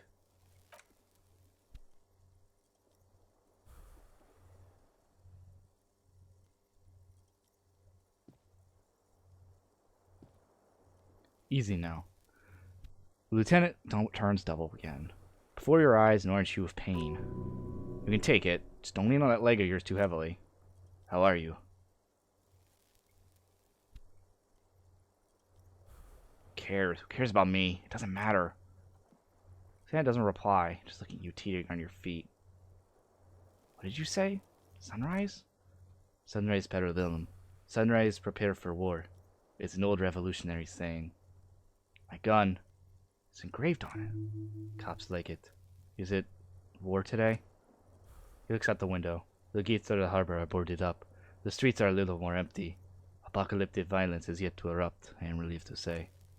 I think we may have held it off for now. Barely. A pity. Pity?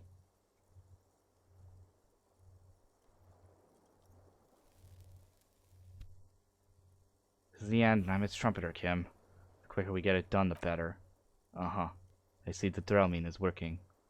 What happens now, Kim? I honestly don't know. You don't know? We can talk to Everett. The harbor is in lockdown. Everyone is in there and is outside our grasp now. And Joyce is left too. Joyce is gone? Yes. She left yesterday morning to meet the board of Wild Pines. Or that is what I've heard. There's a pin somewhere in the machine that keeps Krennel from sending in a death squad. He looks out the window. Maybe it's her. Maybe she kept her end. Either way, Ruby's gone, and Clash J too. We really should have arrested her, you know? Who did it, Kim? Who killed the hangman? I don't know. I think the dangerous theory you presented on Clash J, or whatever her name is, was wrong. We have not found a motive or a weapon for her. Honestly, I think our investigation has not proved a single credible suspect.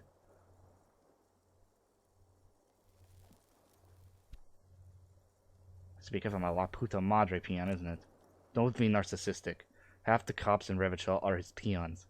Even if you are, it is not a decisive factor in this case. Goddamn footprints! Yes. God curse the footprints, not solving the case for us. Oh, diable. There's still a 28% possibility that shot came from a distance. We should go upstairs, rethink the ballistics in situ. A light nod. There was some pain. I agree with this. What else? Teak bullet from a Bell McGrave for 44.6mm. How hard can it be to find one? How hard can it be? It's extremely easy. There are thousands lying around. We found one. All completely unusable. It's precisely how easy it is to find one that makes the bullet useless. We found thousands if we wanted to. All of Revachol is full with them. But they seem so mysterious. I'm just gonna say nothing.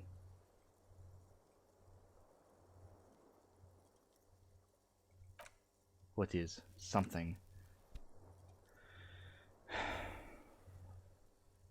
know what I think about solving crimes?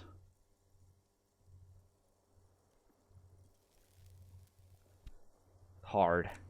It really is very hard. That concussion must be making him dizzy. You're not ready to give up, are you? No. Good. What do you want to wimp? A gust of wind blows in from the bay. A aluminum box around you vibrates imperceptibly. Familiar cold. Red thread on the roof upstairs. Tout. Plucked like a string by the ghost. We should check Mr. Kadri's room upstairs. Why not?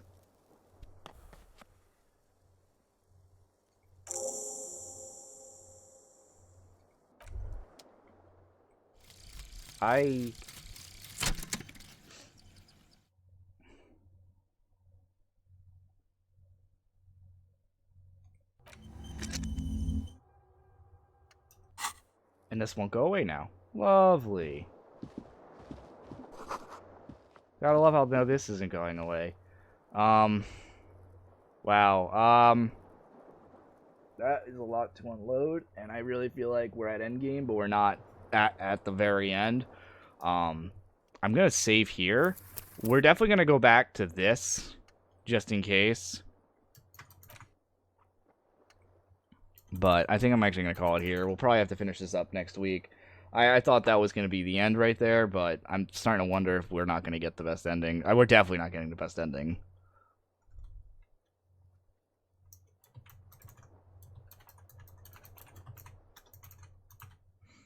But I'm going to save it here, everybody.